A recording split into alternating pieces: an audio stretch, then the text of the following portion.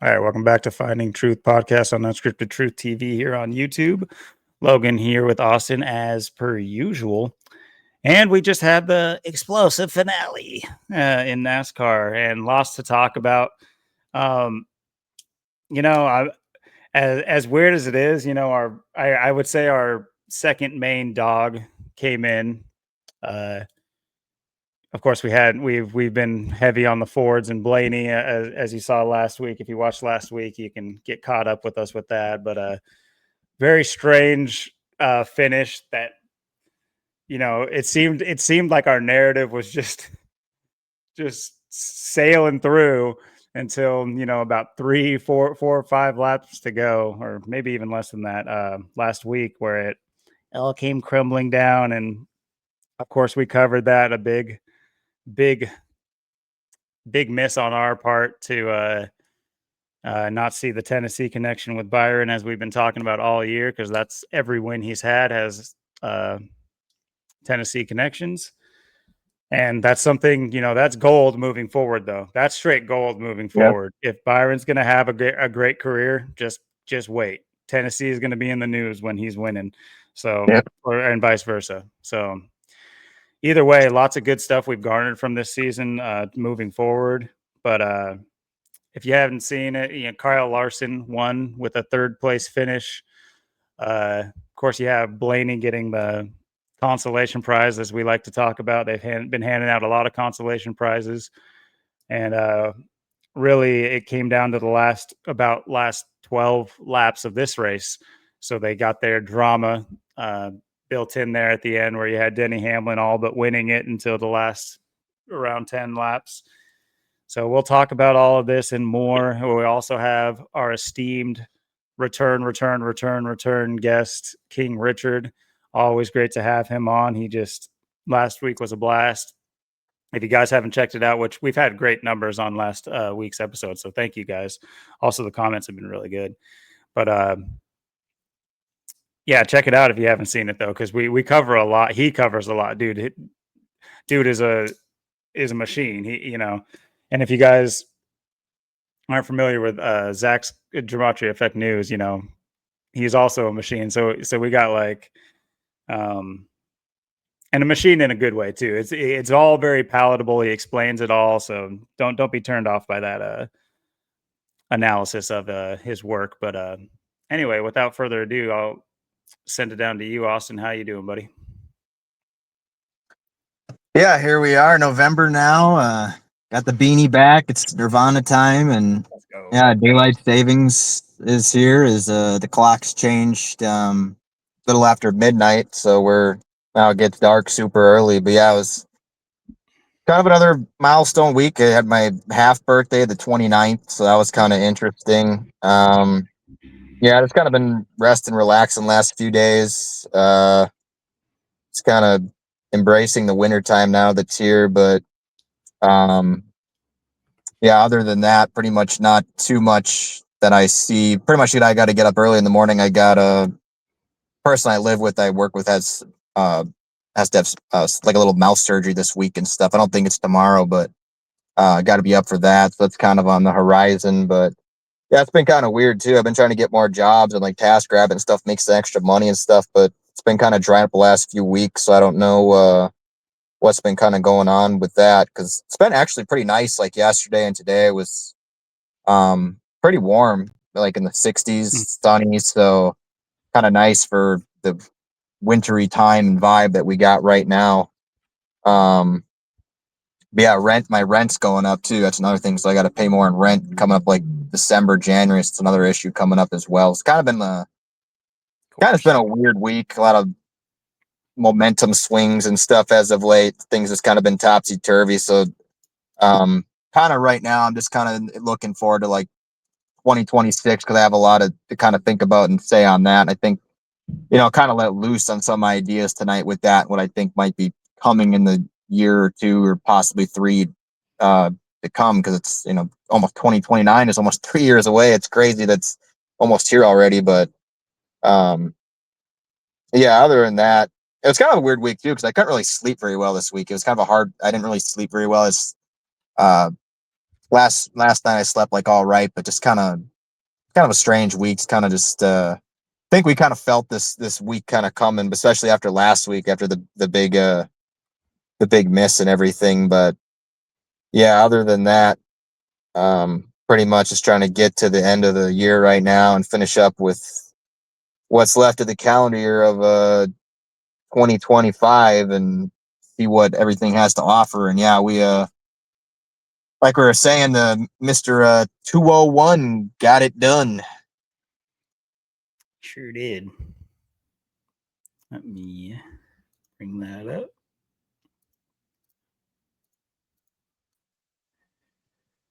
Get rid of this here. But yeah, if you guys aren't familiar, Kyle Miata, of all middle names. We get a kick out of all the car names. It's a hilarious thing. Maybe one day we'll put them all together to show how funny it is.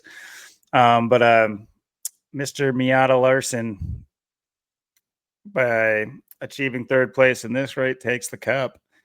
And like I mentioned in the lead up, you have Blaney getting the consolation prize. And if you guys, anyone who's not familiar, maybe missed last week or anything we talked about this whole season or most of this season, we've had a narrative for Fords and specifically Blaney. Although we did kind of like hedge on Logano at the end, just because there was two Fords, both driving the dark horse Mustangs, so there was, might as well hedge. But we've been specifically on Blaney for quite some time with this whole narrative with the dark horse. Obviously, they drive the dark horse Mustangs and the Ford Pete, and it's just so strange. It's like I don't even like thinking about it sometimes because it's just like I don't really understand how it could be that close but not be it. So did we understand what the narrative was this season or did we not? Because like what were we missing? Obviously we missed the Tennessee thing, and I'll cover that again too because it's just gold and it's just so funny. But as far as the narrative not coming through, because we talked about so many specific things in our narrative that had to come through for it to work.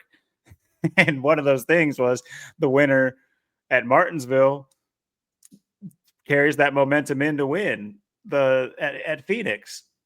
And you have Blaney 3 laps to go, just give it up to Byron when when our narrative from months ago would have cashed in like perfectly.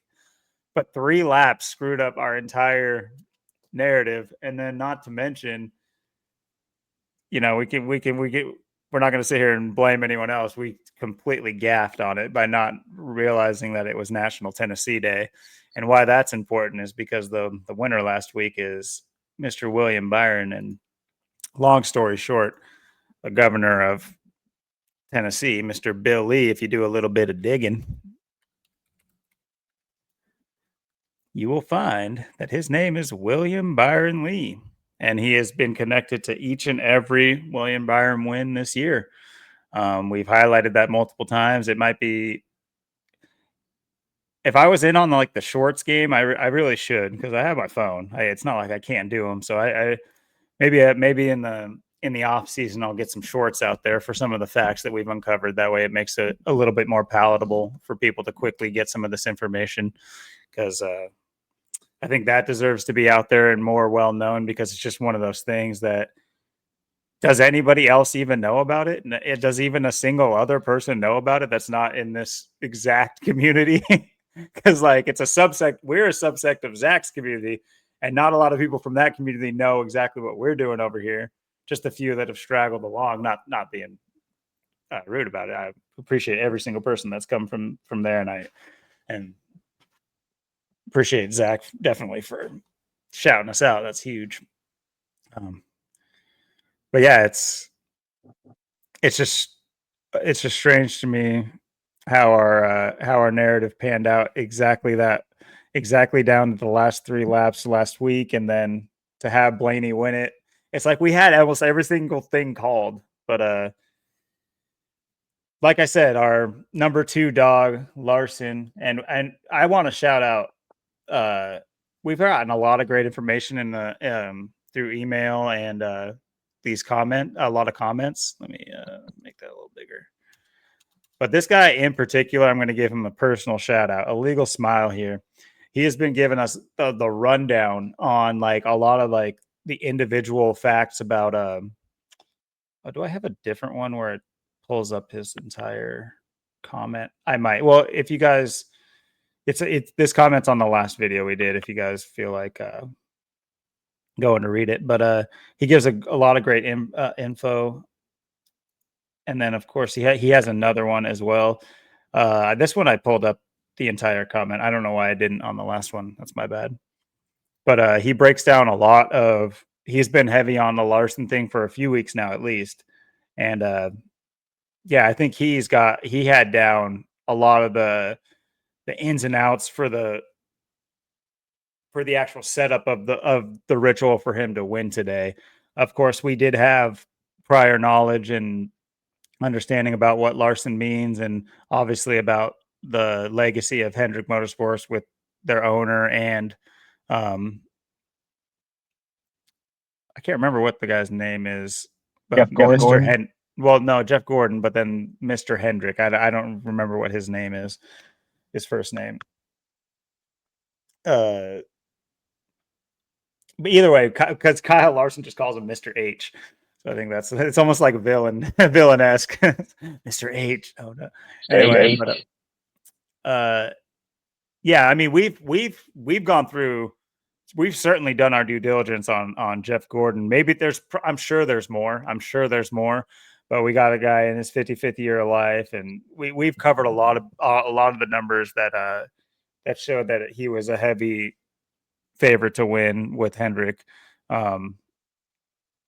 or maybe not a heavy favorite, but I mean, like the script was there for him to win as well with either Byron or Elliott, or maybe not Elliott so much, but Larson. But yeah, just just showing that we were on the trail, especially obviously this is after last week where we had our narrative kind of burst, but yeah, he gives a lot of great information on this one because he connects it to Jimmy Johnson too, and so yeah, for some reason I didn't pull up the entire comment that he left so you could read it, right, pause it and read it. But if you guys did want to go check that out in our comment section of last week, he gives a great one. It's very similar to this one in information, but yeah, so shout out to Legal Smile because he was on it for a few weeks now, and he was absolutely right, 100% right. So great call. I mean, down to he's got the primes working with Kyle Larson. Obviously, 66 was a huge number for him this year too. So, and it is a big number. It's the number of a man and all that good stuff. So yeah, shout out to you for calling that. And yeah, I already called the 2-1 as well. Joey Logano when he won. That's awesome. I think you got to hit your mute button thing. It's doing the echo thing. Got it. Should be good. Sorry about that. That's all good. All right. So yeah, quick shout out for that gentleman. And because yeah, that was huge. So now we did want to cover, because in that comment chain I did explain why I felt like he was a heavy favorite to win. And that has to do with something that we spotted, and luckily I got ahead of it. I was only ahead of it by a day, but that's a day ahead. You had this big story. Of course, this says, of course, you had April 10th. Yeah, John Rennan Edwards. He was the manager. I should get the exact. Oh yeah, sorry. Yeah, he was like a PR manager for Kyle Larson and Hendrick Motorsport, worked for Jeff Gordon basically. And there was another guy who died that exact same week as well. And he was like a famous like journalist and commentator on NASCAR. But So yeah, two major industry guys died this same week, or the week of April 10th, around then. But just wanted to bring that up, that not only to show that 3 days later, after the death of his PR manager, he not only won Bristol, but let's see, let me pull this up. I have to go way back.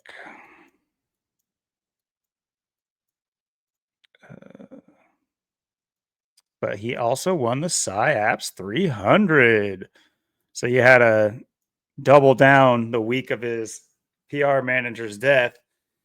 And for anybody that doesn't follow or track, or what this is all about, especially if you're coming from Zach's channel, you already know what this is all about. This is ritual sacrifice at its at its clearest.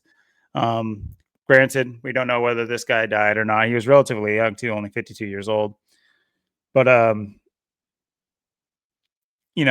he's exiting the stage, let's put it that way, just to appease both sides there.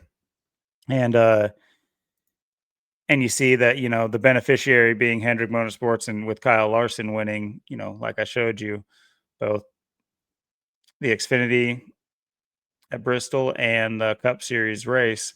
And we've also highlighted, what was the 32? Anyway, I'll also highlight that, we talk about this all the time, but we call him Mr. 201 for a reason. His name in the most simple cipher. 201 got the 66, as my boy Illegal Smile likes to saw, and he keyed onto weeks ago as to why he would have been a fit for the win just today. And another interesting thing to note is just look at the numbers of daylight savings, and let me pull up a phrase like, I don't know, the Jesuit order. I don't know. See what they got going on.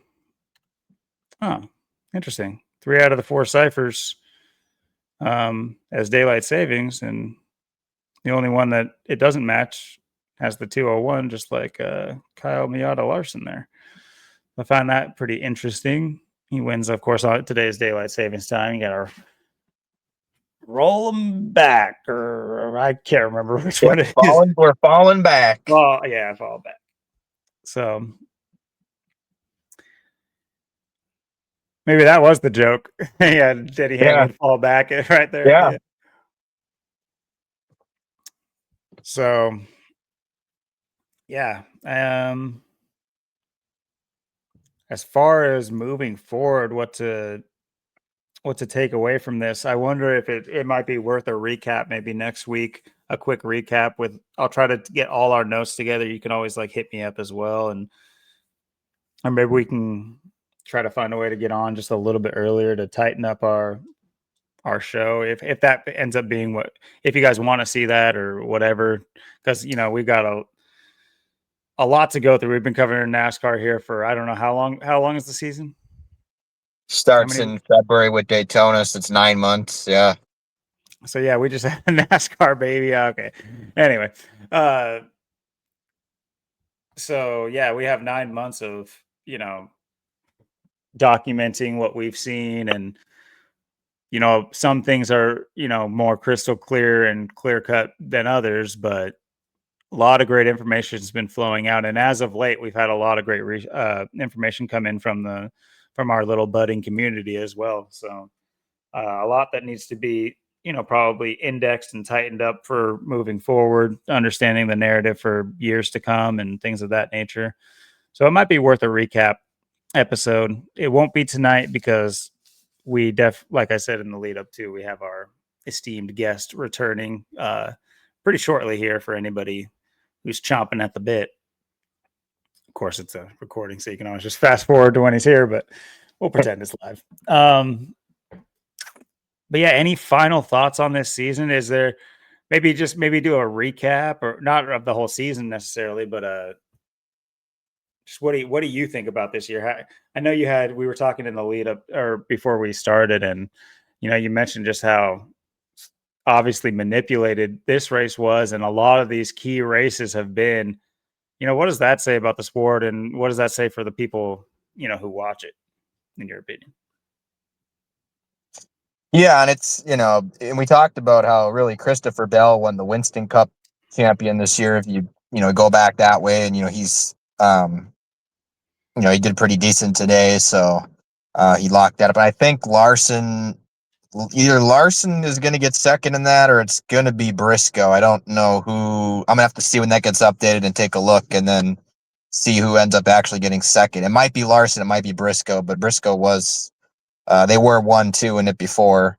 But Larson may have passed him after this race. I'm not sure, but yeah, it's really, you look at this weekend. Corey Heim winning the championship, and he dominated the trucks this year. So you had one deserving champion, really. Bell, of course, wasn't even in the Final Four, and yeah, Corey Heim dominating the trucks, getting the win. And it was really today, this race came down to what it was in the trucks, with the Hamlin 4 tires there at the end, because Heim went back to like 10th with 4 tires there at the end, and then literally 2 laps drove to the lead, or like 7 wide. He was like passing everybody in like the first lap, and it was crazy. And then you had the Zilich thing not come through yesterday, and that was something that looked pretty obvious that would come through, I thought, with the sacrifice of his injury with the collarbone and everything at Watkins Glen, and not coming out with that. So, one guy dominates the season, gets the win, the other guy ends up finishing second. Zilich not coming through. And, I was looking at, with Heim driving the 11 too, it's kind of interesting how, him and the 11 Toyota, and then you have the 88 Chevy of, Zilich, and then you have, of course, the year that, Ginsburg had, and he's the only guy that could beat Ginsburg on the road courses too, especially in the Xfinity series. So, yeah, big miss for him not to get the championship and then to give it to Love. And with Love getting the win, it's interesting because you had the 11, the 2, and now the 5. I thought maybe you'd have the 2 11s, Hamlin and Heim get it, and then you get the 2 car in there. And it's kind of interesting because if you gave it to Zilich, you could add, all master numbers, the 11, the 88, 2 11s, and 88. And then also, if you could have had the 2 car, like with the Love, and then the 11 of Heim, and then the 11 of Hamlin, it's like the date kind of, you have 2 11 cars winning it, the 2 car, and then 2 11. So 1 + 1 is 2. And then, daylight savings being today 11-2. So I kind of thought that looked like another possibility as well.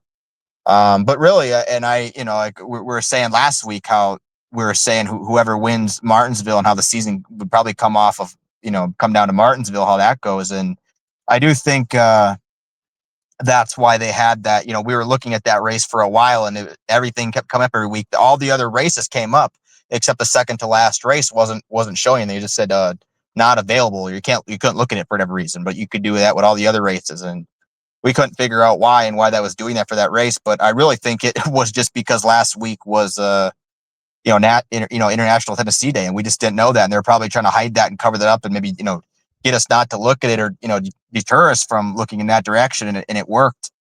Because I didn't realize that till after the race started last week, and if it wasn't for that, Blaney would have won the race, and he would have won the last 2 races of the year. He would have won last week, and then he would have won today, and he would have won 2 in a row and won the championship. Instead, that race cost him the spot in the Final Four, and because basically, I mean, that's really, you have the whole season that we called for the most part, and there was just last week that we just didn't, see and look into. And that, like I said, the weirdness of that, and the fact when you looked at the race for, weeks and months in advance, or, wouldn't show anything.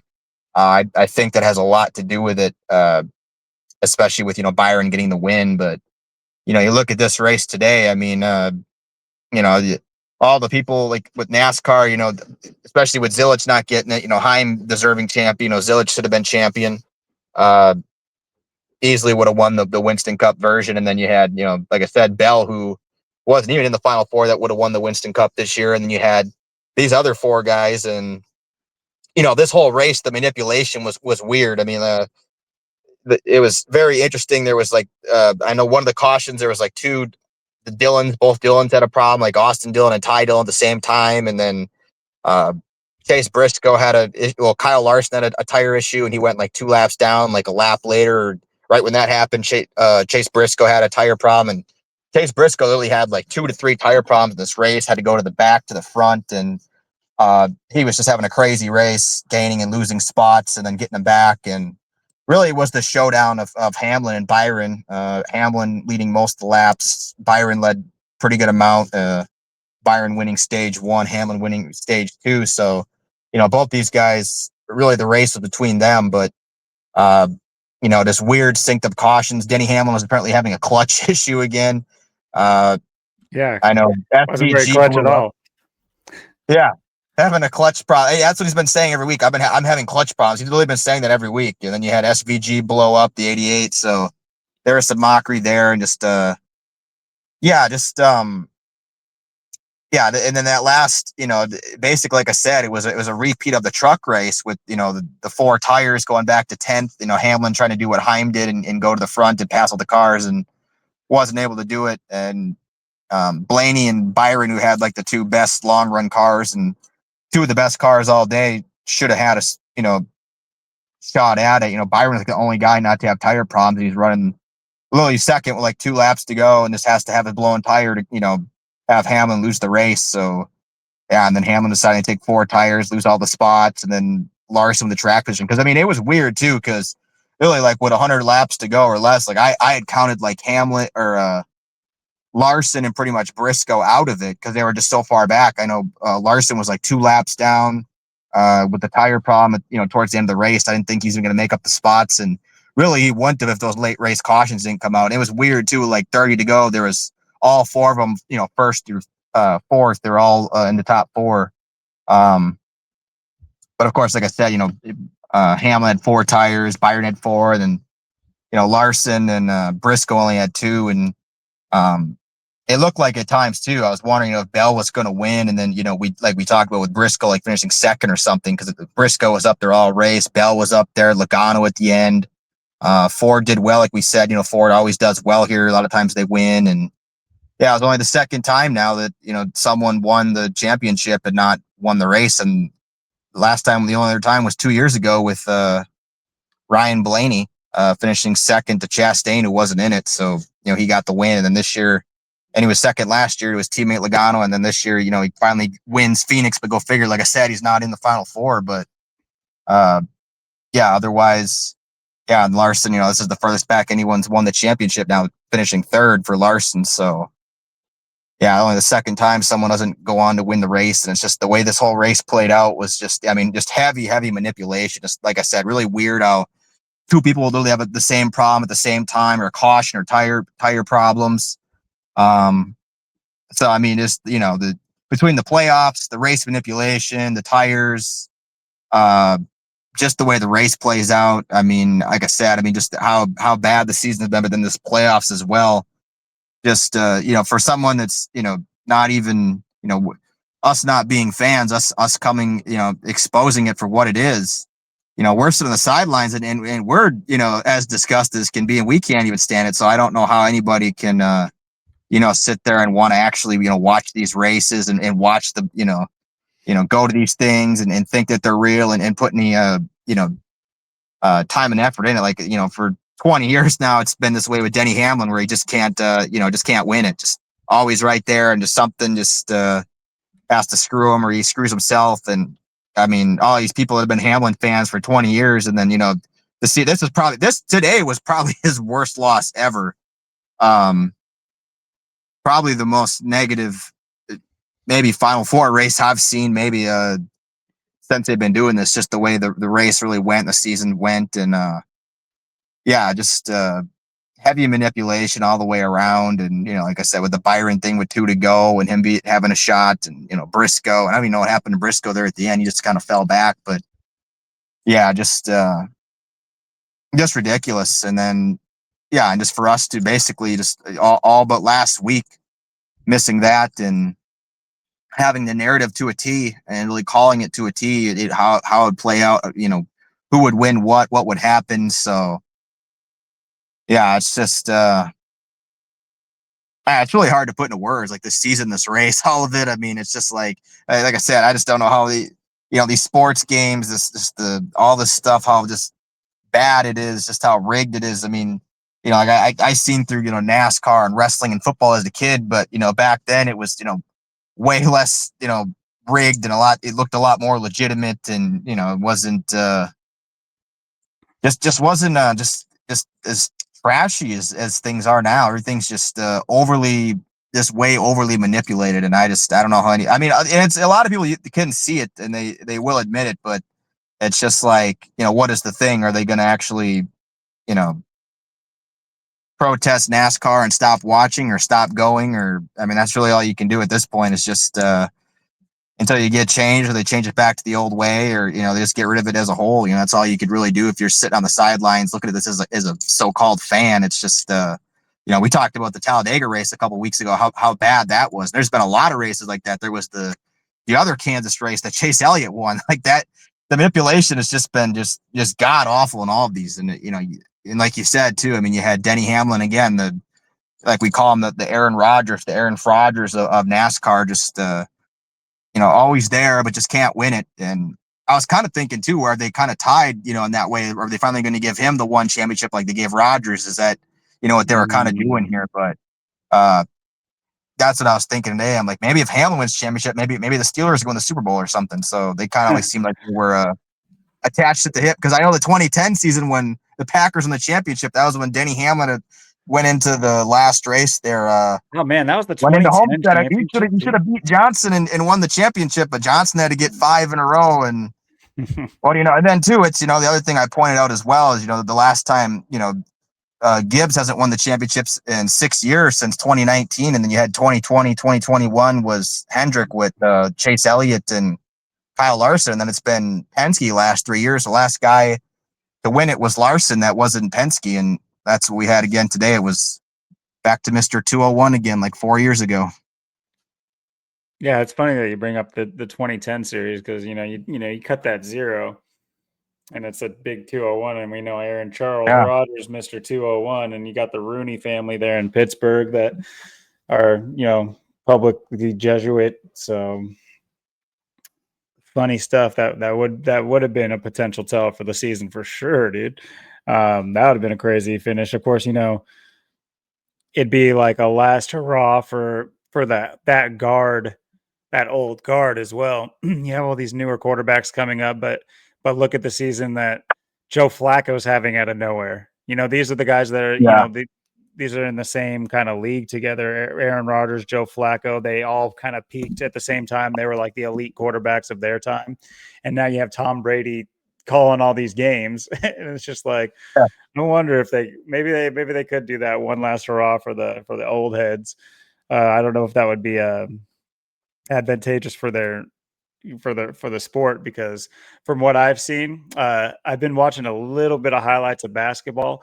Holy crap, it's almost unwatchable. I honestly don't understand how people enjoy it, or like find that they have favorite players. Like you'll get people, Jokic, all these people. I'm like, bro, he looks like ass. How do you enjoy watching him play? I'm not even trying to be rude. Like, yeah, okay, he makes some crazy passes, but it's just like, okay, are you gonna like model your game after him, where you just like lumber down the court and like learn how to throw like Kevin Love over your head passes or something? I don't. That's not.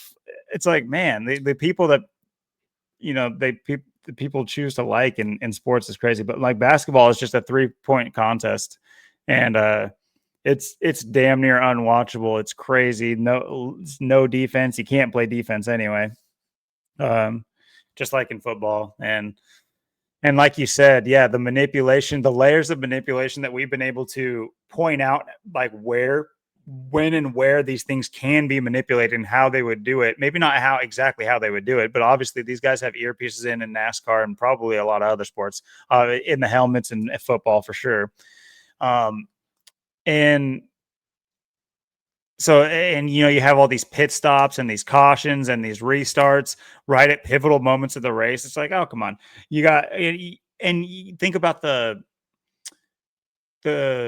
choreographing, like the Byron spin outs he had a few weeks ago, where nobody touched him and he was just able to do full 360s and not hit anybody else. No, nobody else. You're doing a 360 in between the pack, and you don't even touch anybody else, and you don't even touch the wall. Like you're Yeah. a millimeter from the wall. Like, nah, you practice that, and that was, and that gets the race to be different. And you talked about obviously Denny Hamlin going in for 4 tires when looking back, I think you take 2 and you win. So, at least if the sport was legitimate.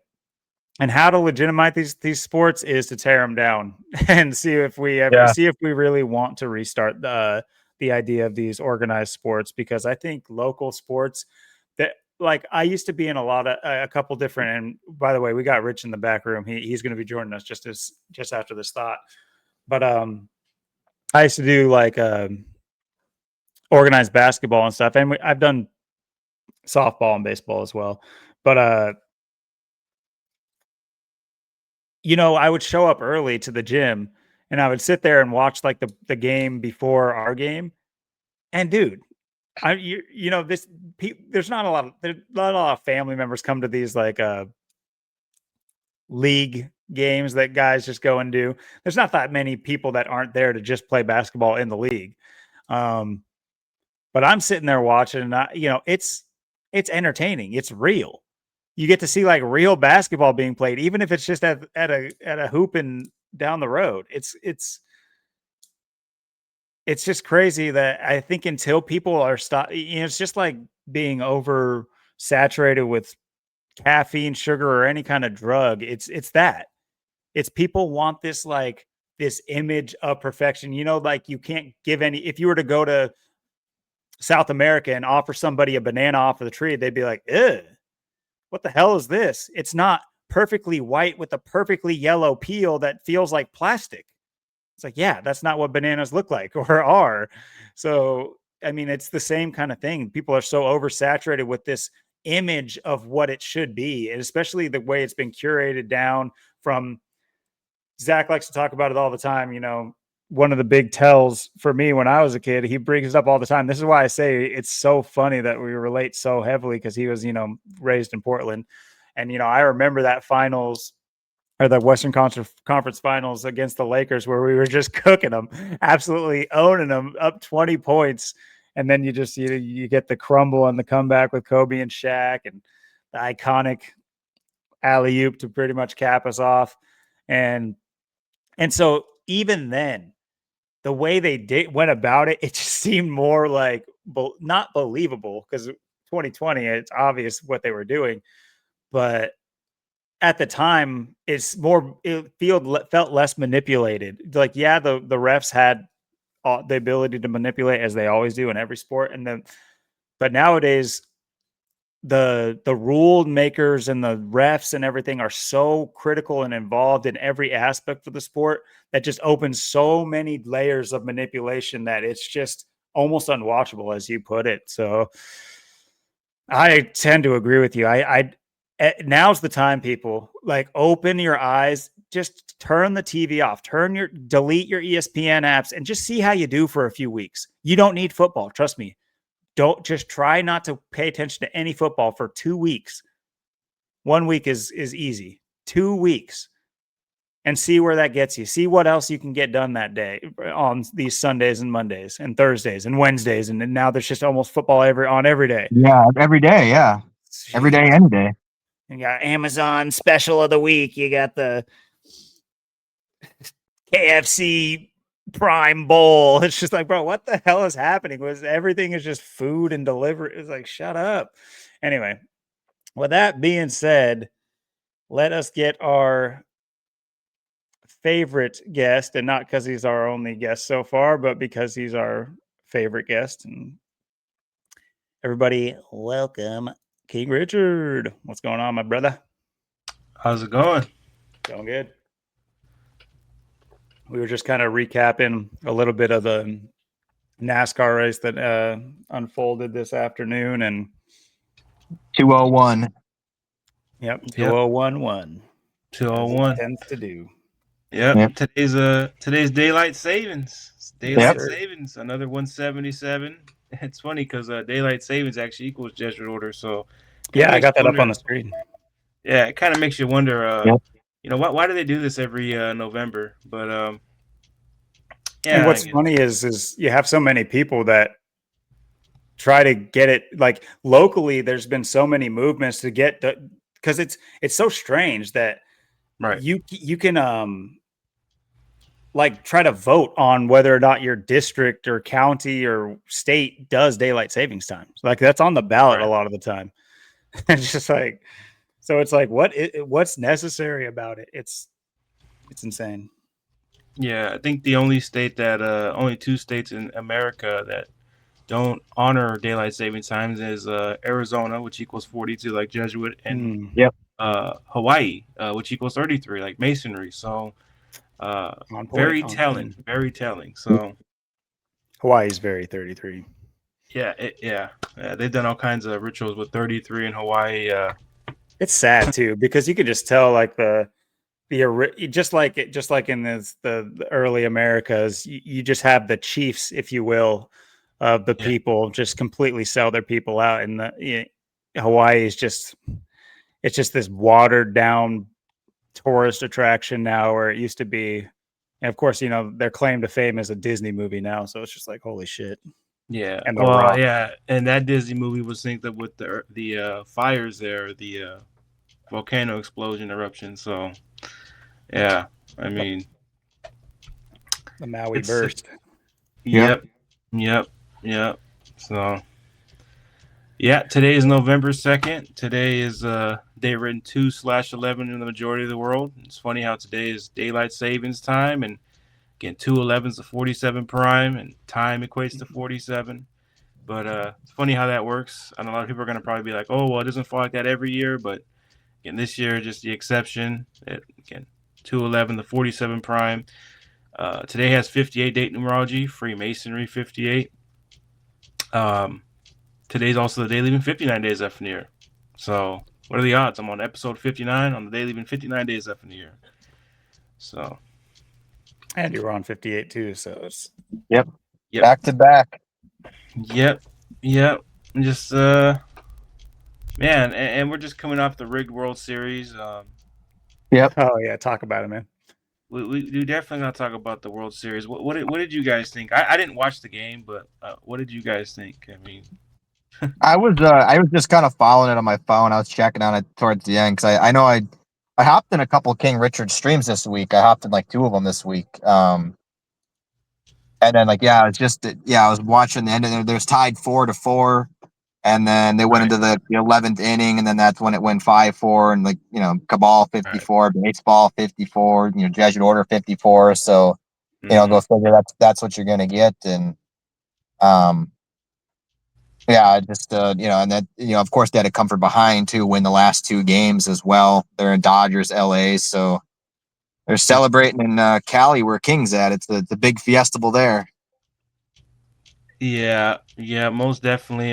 For the 4-4 thing, of course, Will Smith equals 44. We just had the death of the actor Mariners. who portrayed, Yeah. who portrayed the Will Smith on Fresh Prince of Bel-Air. And what are the odds they have a? I was already talking. It's weird how that works because I was talking about that same day earlier about how the Dodgers have a guy named Will Smith on their team, and he goes by the Fresh Prince, and Fresh Prince equals 121. Like this is the 121st World Series.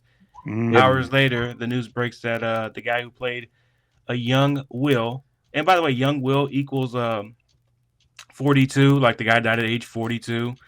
But yeah, again, it's just weird how that works. It's just like the other day, I went on Zach's live stream.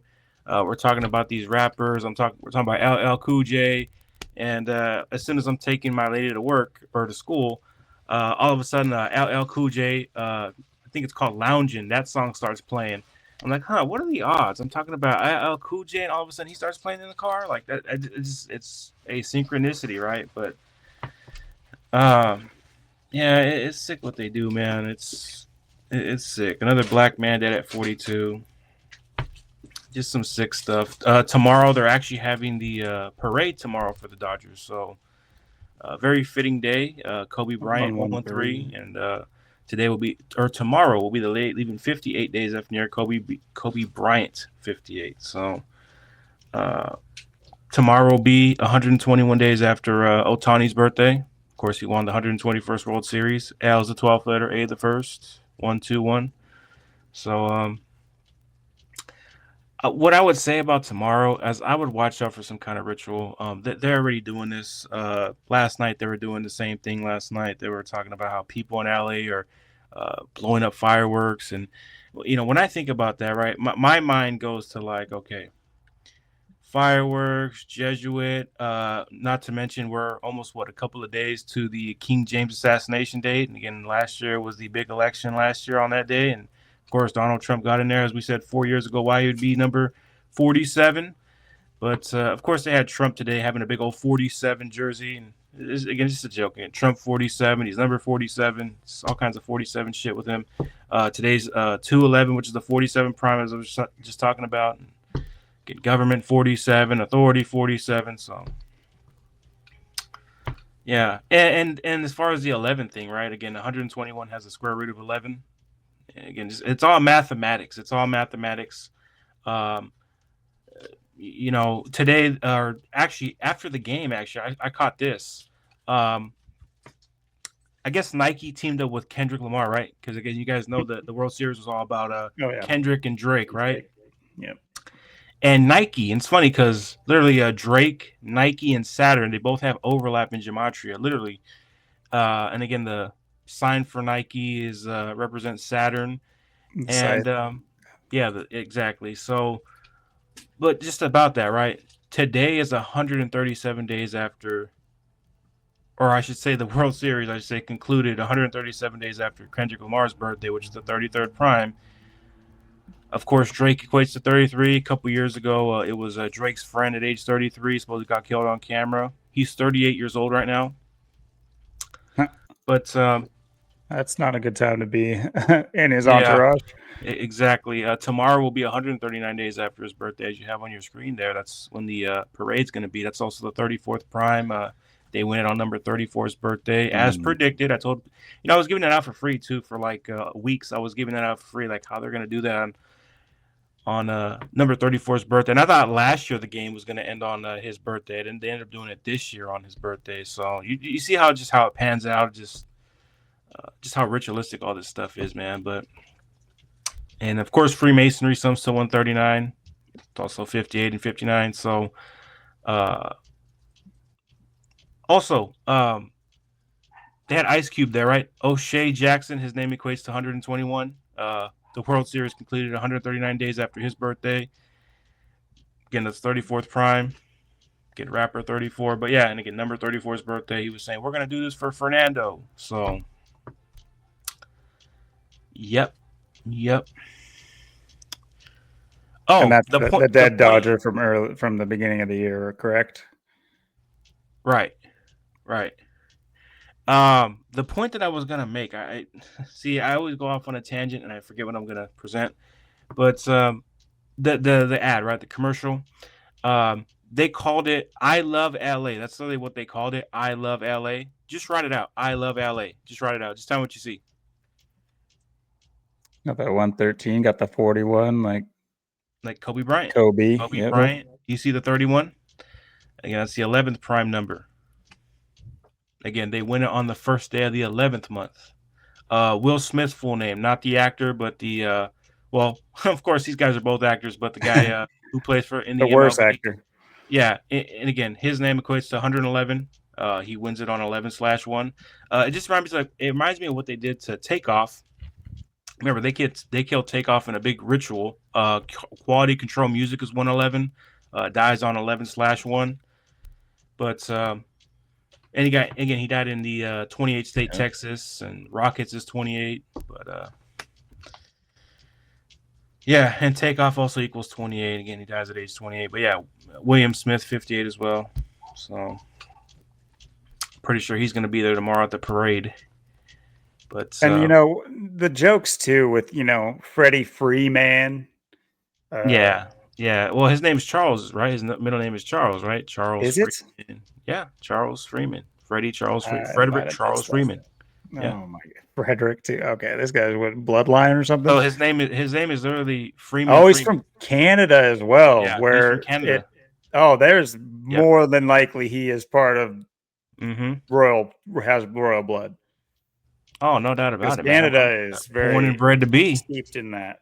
Born and bred so to is be. America, but America's a lot more. No, but I mean, just show the people that. Look at that, Frederick Charles Freeman, and I'm like, come on, man. And he played for the Atlanta Braves, and man, again, it's just mockery. And again, it was Tyler versus Kirk. Like Charlie Kirk gets killed by Tyler, and his name also equals.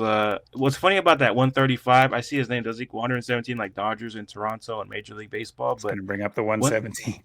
Yeah, the 135 matters because you guys know Charlie Kirk was close to Candace Owens. Charlie Kirk ended up kicking the bucket on her 135th day of her age. Her full name in that same cipher equates to 135, like Central Intelligence Agency.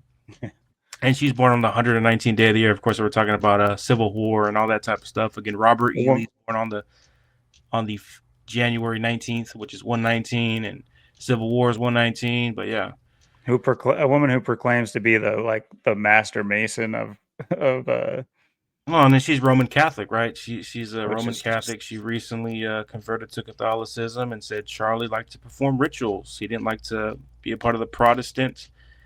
He wanted to be a Catholic.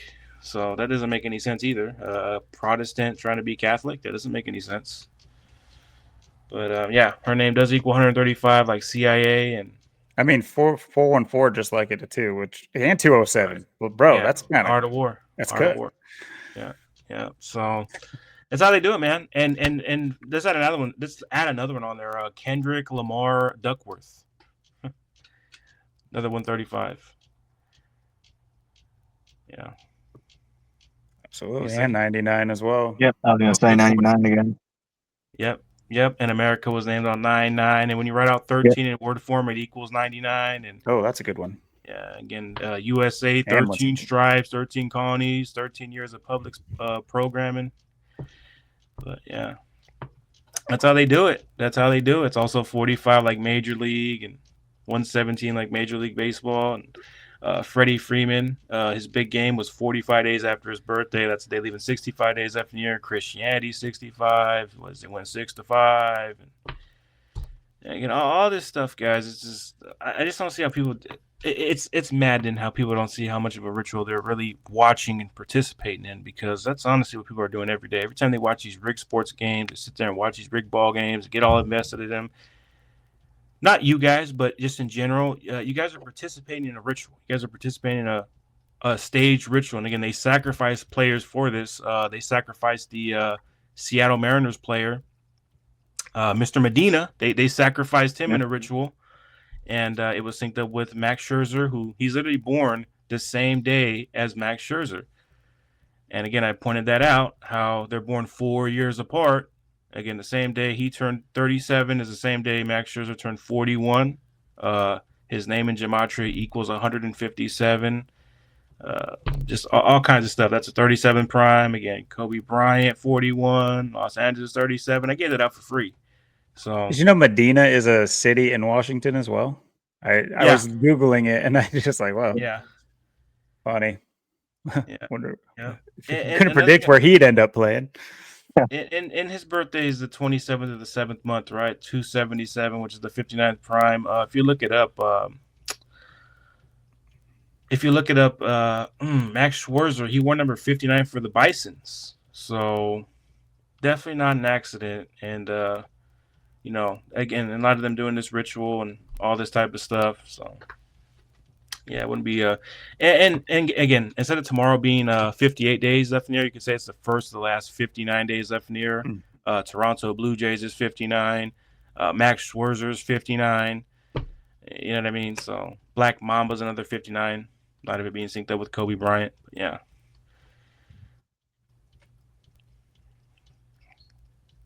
It's also 211, the 47 prime. I mean, yeah, 67, like you did on day with 67 numerology. You got all these kids saying 6-7. They don't even know what it means. Funny, you know what's funny? Write out 6-7. So tell me what you see. Tell me what you see. 6. Just write it out. Just There's the 117 again. There it is. I mean, there's a reason why they're saying that shit. Again, I guarantee you it's the CIA that coined that term 6-7. I mean, yeah, memes are co-opted by agencies for sure. Yeah, they are. It's the vernacular is extremely important, and especially localized vernacular, because the things some people say on the West Coast aren't the same things people say on the East Coast, and they're able to control it more and more with technology. It's becoming easier, more and more blended. You'll have people on the West Coast saying 6-7, just like the East Coast, but right. It's just like down over here, like you got people who say hella. I'm pretty sure people say that out there in Washington or whatever, but we hear people say hella a lot. If you go down the East Coast, I'm pretty sure people don't really say that as much as they say over here in Cali. So yeah, I mean, just again, it's different terminology, different slang. So, but they definitely got people saying 6-7. People don't even know what that means. Again, killer equals 67. If the song that it's basically traces back to, the guy's name is Skrilla, which sounds a lot like killer, right? So, yeah, human sacrifice is 67, like blood sacrifice. Yep.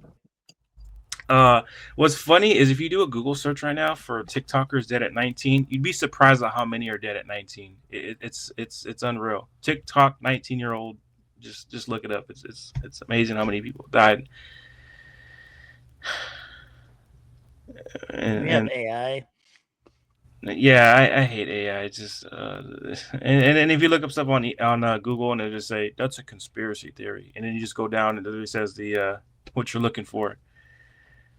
But yeah, there's so many 19-year-olds connected to TikTok and them dying.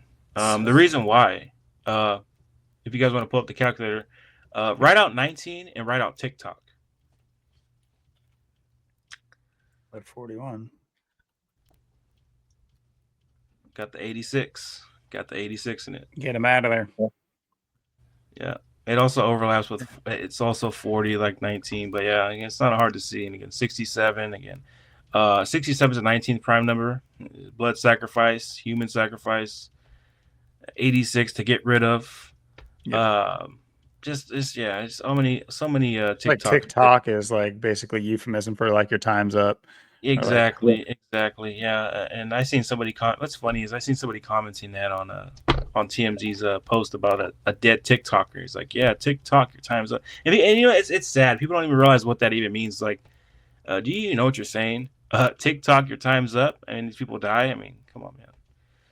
And if you look at most of these TikTokers, that they're supposedly just found dead. No cause of death. They just dropped dead, and they died in their sleep. And that woman up there, she died in connection to the Super Bowl up there, and her birthday's there the same day as the Super Bowl this year, February 8th. Her name literally 67, like she did at 19. 67 is the 19th prime. If you write out her name, which is that's what she goes by on TikTok, it literally matches with San Francisco, where the Super Bowl is going to be held at. I believe no N. It's no N. There's no N. Yeah, it's ATIENCA.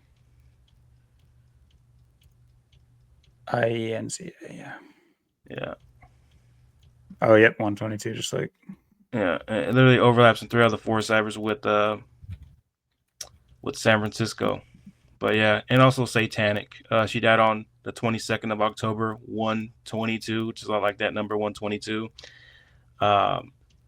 Another team that has that connection to 122 and 67 is Kansas City. She did die 110 days before the Super Bowl, a span of 110. And I'm thinking they're kind of doing something with Kansas City and San Francisco because of all the stuff they've been doing. She died in Santa Monica. Again, that equals. Oh, that's where's Levi's Stadium? Levi's Stadium is in Santa Clara. Oh, Santa Clara. Okay. Yeah. But LA does have a Santa Clarita, which is not, it doesn't sound too far off, right? Santa Clara, Santa Clarita. A lot of people confuse Santa Clara with Santa Clarita. They think it's in LA, but that's Santa Clarita. But yeah, that woman died. Again, if you look up her birthday, if you just look up her birthday, it's the same day as the Super Bowl this year coming up. Oh, so I said she was hanged. She died of suicide. Yep. Her middle name is Hung. Yeah. Exactly. Oh, come on, bro. Exactly. Oh, come Exactly. on. I was pointing that out earlier. I was like, come on, man. They're literally saying she died Oh of my. hanging and her hung. I mean, come on, man. Yo, I'm But not trying to be insensitive. I'm sorry. I'm laughing at the joke, not the no, act. Logan, you're absolutely right. I mean, this shit's a joke. Her middle name is Hung, and she dies from hanging, so she hung to death. I mean, come on, guys. I mean, it's just right there in your face. It's just like with Charlie Frederick Freeman, Freddie Freeman, Charlie Freeman. I mean, come on, man. Again, and her full name does equal 106 as well as Hold on, what does 227. Charlie mean? Charlie means Freeman. Yeah, yeah. Oh, yeah, that's what you were just saying. Yeah, yeah. Okay, yeah. That's what you were saying. His name is basically Freeman. Freeman. That's what his name basically is. But yeah, look at her full name. Look at that. 106, 227. 227, the 49th prime, 49ers. 106 is going to end the 106 season. Oh, yeah. They've been doing all this shit all year with 106. Let's just quickly look up, maybe because my finger's not on the pulse of TikTok. Are they doing like anything with TikTok? I've looked I'm that not stuff sure. up before, not just like a promotion. I'm not sure if they're doing anything with TikTok, but I know they are sacrificing a lot of celebrities in connection to 106. Multi-year partnership with TikTok to engage fans through. Wow. I feel like that's been around the 2025 season. Yeah. So no wonder. Get ready for some more TikTok deaths. Dude, great catch on these. Yep. Yeah, and the reason I document them, recently we just had Ben Bader died. Look him up, Ben Bader, Bader. And it's just like, come on, man, Ben Bader, like Ben baiting you, like, come on, man. Oops. Yeah, Ben Bader. There you go. Supposedly, it's the mysterious death of TikToker Ben Bader, and this is, come on, man. He has a private club in Jupiter. Oh, Florida. Yep. Yeah, that's a crazy place. We will eventually get back to doing like highlights of like certain cities, and we've covered a lot of topics early on in this channel that we're going to get back to at some point. But Florida is a treasure trove. Jupiter's known for like their uranium springs, and they have like insane underground wells. Isn't Jupiter associated with Saturn? Yep. So just think about that too. The mysterious death of this guy, and again, all this stuff. Again, it's just mockery. Again, it's like that woman's name. Her name is Hung. She dies from hanging. I mean, that's just. I mean, that right there, that should just be like, come on, there's something going on. Because, I mean, come on. People are going to make the argument that, oh, well, she's a Filipino, they have different names like that. Okay, I'll give you that. But, I mean, just what are the odds? She dies from hanging and her name's Hung. I mean, come on. But, yeah, her name equals that. And you know what? I guarantee you it's probably pointed to the next World Series, what they're doing with these deaths, because if you guys don't know, Kansas City and the Giants, right? Giants equals 70. She died on the day leaving 70 days left in the year. Suicide equates to 70. But Giants equals 70. I guarantee you. Also have the San Francisco Giants, so that's kind of funny too. Yeah, exactly. The San Francisco Giants, right? You have the Giants, but they faced in the 110th World Series. In 2014, it was the Kansas City Royals versus the Giants. And Santa Monica's 110. She dies 110 days before the Super Bowl, which is her birthday. Would have been her 20th birthday. So. Oh, I mean, even October 22nd is like 122. Yeah, exactly. That's what I was pointing out. Yeah. I might have missed that. My bad. I see she was in some kind of something final boss. I didn't even decode that. Kanyo final boss. Let's check it out. Yeah, I didn't even decode that. I have to look up what Kanyo is. Yeah. Final boss. Filipino. Oh, look at that. It has a 74-61 in it. I know Jesus is 61 and 74. 169 has a square root of 13. How old was she? She was 19. Oh, that's right. That's the whole point. She did die in Santa Monica. Santa Monica 70. She died on the day leaving 70 days up in there. But yeah, Giants. I'm pretty sure they're hinting towards the 122nd. And don't forget, San Francisco is located on the 122nd meridian, right? Yep. I mean, yep. So she got the 110, 70 in her name, or in the Santa Monica, I should say. 38 as well, like death. Oh my God, I can't spell Church that. of Satan. Yeah, Church of Satan. 6. It's also 70. So It's also called the Satanic 56. Church. 56. Yeah, it's called the Satanic Church. Look at the gematria of it. It's 5679 like Society of Jesus, 223 like Masonic, and Brotherhood's 128. That's a good one. Yeah, Brotherhood does. It's funny because there's a Masonic temple here, and it's addressed at 128. It's Lodge 128, and Brotherhood 128. It's obvious that the Masons use gematria, and it's also obvious the Jesuits use gematria because, I mean, one thing I always point out is why were they recognized by Rome on a day, leaving 95 days left in the year when they were recognized and created to counter the 95 thesis? I mean, people got to ask these kind of questions, like why on the 95th day of the year? Why not why on another day? Why September 27th? People never ask these things. Makes you wonder if it's, with how far these events are ahead of time, it's like, it doesn't necessarily make me wonder. I have my doubts, obviously, about Martin Luther himself, or even the story. I've been had my doubts It's about just Martin Luther. Just type of Martin Luther. His name literally equals 75, like Catholic Church. And again, I should just tell you all you need to know. What was he, some kind of agent for the Catholic Church? His name literally equals Roman Catholic, 60 and 75. I think the Jesuits, their limited order was 60 members. Yep. So, yeah, and he has the Roman Catholic numbers in his name as well. So it's like, was he some kind of agent? I mean, and I think, to be honest, here's my opinion. I do think that Martin Luther was here to divide people between religion because what was he pushing? He was pushing Christianity and Protestantism against the Roman Catholic Church. If he really wanted to do something about that, he could have just got rid of religion, just banned it. Why not? Why keep spreading religion around? Christianity, which is what Protestantism is, right? So again, controlled agents, controlled oppositions, those are a real thing, and I feel like a lot of our history is a lot of that.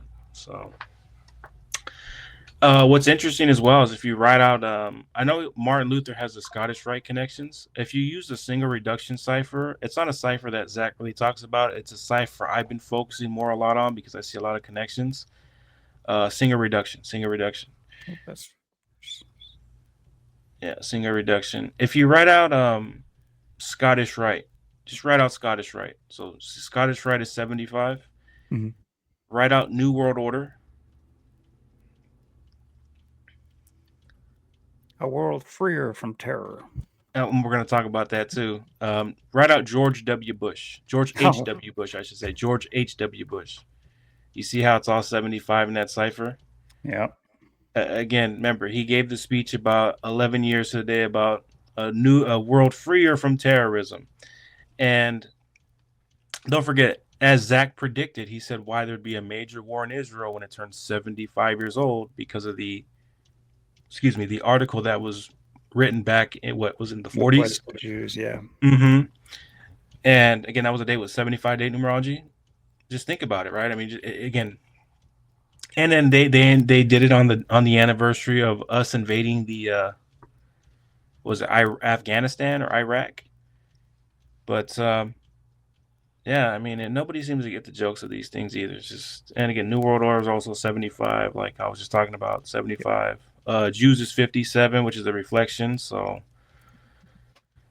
yeah, I mean, it's just a joke. Oh yeah, Jewish is that's the whole Trump connection thing he's doing. Yeah, Trump equals 88, like, but Jews is 57. Like it's the reflection of it. But yeah, and then you have it's 51 too, because don't you have conspiracy, Mr. Illuminati? Yeah, conspiracy too. But Adam Weishaupt was Jewish as well. Well, and Adam Weishaupt does also equals 51 in that reduction cipher. And May 1st too. Yeah. May 1st, yeah. And something tells me he didn't even create the Illuminati. I'm just say that. I don't think he. No, he was too drunk. Remember? So did it even ever exist? Probably not. Probably not. Probably not. My research tends to believe that he didn't really even exist. So, but yeah, just like a lot of these agents around, it's crazy. You got a lot of YouTube agents as well out there on the internet, just spreading a lot of false information too. It's wild. One guy I've stumbled across upon was a guy named Ian Carroll. And, yeah. Yeah, I wouldn't be surprised if he has The some kind of Candace connection cohort. to. Yeah, I wouldn't be surprised if he has some kind of connection to John Carroll, who established Georgetown. So, yeah, and he's just out here making us truth seekers look bad. Yo, his delivery is so ass. I don't know how people like him or how he has a following. He's just like it's like he's a really bad actor because I think that Yeah, he's probably a prim and proper person, but then he tries right, to play this like loose off the cuff guy with like the big mustache and the 5 o'clock right. shadow. And it's just like, bro, I bet if your handlers didn't make you look like that, you would shave and be in a tuxedo. That's the way the way he talks, like makes me think that he's just playing a character. I mean, they mostly are. So Yeah, and the name Carroll's a little bit of suspicious. A lot of course, the Jesuits and John Carroll and all this stuff, man.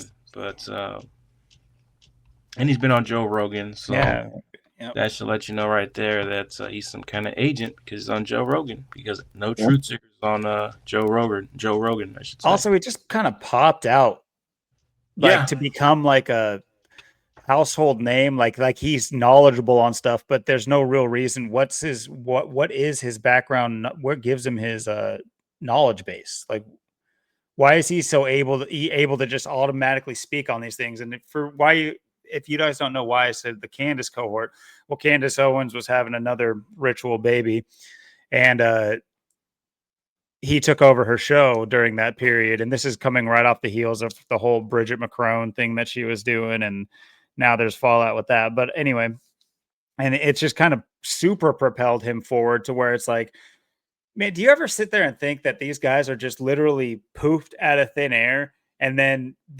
because they own all of this technology, they're just able to backport histories of people. And no one ever knew this guy, but there'll be people being like, yeah, I did know him, just because they go to the history and see that there's for real. 500,000 likes from 3 years ago. And even though no one would have heard of him, there's like this evidence that exists. I feel like that a lot of people. I think that that manipulation is what this platform is for, and that there Right, are real people on it, that they have to do things a certain way to kind of preserve that. It's the way I think about like NASA is that I think right, you have a lot of pencil pushers and people typing numbers on a keyboard that think they're sending rockets to the moon when in reality they're not. And they keep right. that lie down. They'll go home and say, yeah, I work at NASA. I was part of the team that monitored the fuel usage in the Apollo 18. It's just like, bro, Right. what did you do? I looked at a computer. There were Right. some green digits on the computer, and I had to make sure that they were these digits I was told to make sure that they were. It's just like, And it goes back to that quote by Lenin where it says the best way to control opposition is to lead it ourselves. So I mean ooh, that's what it is right that's a there bumper too. sticker. I mean just and again you see a lot of these agents, Candace Owens coming out. I mean, who's looking at Candace fucking Owens as being a truth seeker? I mean, come on, man. Or a truth speaker, I should say.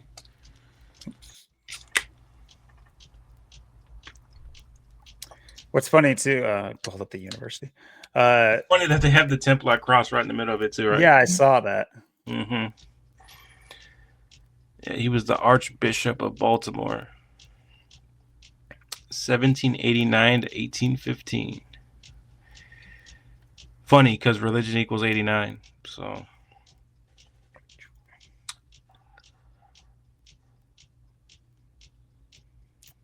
Handsome gentleman. Yeah. what age did he die at? I'm curious. What age did he Let's die at? see. Let's see. His term ended on Oh, his he ordination died. began on Valentine's Day. He died Yeah. maybe it was his death is the reason why his term ended. Yep, Yeah. it turned ended because he died. Leonard Neal, huh? Successor. His consecration on the Jesuit order's Leo. birthday. You kidding me? August 15th, 1790. Come on, man. He died at 80. Bavarian Illuminati 80. Yeah.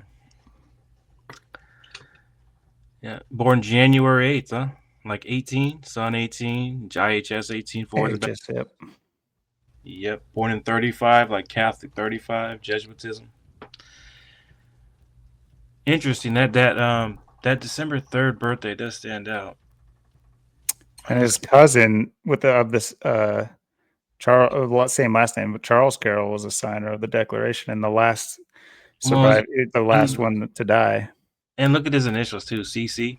Yep. 33 and 74. I always talk about those numbers coming together so many times. 74 and 33. It's peas in the pod, man. Those things always come together. 56 signers. Yep. 56 signers. Doesn't Hancock equate to 56? That's a good question. Or it might be his full name. Not too sure. John Hancock. It might be John Hancock. It was. Let's see his full name. Because I heard Zach mention it a couple of times. This was back in like 2020. It's crazy. It's like something Zach remembers where he kind of forgets. Or I remember a lot of things he kind of forgets. It's crazy. We bounce off each other. Yep. It's such a believable. Hey, that guy existed. Yeah. Oh my God. And look at his birthday. His birthday is Georgetown's birthday. That is on. Or no, wait. His birthday is January 23rd. That Like is conspiracy. Yep. right. January 12th, Catholicism. Which, if you guys think about it, the signing of the Declaration was actually a conspiracy. That is what a conspiracy equals. You had a certain amount of people that got together in private lodgings and decided the fate of everybody. Secret societies. But they're heroes because they are able. And most of them were a part of secret societies. And of course. Most of the ones that don't go down as Masons, they don't have to tell you they're Masons. Never did. So John Hancock could have been one of them. I mean, and his name's Hancock. I mean, come on, Hancock. I mean, the dick jokes never end with these people. John Hancock, Johnson. Think about it. John Hancock. Dick Trickle.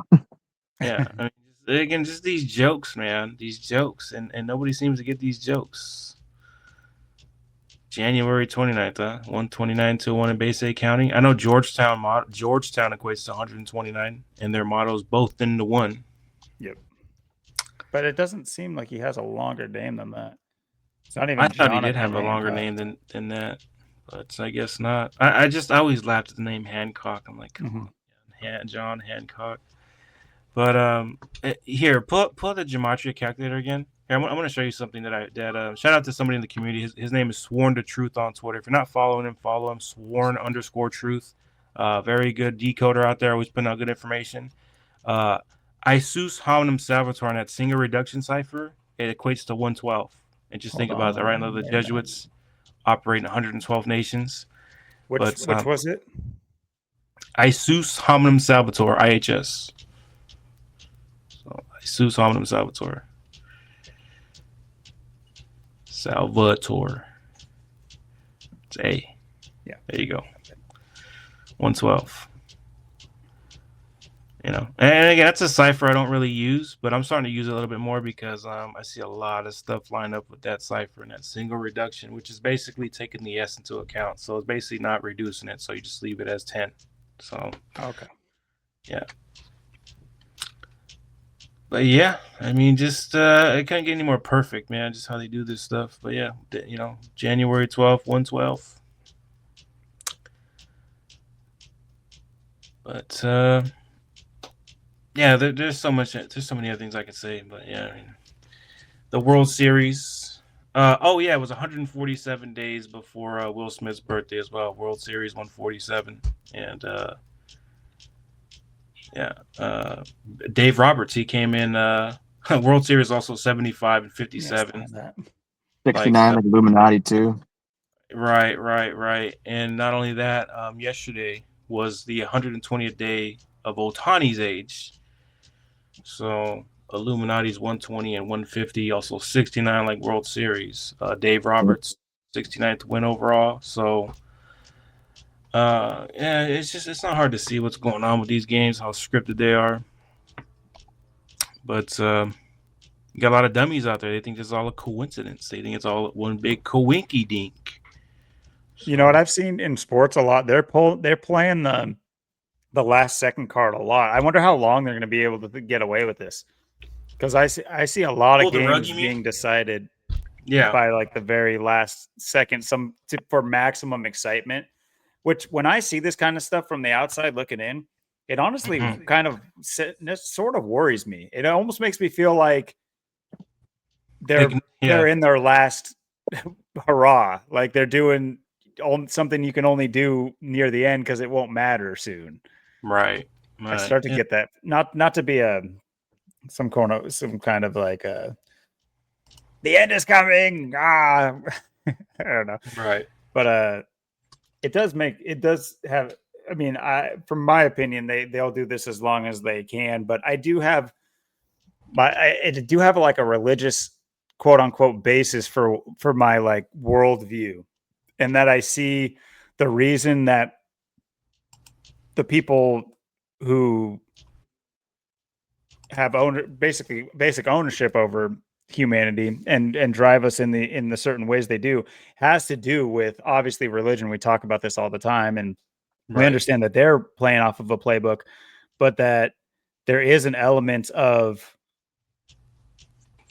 being in control for the eventual end times, and that there will be, talking about like resets and things of that nature. I don't know if you've done any digging on the resets. I know you do a lot of logical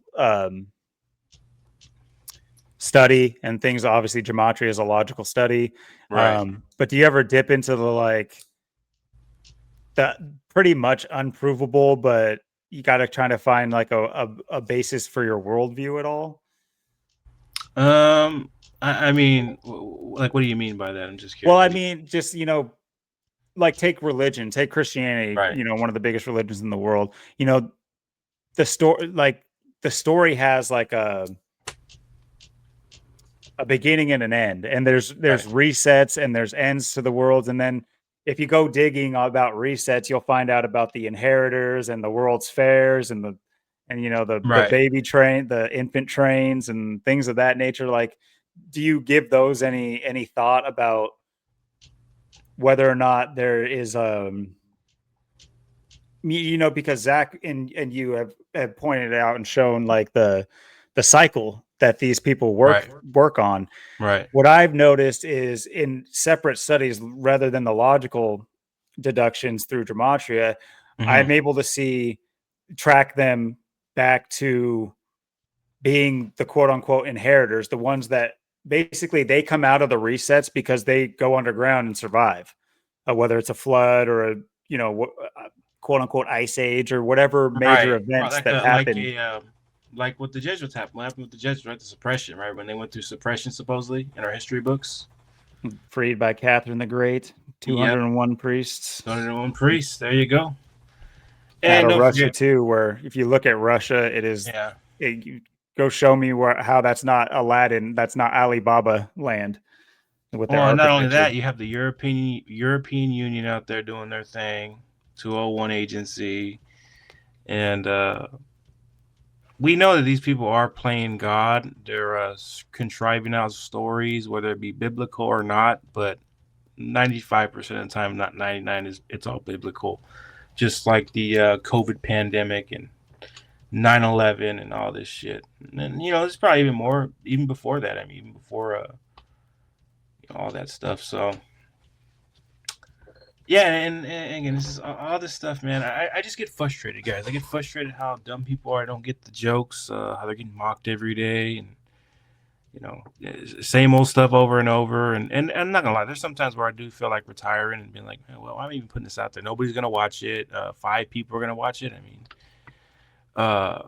it's sad, but I do it because I feel like it's my job to do it, and not only that, it's about waking up the next person. If it doesn't reach this person, it might reach the next person. So that's why I do it. So yeah, 100%. And I tried to I was sharing something this week too. Someone was doing a Q&A, and I put it in the comments, hey, have you ever heard of gematria? And I was thinking, I wrote a little thing for it too, for him to call it out and talk about it. It was I looked at it, and every other thing in his thing was getting likes. No one liked my comment. No, not a single person. It got no likes. And then I was thinking, is he gonna? I watched the stream to see if he'd talk about it. He talked about everyone else's thing on there, everything other post, but he wouldn't talk about mine. Totally ignored it. No one liked it. It's a very just depressing, defeating feeling. It's just like, you try and get this out there. It's just, people are doing Q&As, things to talk about, things to look into.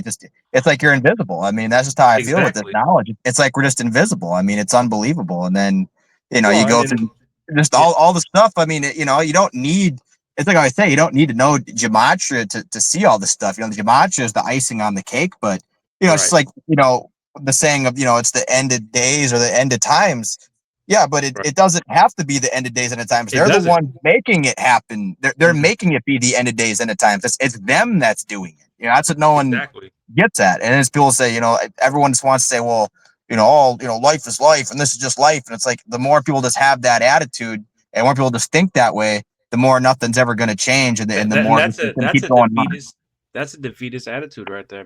People, and that's sad because people are complacent with that. They like that, you know. They think, hey, this is life. I just got to work every day, get up, work, and pay my bills, and Yeah. as long as it's not bothering me, you know, I don't care. Why do I care? You know, that's how people's attitude is, and that has to change because again, you see how it's impacting us. You know, everything's gone up. If people would have just lived like we did and not comply with all the bullshit they were doing in 2020 and even before that, but if people were not so complacent with it and didn't go along with it and didn't comply with it, this shit would have ended. It wouldn't even have got to this point where everything's so inflated, everything's so high, and again, the reason why they blame Biden is because in gematria, inflation equals 46. So again, blame number 46, right? I mean, Yep. it's all Kabbalistic bullshit. Just like these kids, they're saying 6-7. They don't even know what they're saying. You know, they're saying This is what I say. They're saying Kabbalistically encoded shit. That's what they're saying. They don't even know it. They don't even know it. You know. So well, on the subject of masonry, and you know, I almost equate these societies to a more sophisticated, if you will, form of basically getting people all on the same page. Like there's certain levels that you need to have control over. Just like if you look at like a corporate setting, right, they have a hierarchy, and right, the world is ran in similar fashion. And you have, so we're talking about the Masons. Well, hmm, you know, it comes up all the time. You know, potentially high ranking Masons or known high ranking Masons, but the creation in and of itself and what it is today, obviously with it being a speculative speculative Freemason. order, Right, exactly. Um, it, I think what it does is the low level, the blue lodges, like they fulfill the role of exactly what we were talking about a minute ago, where you have these people hold up the idea that it is just a, you know, boys getting together, having beers, bowling, and hanging out right, and talking about, you know, their jobs. When in reality it is, you know, recruiting and breeding ground for the next man up. And when you also realize that almost everybody now, it's speculative Freemasonry, but they are incredibly ingrained in the trades and obviously the task forces, police and fire, and right. pretty much any sect of law enforcement. Um, but like I was saying, they are heavily ingrained in the trades. So just because maybe not every single, obviously not every single person who works in a trade is potentially a Mason or joins a lodge, I think the Right, door opens for you too. And it's not, you know, if right, you want to go ahead, if you don't, you don't have to. But there's going to be a certain number of people that join that eventually want more. Like I think about myself. Like I think about myself if I were to never have like looked into these things, or if I would have just continued on and never really woke up, as we like to say, right. I'm the kind of person I think the Masons would like to have. I'm not even joking. I'm not trying to toot my own horn or say like I would make a good evil character. I'm saying I would have wanted to move up in that organization if I saw that there was like something to strive for, not just to do it because I want to pull my titty out and have someone poke me with a sword. Because that's the side of stuff I do want to talk about this episode, though, because we've seen Right, several Hiram Abiff rituals. The biggest one on the world stage recently was that whole Damar Hamlin right. fiasco with the Bills. But we had one in NASCAR this year we could talk about. But you know, Sure. when you get to the roots of it, it is, you know, a male only space, Right. and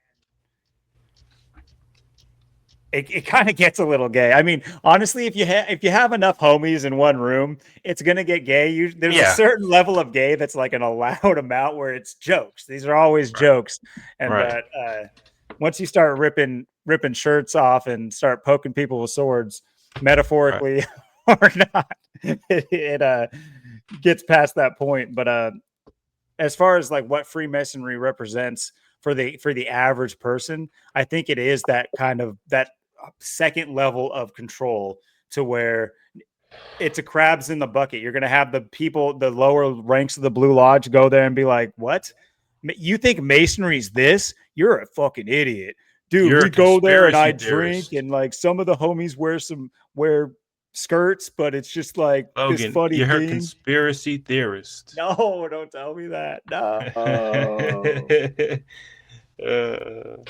But yeah, I mean, it is. I mean, I wouldn't be surprised. But yeah, I mean, and you're right. Just like what you said last time about would you want a fireman who's a part of an order, a secret society, putting out a supposed house fire? I mean, would you want that? I wouldn't, because what if it's a ritual? What if it fits the ritual? He's like, oh, I got to do this on this day. Well, what if they started the fire?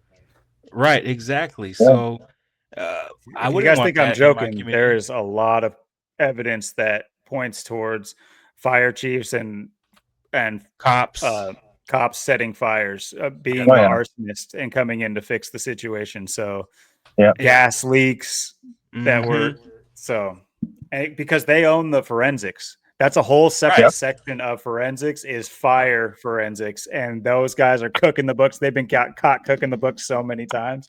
So, yeah, it's just like over here where I'm at, Fresno, California. Our mayor is the former police chief, Jerry Dyer. Man, he was a part of so many coronavirus rituals. It wasn't even funny. I mean, just all kinds of stuff and all this type of stuff. But yeah, he used to be the former police chief. Now he's a mayor, even though he's corrupt as a motherfucker. And you know what I'm saying? Just all kinds of corruption. Huh? Looks almost exactly like Dr. Phil. Yeah, he does.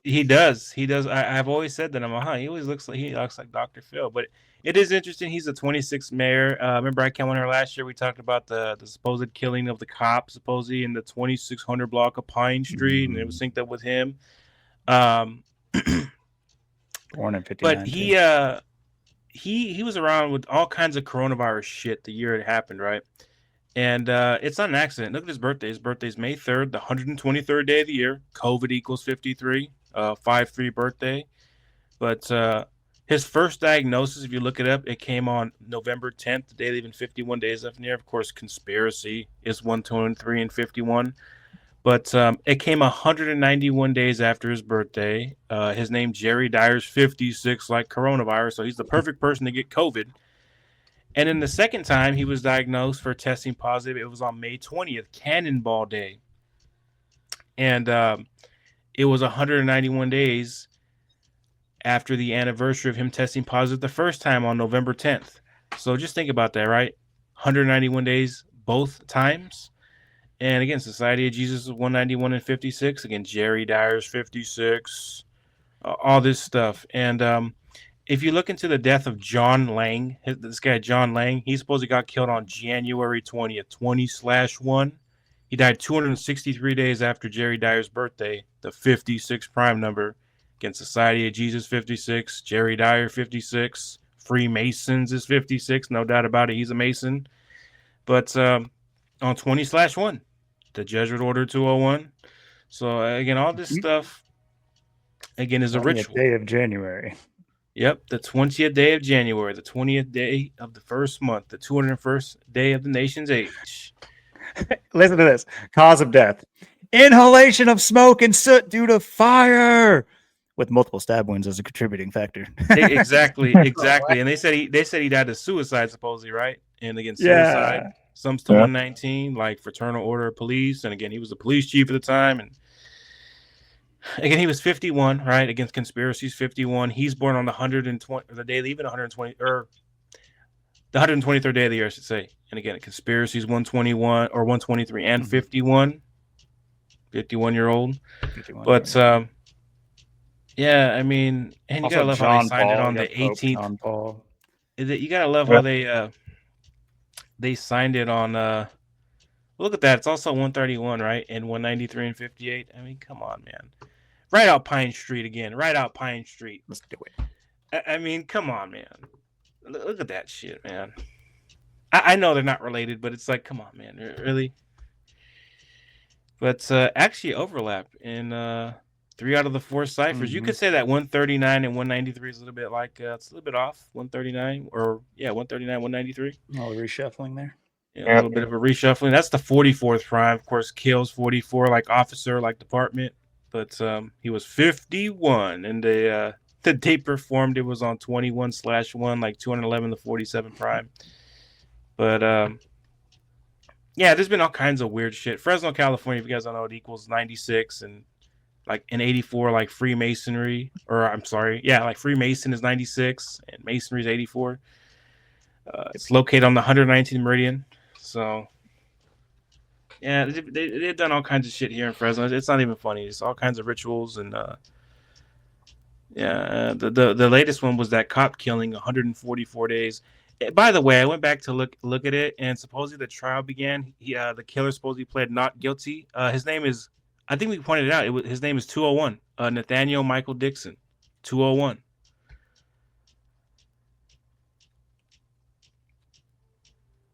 Yes, sir. 201.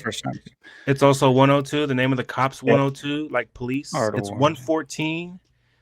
Gavin Newsom came out and gave I think he gave like a memorial about it, and it came on his 114th day of his age. But Mr. Defund the Police comes out. It's crazy how they do it because they're in the Brotherhood 128. So exactly. Even you get Slick Jack over there. Exactly, and Fresno has a bunch of Masonic lodges too. If you look it up, I mean, they have a bunch of them. It's hilarious, but they have a bunch of them, and I wouldn't be surprised if Jerry Dyer's a part of one of them. You know what I mean?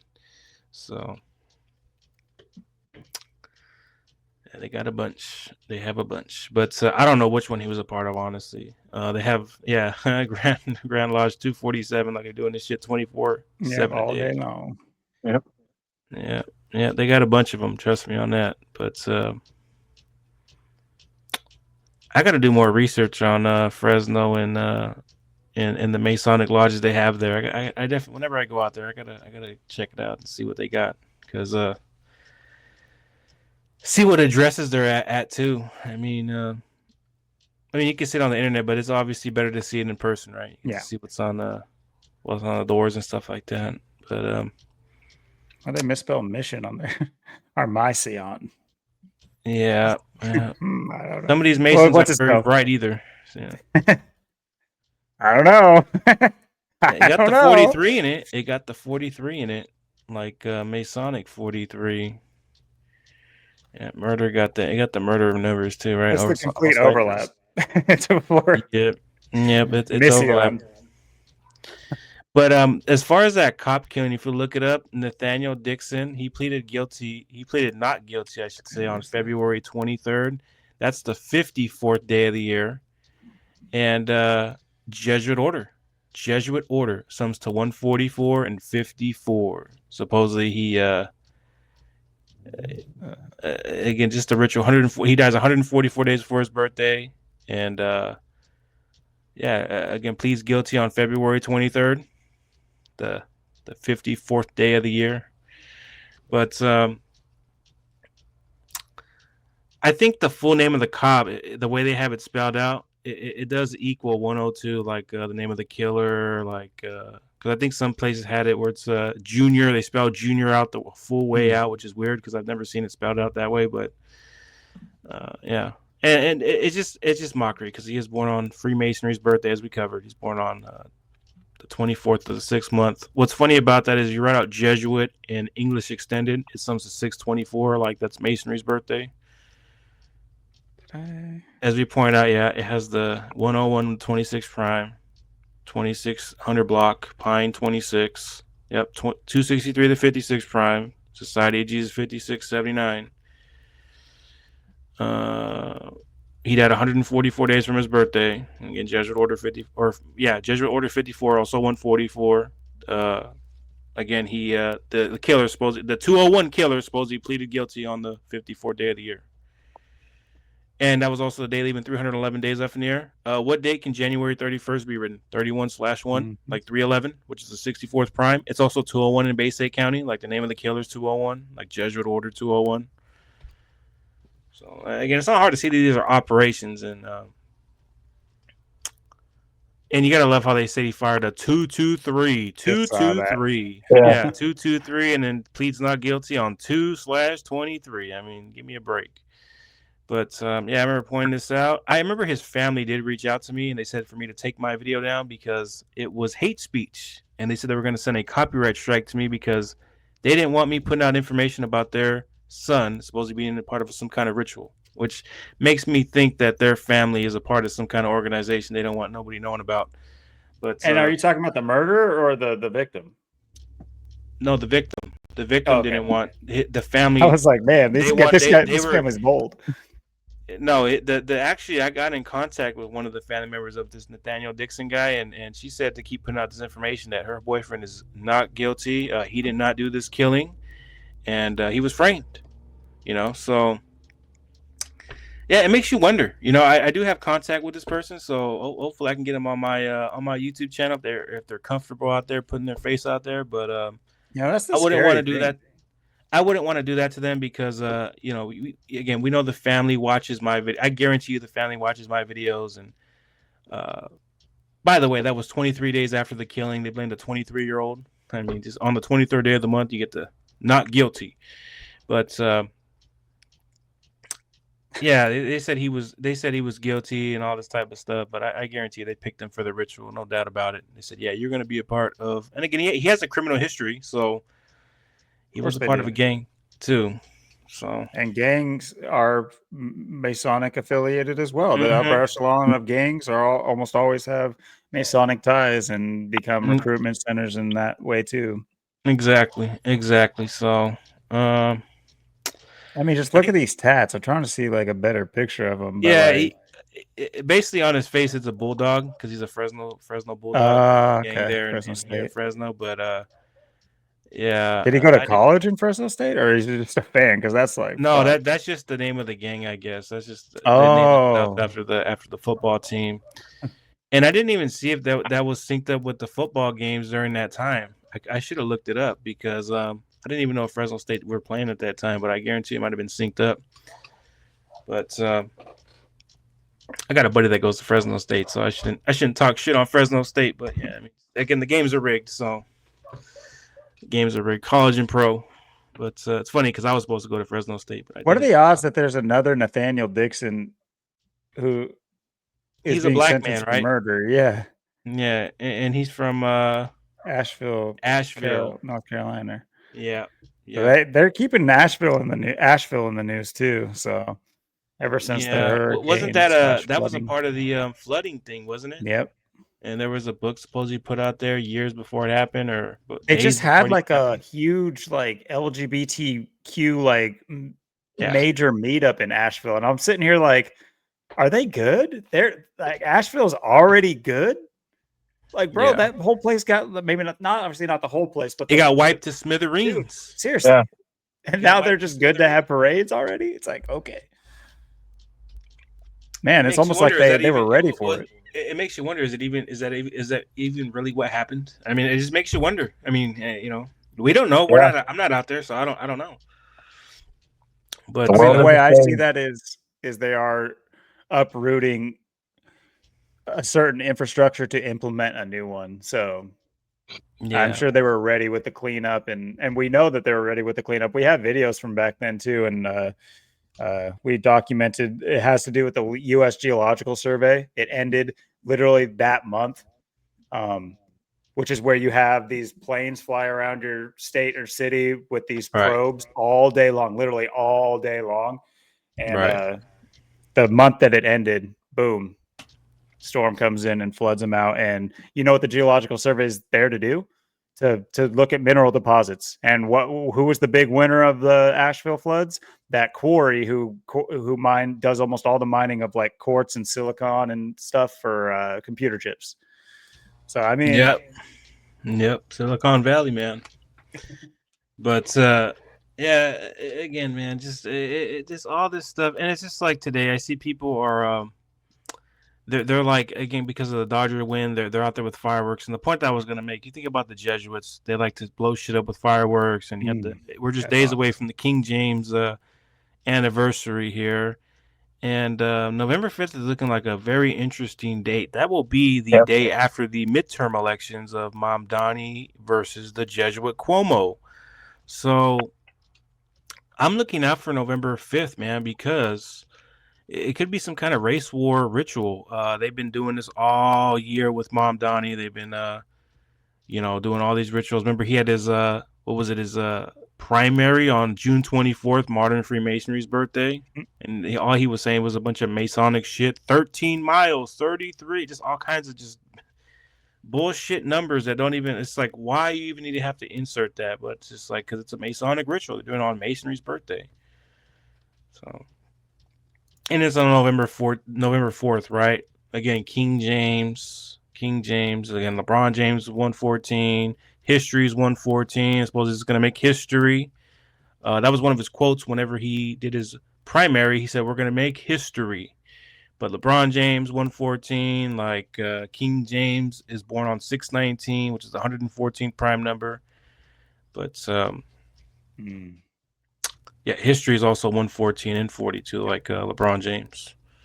But yeah, he said, we're going to make history. It's also 42 like Jesuit, right? 42, Jesuit, Freemason, 42. Yeah, we're going to make history, ladies and gentlemen. But yeah, they were just doing all kinds of shit with Mamdani when he was 33. As soon as he turned 34, they're still doing it, but not as much as they were doing when he was 33. And it's funny because nobody gets the jokes. They were making comparisons that he was comparing. They were comparing him to the 93 World Trade Center bomber and all this type of stuff. It's hilarious, but yep. What's Mamdani? There we go. Okay. So and his name, if you write out his name in gematria, Zoran Mamdani, it's 137 to 33rd prime.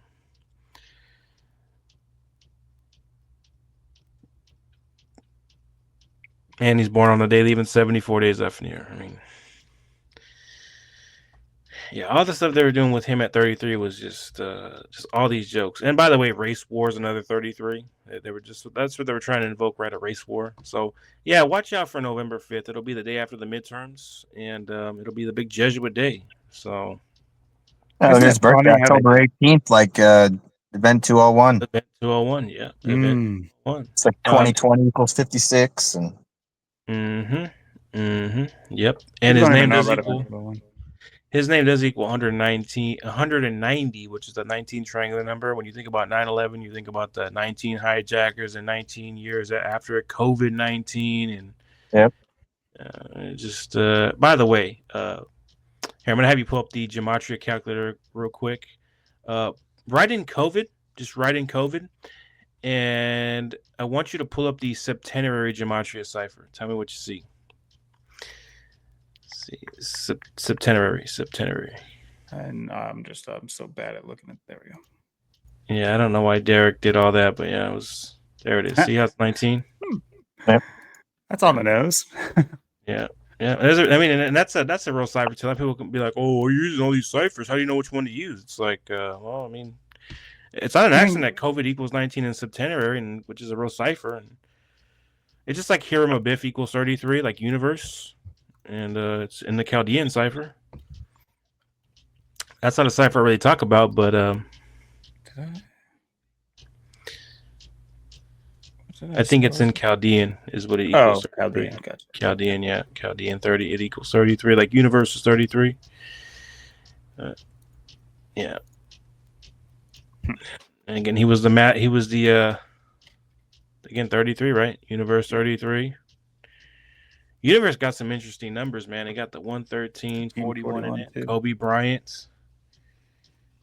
But, tomorrow will be the parade for LA. We'll see what they do. I guarantee there's going to be paying tribute to Kobe. Tomorrow will be the day leaving 58 days up in the air. Kobe Bryant 58, 113. I mean, there'll be a bunch of Kobe jerseys out there. Oh, for sure. No doubt about it, man.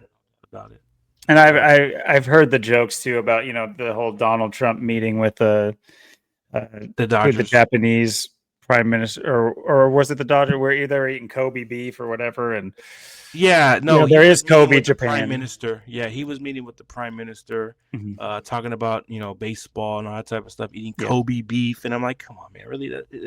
Again, right out Kobe Bryant again. Right, Kobe Bryant, 113.41, 157. Max Scherzer, 157, 37 prime. Los Angeles 37. The same day that Seattle Mariner turned 37, Max Scherzer turned 41.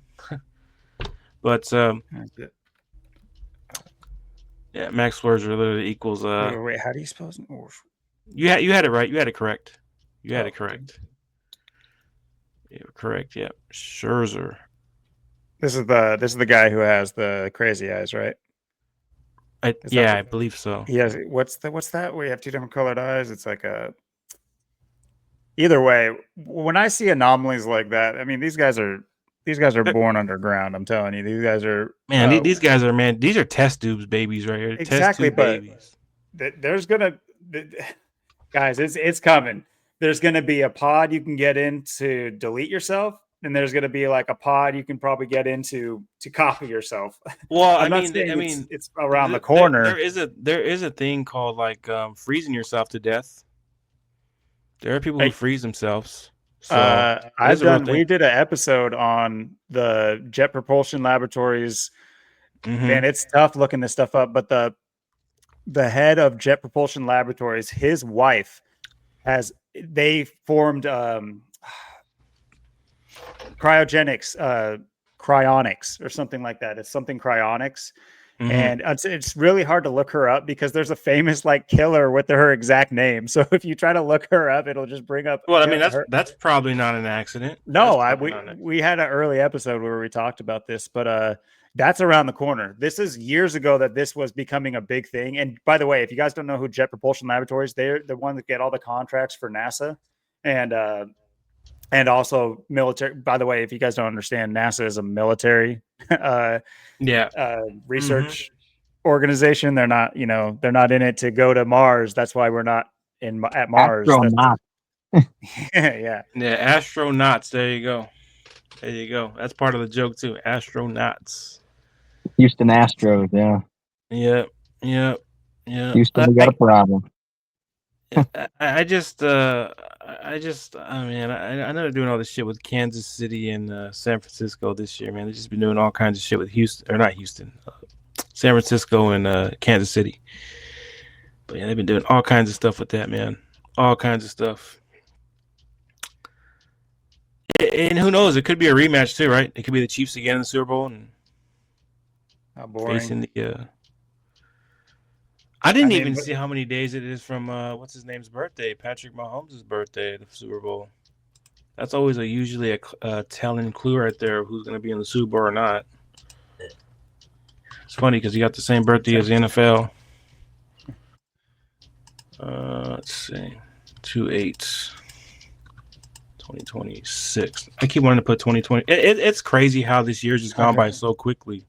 144 days after. It's 144 days before his birthday, or a span of 145. We'll see what they do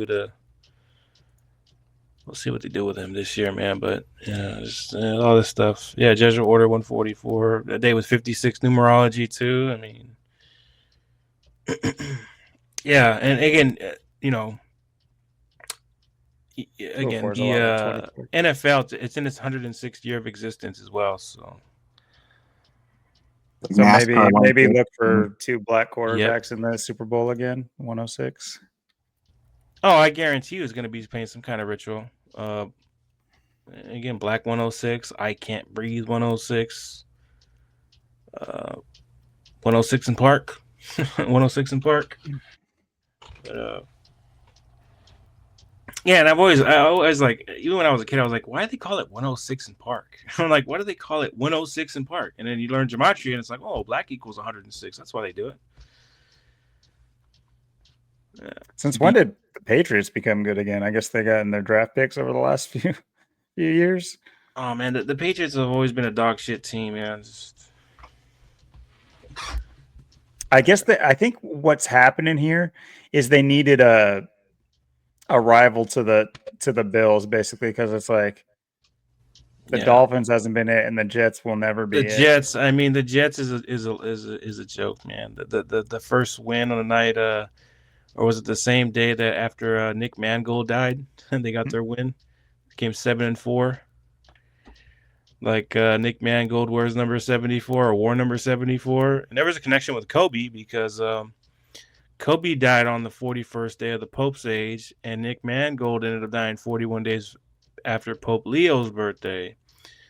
And of course, he was installed there as the Pope on May 8th, 5-8, and Pope Leo XIV's 41 and 58, like Kobe Bryant, 41 and 58, like Nick Mangold. Dead right before the Super Bowl, 106 days before the Super Bowl.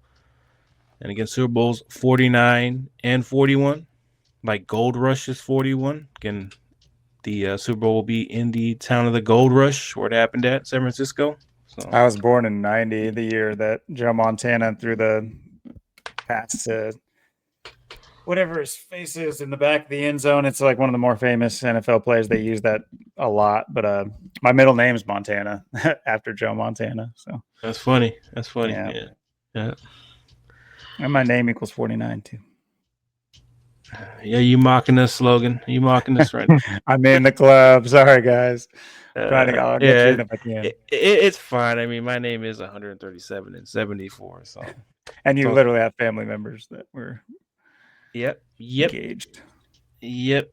And that, hey guys, if you guys didn't catch that last week too, that was a little bit more of a personal tidbit and some anecdotal evidence and history that was given by King Richard as well, which is in your case it is tough because there are family members that aren't here anymore, but right but it's still important to expose what you can and show what you can for and it's just like last week we're talking about the Knights of Columbus and that order. I don't know if they have a lot of power, really anything, but they do control a lot of the history and they control a lot of the hospitals nearby. So, and I wouldn't even say it's just here; it's everywhere. But my research has contended that they have a lot of overlap, and I wouldn't be surprised if they're in conjunction with Skull and Bones secretly. I mean, again, they're a secret society; they don't got to tell you everything. I mean, all we know is the shit we see on the internet and shit we look up that goes down in the history books. We don't know if you don't know the full story of what's going on in the background there, but yeah. So it makes you wonder. Yeah, just like when I was on King's stream, we are looking at Master P and stuff, how he had my birthday April 29th and stuff, and how if you look him up, that it says he's off 3 years. It says he was 55. And then it said it twice. Then if you click on the overview and actually click on the Wikipedia, it said he was 58. That's like I know me and Logan seen that too when we were looking at Art Alex Akis of Everclear, and it was off like 6 or 8 years, and then they changed it. But it said he was like 56, and they went back and they changed it. So it's just the manipulation. Just like what they did with Chadwick Boseman. They did the same thing with Chadwick Boseman. They said he was 42, and then they changed it to 43. And it's like, I know why they did that, because it was so obvious. I was like, come on, man.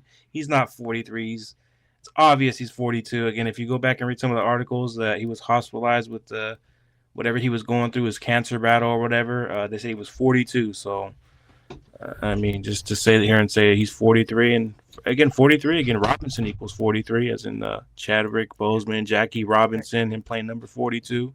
Yeah, Robinson is 43 and the most pure. It's also 106. First black, like Tyler Robinson. He wasn't the first black, too. That's the other Moses Walker. Walker. And right out Moses Walker. Notice how his name equals 42. He played in 42 career games. Yeah, see? I mean, 42 and 60, right? Again, that single reduction does there's a lot of stuff in there that does matter. But yeah, 42 and 60. 42 is the 60th composite number.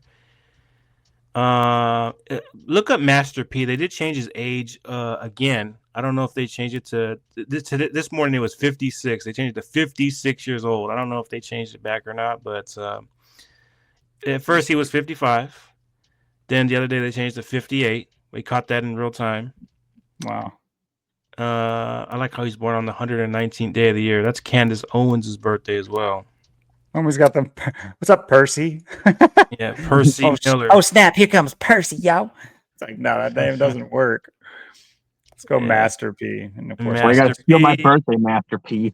Master Plan. Like I was telling Zach, who the fuck listens to Master P's garbage? I'm sorry. He's just I don't trash. know if I know any Master P songs. I probably would have heard him back in the 90s, but he got his start. He honestly got his start from what I know. He got his start in 97. A lot of people say he got started in his the name 80s. equals 97.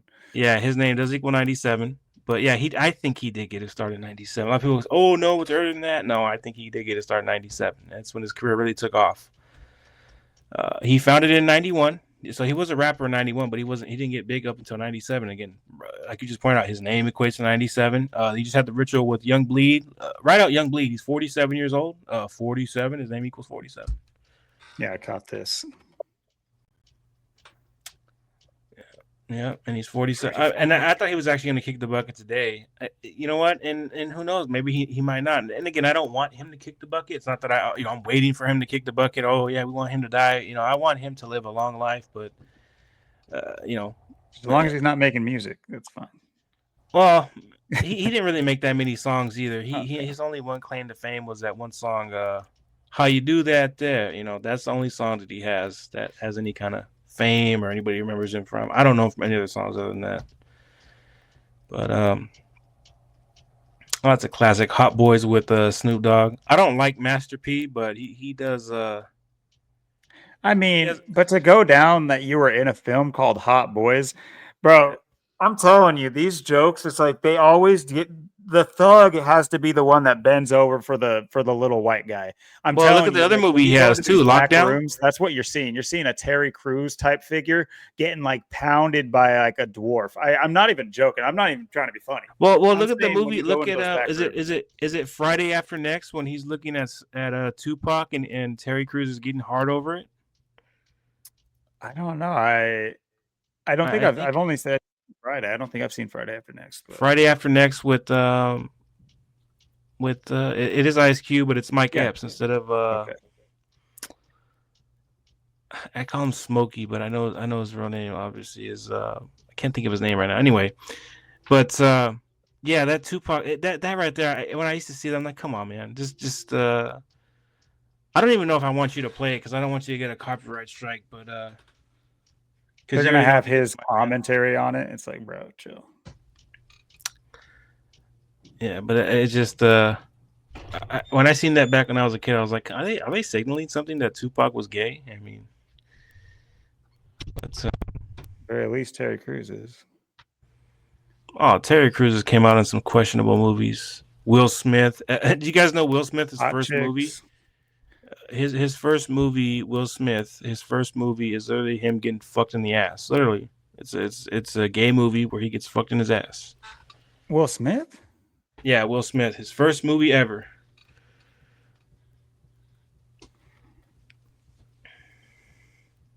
I'll just type in Will Smith first ever movie. Because it says gay scene. My algorithm's gonna be cooked. Good thing this isn't my main account. Yeah. Yeah, you gotta see some gay shit. I got you. Nah, but he's in Bad Boys. It's like, dude, I'm telling you, dude, Bad Boys with Martin Lawrence. His middle name's Carol. I did not know that. Yeah, his middle name is Carol. Yeah, Willard Carroll Smith, and his name is also 322. If you write out his full name, it's 322. His name. He was in Hancock too, so that's like another. He was in Hancock. Yep, that's I've watched that movie so many times, but yeah, Hancock. King Richard. He was in King Richard, huh? He played. But yeah. By the way, King Richard equals 102. So, bro, does it not? It's not going to say the name. It's going to give me all of his movies, but not say which one it was. I'm not going to look at that. Where the Day Takes You. I think it might be that movie. I'm not too sure if it is, but I have to go back and look. But one of his first movies that he ever did 6 was Degrees of Separation. I've heard of that. I can't even remember what the name of the movie was, but it was. Let me just go back to the. Yeah. There it Yeah, is. 6 degrees. Yeah, of separation. Yeah, there it is. I Yeah, remember gaze. when I remember hearing about this movie, and I was like going to church at the time. I was young, and I remember hearing how it was like evil. So that's probably because there's gay stuff in it. Yeah, I mean that is it's gay as fuck, man. I'm telling you. But Yeah, 93. I remember. yeah, I 93. mean, I was only 3 years old when this came out, but I remember hearing about the movie later on and hearing it's not good. Yeah, to watch. I wasn't. That was before I was even thought about. I wasn't even around in '93 when that came out. But 93. What a year. 2002, 23. So I wasn't even alive when that movie came out. So You're still swimming yep, I was still swimming. in the great I was pool. gonna be swimming sooner or later. Yeah. I was The great coming down the pool. line. Yeah, well, I mean, I would have been born earlier, but my dad was messing around, and he wasn't really with my mom yet. So, but yeah, and I'm grateful. I mean, I'm grateful that I came out the way I did because I wouldn't want it any other way. But yeah, I mean, I guarantee if I was a whole different person, I would probably think that this knowledge is it's all a coincidence. It's conspiracy theory. It's funny because my name equals 88, like conspiracy theory, but yeah, it's funny. But yeah, his name does equal 322. Willard Carroll Smith II, 322. Is that I? Yeah. Here I it think is. I think Zach has covered that in the past too with the movie. What's that? What movie came out in? I can't think of it. Enemy of the State. That's what it was. Where the watch, it's 322, and in the movie it's an hour and 49 minutes into the movie. And a lot of people don't know that 322 in the morning. That's the 202nd minute of the day. Oh, okay. And 2:02 in the morning. That's the 322nd minute of the day. So that's why they like to bring. And it's interesting how they have time just choreographed like Gene that too, Hackman. right? Gene Hackman's death was a big ritual. Remember that? He died at 95, right? The Jesuits in 95. He died in a suspicious. Remember, they kept changing his death. They kept changing the cause of his death. I have to go back and look at Gene Hackman's death. I think whatever he died of was literally matched the day he died. Let me see. Gene Hackman. I know he died at 95. He died on February 18th, the 49th day of the year. He died on the anniversary. Look at that. He died on the anniversary of Martin Luther. Oh, that's right. This is the whole thing where his wife and him were found dead, and it was like that weird. There was a weird story behind it. Yeah. They were Because found he has a dead. much younger wife. Yeah, they were found dead supposedly in the house or whatever, where his two dogs supposedly lived, but they died. Yeah. Yeah, everybody died in the house, which sounds like poison. Yeah, look at his date of death though, right? Look up Martin Luther. Look at Martin Luther death date and let him die at 95. Just look it up. Martin Luther death date. The guy who penned the 95 Theses on Halloween of all days. Look at that. Look at that. On the anniversary of Martin Luther penning the 95 Theses, or not, well, the day he died, right? But again, he penned the 95 Theses to Castle Church on Halloween, which equals 95. Then Gene Hackman dies at 95 on that day. On the 49th day, Castle Church is 49, right? Castle Church is 49. It's also 68. Like how here, this is my favorite. I'm glad you brought this up because I like bringing this example up. Martin Luther King Jr. People never. It's amazing how people do not get the jokes. Every time somebody brings up MLK, I got to bring the MLK and Martin Luther piece together. Martin Luther King Jr. was assassinated on April 4th, 1968. Again, Castle Church equals 68.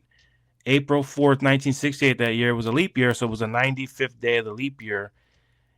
Again, he died on a day with 95 numerology. 4 plus 19 plus 68 equals 95. And his killer, James Earl Ray, if you look it up, I've covered this so many times. He was caught on June 8th in 68, on 6/8 and 6/8. So just think about that, right? He would end up dying, right? He would end up dying 44 days after his birthday. He's born on March 10th, which was Osama bin Laden's birthday. Think about it. But again, 68, right? But what was his name again? James Earl Ray. Okay, that's that. I kind of heard of this for sure. And Yeah, James Earl Ray. You see Yeah. how his birthday is March 10th? That's Yeah. Osama bin Laden's birthday. But from March 10th to April 23rd, right? Day he died, that's 44 days later. Like he supposedly assassinated MLK on 4/4 in 68, and then it ended up getting caught on June 8th, 6/8 in 68. So yeah, again, just mockery. And by the way, his last speech that Martin Luther ever gave, Martin Luther gave a speech at Mason Temple. If you look up the guy it's named after, I can't think of his name right now, but it equals 95. Just look up Mason Temple. Mason Temple. Who is it named after? Let's see. There's like someone named Mason Temple, bro. Yeah, Yo. yeah. And he's born on the 17th. Oh, come on. Yeah, and he's from Taiwan, right? Taiwan equals Yep. 68. Taiwan equates to Taipei, 68. the hurricane capital. And he's known for Virginia and Georgia, and again, Martin Luther's from Georgia, which equals 44. But is it a church though? The Mason Temple? Yeah, it's named after his name's Charles Mason. There it is, Charles Mason. If you look it up, Charles Mason. I think it's Church of God in Christ, but yeah, Charles Mason. Pull it up. There it is. Charles Harrison Mason. If you type in that full name, just type in his full name, Charles Harrison Mason. See what you tell me what you see. Charles Harrison Mason. 95. It's also 121, like Castle Church. Yeah. But yeah, again, just thinking about what are the odds of that, right? And then he would go on to die on November 17th, right? Which has a prime factorization with 187, like Society of Jesus is 187. If you look up Young Dolph, remember Young Dolph, who died, the Memphis rapper? R.I.P. to Young Dolph. He's probably one of my favorite rappers out there. I listen to a lot of his music, but he put out the King of Memphis album, right? His King of Memphis album, and he died 68 weeks after that album came out. If you look up, there's a picture of him outside of Lorraine Motel. If you look it up. That's where MLK was assassinated, yeah. Yeah, that's where MLK was assassinated, right? So he did his music video there. He wasn't killed there. He was killed outside somewhere else, but that's where he shot his music video at, and all the media that day was syndicating that picture. But between outside of that hotel where MLK was assassinated, if you look up his death date, it's November 17th, right? Yep. Look up Charles Mason, his death anniversary. A lot of it all being synced up together. Not Charles Manson. I know it pulls up Charles Manson. Say Manson though. Yeah. Just put in Bishop Charles Mason. Should pull up Bishop Charles Mason, because that's what he was, a bishop supposedly. There you go. Which is kind of funny because Charles Manson, what was it, 2 days later? Yeah, 2 days later. But yeah, look at that. I mean, again, Young Dolph from Memphis, associated with MLK, puts out his album 68 weeks after he dies. He dies on Charles Mason's 60th death anniversary. Of course, nigger is 30. I'm sorry. It's all those numbers, but it's 60. Like slavery is 60. But yeah, against all this stuff, Jesuits 42. Think about it, right? Again, the Jesuits came out because of the 95 Thesis. By the way, if you write out 95 Thesis in word form, it does equal 95, which is interesting. Yep. Or I think it's the 95. The 95. The 95. There you go. And it's also 112. So again, that's not an accident. April 4th is also the 94th day of the year, and a non-leap year, and it also equals 94, like Roman Catholic Church. So yeah, Roman Catholic Church 94. I mean, it's so funny too, because in the background of if you guys don't look at any, like if you don't have in your algorithm any like religious or like esoteric / religious things in your feed, you won't be seeing this, which is funny because you mentioned the Dyer guy, which is funny because he's like a big, Jerry Dyer, because there's a guy named Jay Dyer who does like religious, like Orthodox Christianity, and he's like part of this movement to make religion hip for the new generation, and it's working. There's a lot of people that are involved in this at even younger ages than previous, because we were going through quite a like what's the word where you're not described to any religions, atheist. We're in a pretty atheist phase with COVID and all that kind of stuff. That definitely was that upswing was in with atheism. Now it's coming back down, and now we're getting heavy into religion again. And in the back, but in the background right now, there's a war between Catholic Orthodoxy and Christian Orthodoxy, and like Jay Dyer's at the head of it with a bunch of a few big names, but there's this whole thing going on in the background, and then you have like big tipping points or turning points, you could say, like Charlie Kirk's assassination, because he was kind of involved in that, as far as like he was a big figure as far as pushing Christianity, at least so his platform kind of says. There's this whole like thing stirring in the background that I don't think it's maybe it's lost on people that don't have it put in their algorithm. There's so much to pay attention to. There really is. And to understand exactly where the world is like headed and what the grand scheme is really.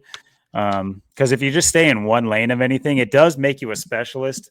But, there's the whole saying about being like a jack of all trades, but a master of none.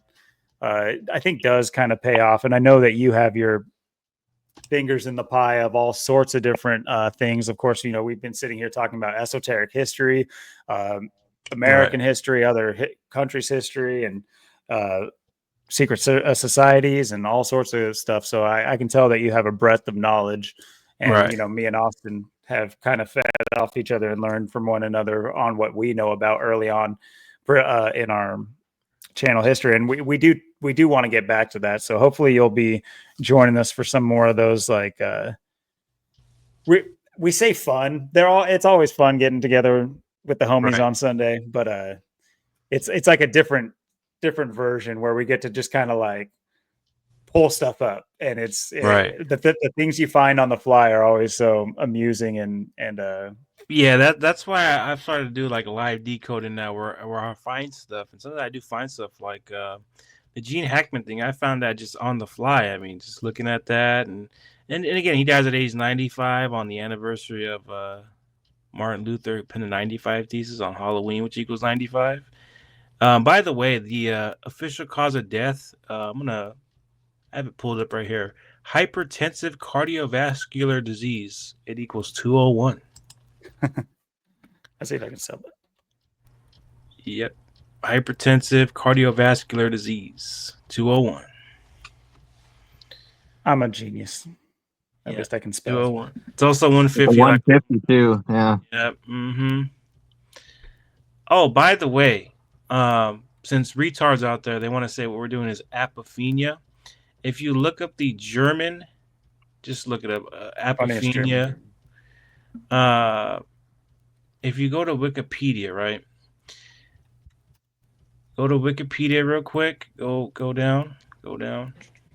All right. Go. You have to scroll all the way down a little bit. If you click on, hold on, let me see. Just, you know what? Type in Klaus Conrad. Klaus Conrad.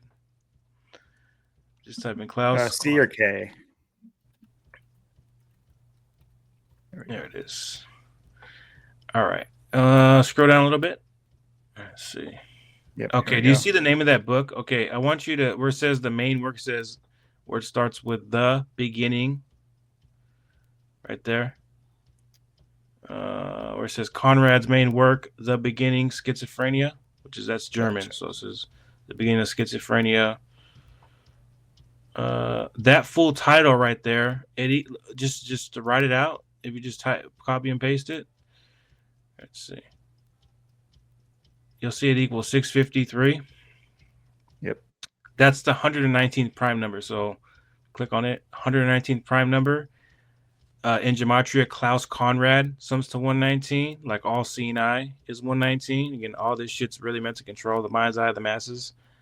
There's another 119 that I'm forgetting, but yeah, his name equals 119. Like all seeing eye. Man, there's something else with that. Oh, it's the 88th composite number. That's what it is. 119 is the 88th composite number.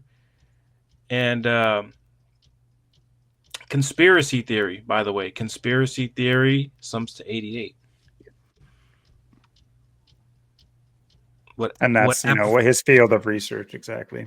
Right. Yeah. Conspiracy theory. I think Zach even overlooked that. How do you overlook that, man?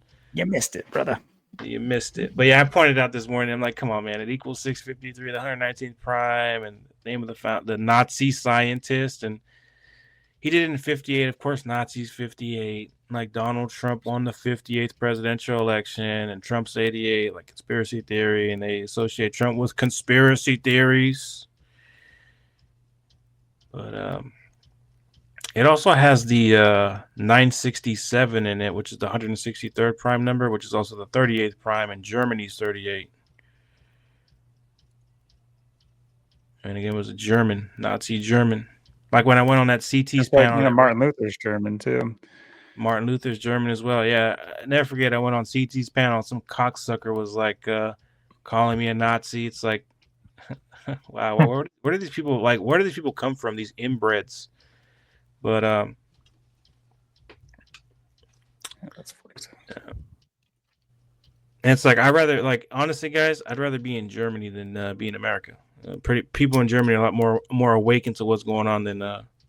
I think is it not because this is obviously maybe talking about talking through the lens of the computer, what they're feeding me through the screens, but I mean they've been pretty I think they're first or second. I think they're second in online harassment arrests since that's been an implemented thing. Yeah. It's like but, UK. I mean, yeah, and some people contend that they're into some weird stuff, but not every German's not into weird things like that. Like just all the weird fetishes they have too down there. But yeah, just people are just like a lot of people just they whatever they see on the internet they assume that's what it is when it's really not even the case. So, I mean, it's definitely one of the places I'd love to visit to see before it's completely destroyed, because World War I and II, that was one of the main purposes of that was, in my opinion, destroying a lot of the critical infrastructure that was Germany to get rid of the past, so people don't have the correct view on what history is. Zach's covered certain, what was that unnecessary bombing in World War II, where they just went ahead and bombed they said a munitions depot, but it was like just a bunch of civilians. Anyway, another bombing that they did where I love to bring up is, if you ever heard of Operation Gamora, you might have heard of the name Gamora from like the Marvel Avengers and shit, but yeah, paying tribute. They're paying tribute, no doubt about it. Don't they have something called the New World Order as well? Yeah. The latest. They changed the name. They actually changed the name. Initially, it was New World Order, but then I think they changed it to, let's see. Yeah, it's because people were catching on. People were like, "Wow, New World Order." I mean, they're just like, "Really? You're just gonna call it that?" Brave New World. They changed it. Brave New World. Yeah, but it was called at one point. It was called New World Order. I'm like, which is funny. There's probably a tribute to the book Brave New World, which I think was a pretty controversial book, if I remember correctly. But if you look into this bombing of Hamburg, Germany, right, this was the Allied forces, so America and Britain. They caused fire tornadoes by releasing aluminum particulates and silica particulates into the air, and then performing day and night air raids where they were literally affecting the weather. They were causing wind to whip up and then bombing specific spots to cause fire tornadoes. It's insane. But like, I brought this up way back in the day when Zach was covering the Maui fires, because what was happening in Maui? Fire tornadoes. Exactly. Or they called them fire hurricane. So fire hurricane, so they were calling it. I wonder what that even equals, fire hurricane. Did you see the shots of like the water burning? Yeah. The water will not douse burning aluminum or the silicate particulates. It won't douse it. It'll burn out. It burns into a gas instantly. And so it sticks around. You can't, like, unless you were to vacuum it, put it in a vacuum with no oxygen for the fire to breathe. So that's what made it so, like, fucked up and deadly, was the bombing of Hamburg, something that doesn't get talked about at all, because it's just, obviously this isn't going to be, but look at the pictures they show you. They just show you the old world architecture completely destroyed. Let's see. Let's do before and after just to quickly. So you can see what they were doing. I mean, they razed this thing to the ground, which is funny because, like, raise means destroy. Right. On April 14th, I seen that. April 14th, 14/4. Oh, that's something. I don't think I ever really looked into it from the lens, like looking into it with gematria. This was pretty early on in my journey, and I was kind of more looking into just like the the outside things, like just getting information rather than looking into things. But yeah, this would be fun to go back and look at. But I did you take this like beautiful idyllic city in Germany and they absolutely destroy it. Look at the trees. Does that remind you of anything? How about Hawaii, where all the trees were perfectly fine? Perfect lines, straight lines. Yep. I'm telling you guys, they've been doing this strategic destruction of the weather warfare. Hey, weather warfare, that's a real thing. A lot of people think it's some kind of conspiracy and kooky, weirdo conspiracy stuff, but no, it's a real thing. I mean, they've been doing this for years, and probably even before that, the bombing of Hamburg. I'm pretty sure they did it even prior to that. So, I mean, we had a pretty good episode going over the history of weather modification, and it's hilarious. It's honestly hilarious, the stories they'll feed you and expect you to just be like, oh, yeah, that makes sense. Oh, yeah, Paul Bunyan had a blue ox, too. And, like, and John Henry built all the railroads, and he was a giant. Well, it's just like Paul Revere. Paul Revere, right? They want you to believe in Paul Revere and Christopher Columbus. He discovered a nation where there was already people here, and, all kinds of bullshit. And they want you to believe it, John Wilkes Booth. Yep. It's funny because I actually read an entire book about John Wilkes Booth, and not once did they ever mention John Surratt or the Jesuit plot, but they mentioned John Wilkes Booth. So all the Johns.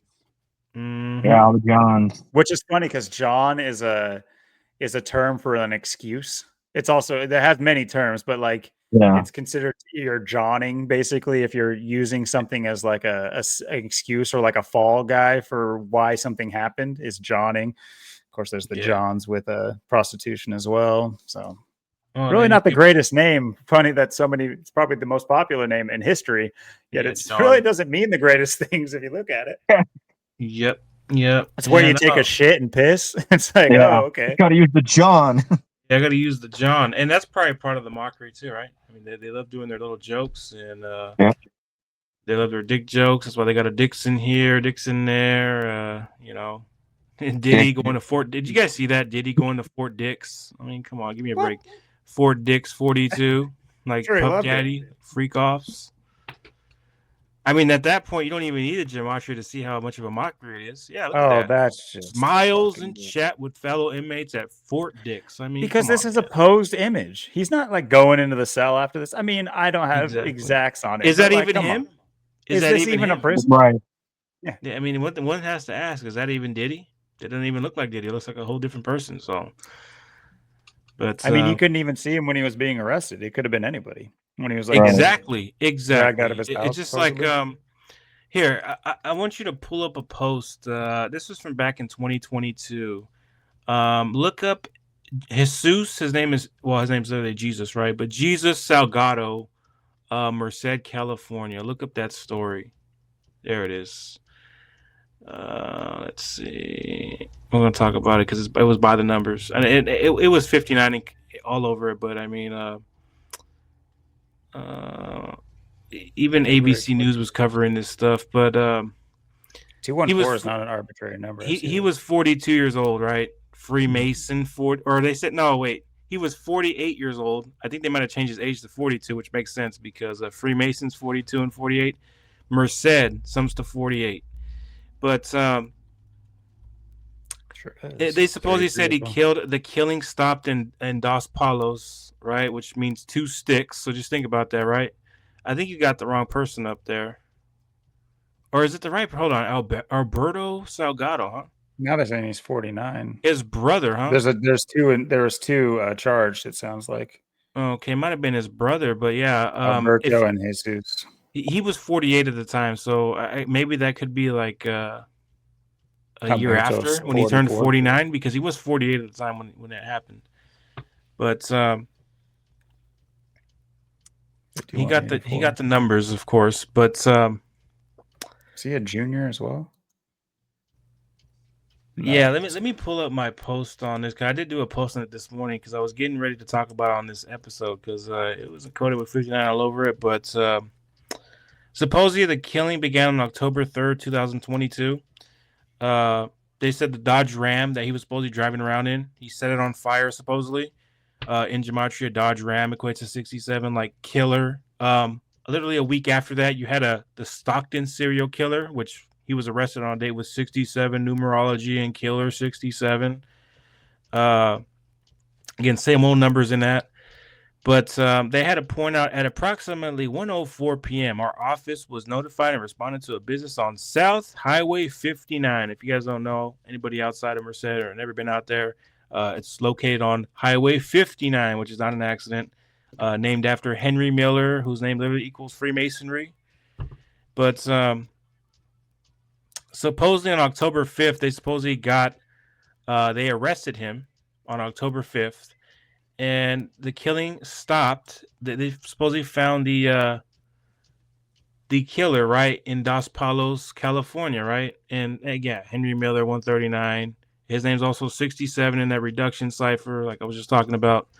But Dos Palos, CA, like how you write on the envelope.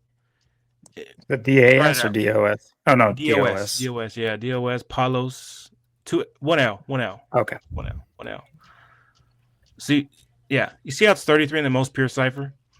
If anybody's ever been out there, which I'm pretty sure I'm probably the only one that's probably knows, but it runs through California 33. And if you look into the history of Dos Palos and the California 33, it wasn't, they didn't have a highway, if you want to say, to get to Dos Palos. You had to go in a whole other way. That construction didn't begin till 33. So Highway California 33 didn't start until 1933. But again, Dos Palos, CA 33, Merced, it's located in Merced County, Merced 33. But again, on 10-5, he gets apprehended on 10-5. Dos Palos, CA 105, like Masonry's 105 and 30. By the way, it also has the Scottish Rite numbers, right? Scottish Rite's 165 and 57. But and again, at 1:04 p.m. on 10-4, message received, over and out. The day before, supposedly this guy was just going around with these bodies in the car, and supposedly just going to banks and trying to, deposit money and get money out of their credit card. I mean, what kind of, again, a story that makes no sense. What person do you know that just killed somebody, 4 people, family of 4, right? And supposedly he supposedly just goes and tries to get all kinds of money out of these credit cards, and again, just for the authorities to trace him. I mean, come on, it doesn't make any sense. But it also doesn't make sense is why they have some different last names. Like, why does the child have a different last name than her parents, who both also have different last names? Like, they weren't married. Okay, that's fine. Right. Well, again, a common Indian, and the word Indian, by the way, is 33, right? Indian 33, like Dos Palos, CA 33, like it's just located on State Route 33. But again, Merced 33, run the other way, it's 48. Supposedly the guy was 48 years old when he killed these guys. But the family, by the way, family sums to 33 as well. But if you add the ages, because he was 48. I guess this might have been like probably a year later when he turned 49. But if you add the ages, 8 plus 27 plus 36 plus 39 plus the killer, which was Jesus, his name is Jesus, right? But if you add it up, right, plus 48, it sums to 158. Freemasonry is 158. Henry Miller sums to 158. So you see how this goes? Again, this is how it is all the time. The Jesuits, they were created on 15/8. The Scottish Rite and the Jesuits, they have a lot of overlap. So Ad Marum Dei Gloriam. Ad Marum Dei Gloriam, exactly. So it's definitely not an accident that they did this ritual. Jesus Salgado alone equals 191, which is the 43rd prime. Society of Jesus is 191, like Assassins 191. But Dos Palos has the numbers 115, 43, like killing. But yeah, and again, it begins again. Dos Palos begins on CA 33. It didn't get legislative. It didn't get didn't reach it until 1933, and it just passes through State Route 33. But yeah, again, not an accident. Again, by the way, the word Miller, the name Miller is 33. But that's my legal last name. Yeah, Miller 33, as in Henry Miller. Jesus or Jesus, right? Jesus Salgado 74. Yep. They always love pairing those numbers together, 74 and 33. Always love coming together. Again, killing, Masonic, occult, English, gematria, which 74. is like Manuel is also kind of a play on Emmanuel, which means right. That's a savior. It's a biblical name, right? So yeah, Hispanics do tend to lean towards heavy naming. Catholicism. Through Catholicism, exactly. And it's funny because it's like, here's what I don't get about Hispanics. Again, I'm half Hispanic, half German, but good mix. I don't get how most Hispanics can even be Catholic when the same Catholic Church was literally raping, killing, and slaughtering their own back in the days. So I don't get how many Catholics, which are Hispanics, can be Catholic when this was going on back in back in the days before they were even around, when their ancestors were around. They were getting slaughtered, killed by the church. The church was killing all these people. Also the what were the Spanish conquistadors? The Inquisition. Through the Inquisition, but like they were here in America, and they had a huge influence on. I think I might have brought that up, but like there was the Texas Alumbrado Mexican movement. line. Yeah, there was the Alumbrado movement, which is the precursor to the Illuminati. Yeah, and again, that basically means Illuminati, and again, that was before the Illuminati was even established. And Ignatius of Loyola was a part of that. Well, it's not proven. The only reason he wasn't, the only reason why he was set free. I mean, talk about a rat. Talk about a snitch. Right. He snitched all the homies, and he's the only one that got let free. And now becomes the leader of a order, dedicated given to killing authority through the church, the Vatican. Yeah, come on, man. And it's just like it's just like Eric John Phelps said. I watched the documentary with him a couple years back. Just recently went back and watched it and shout it out. What is it? Look it up. Eric John Phelps. Eric John Jon Phelps. By the way, his name does equal 201, and something makes me wonder if there's something behind Eric John Phelps. But yeah, I think it's ERIC. I see. There it is. Yeah, he has cool. The book Vatican. Oh, I've heard of that book. I've actually heard this book be spotlighted. So, okay, I know this guy. Guy. Yeah. I've seen him talk before. His name does equal. He's 72 right now. You better watch out. He's 72 years old. But his name does equal 201. If you write it out, Eric John Phelps 201. I don't know if that could be an accident. Probably not, but 69, 150. Key numbers there. He got the numbers, but yeah, and something tells me, I don't know, he could be some kind of agent or not. But hey, you know what? If he is an agent, he's out there exposing the Jesuits. He's one of the So got to give him credit. He is 72 years old though. He is 72. Jesuit order does equal 72. He's very against the Jesuits.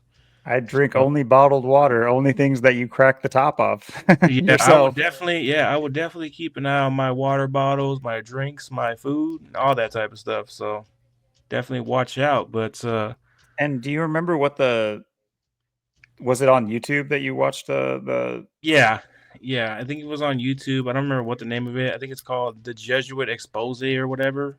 I'm almost sure that's what I watched. Way back in. It was like a 2-hour long video. I've uploaded a video on a short video on what he talked about 9/11 and stuff like that. But yeah, Jesuit documentary. He's done several of them, but yeah, he's done a bunch of them. What's funny is they point out in the documentary, they point out that 83 that the Jesuits were kicked out of 83 countries. I don't think that's an accident because in gematria, in that single reduction cipher I was telling you about, Society of Jesus does equal 83. So yeah, and that cipher right there, Society of Jesus, 83. Yes, sir. So it makes you wonder. But yeah, they got Eric John Phelps, Mr. 201. When I seen that, I'm like, come on, man. They have them talking about the Jesuits, Mr. Nothing 201, sacred. talking about the 201 gang. I mean, he also has that 78 like Jesuit too, right? 78 like Oh Jesuit. yeah, he's got a very He got the numbers. 69, 150 Illuminati. Yeah, Got it all. he got them numbers, man. And that's Illuminati too. It's just like you got to destigmatize it for anyone listening, guys. It's not some like funky group of just eclectic minded people. No, it's like they have a purpose and according to the history books, Adam Weishaupt was a drunk and the order was disbanded, right? of course. It couldn't hold itself up because one guy had too many drinks. So yeah, and again, that's a whole load of shit too. I mean, and people believe that too. Like, oh, you think Illuminati confirmed? Oh, you think the Illuminati is a real thing? So, that was a psyop. Those memes are psyops. That's what that is all about. Tinfoil hat, aliens, all these things. Area 51. Tinfoil hat, by the way, is 51 conspiracy. like conspiracy. Yep. Area 51. They said the moon landing was filmed at Area 51. Probably was. But look at your dollar bill. There's gematria in your money. I mean, you got the Illuminati, all-seeing eye pyramid all right there. I mean, it's all there. Yeah, 13 bricks. Yeah. By the way, write out "In God We Trust." In God We Trust. Just to show people how gematria is, how gematria is literally on your dollar bill. In God We Trust. See how it's 58. Now write out Anowit, like what's on the dollar bill. Anowit Coepitis.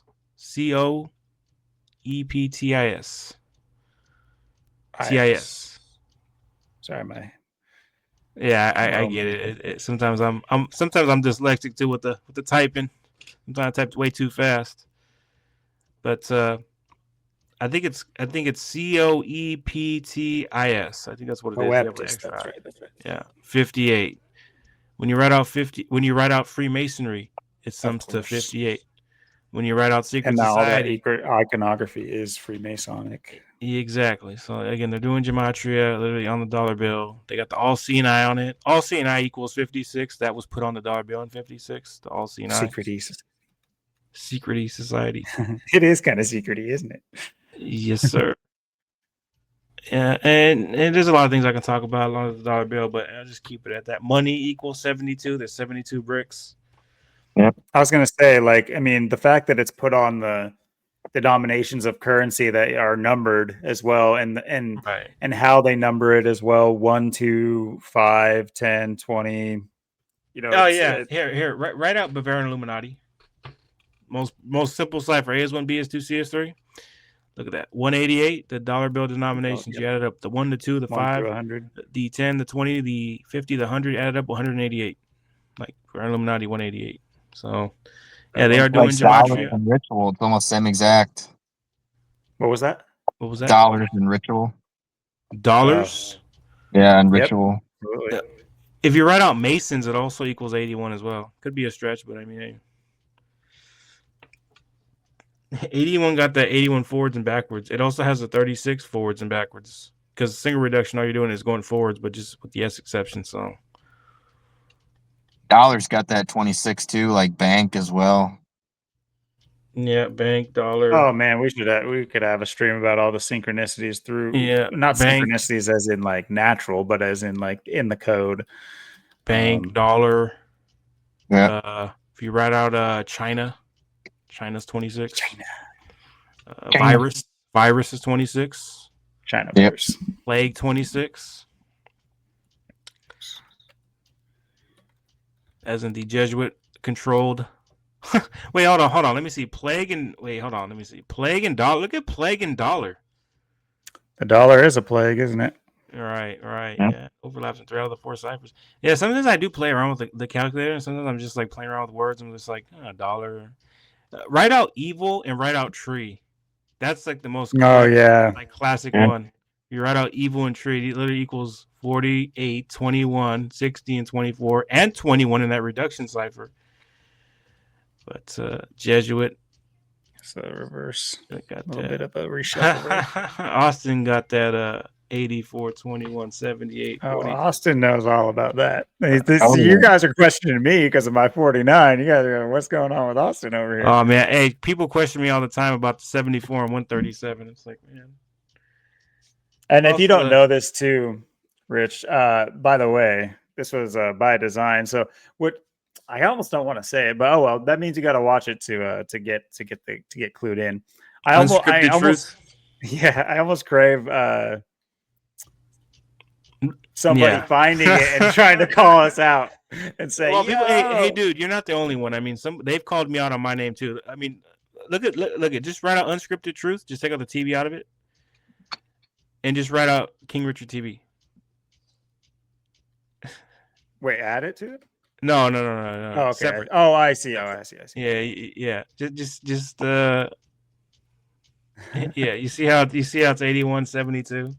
Yeah. But and again, I'm a regular on your show, but yeah, they're gonna say, "Wow, your only guest has these numbers." Yo, yeah. He claims to be a king. I want to point out that no, keep it up there. I want to show something real quick.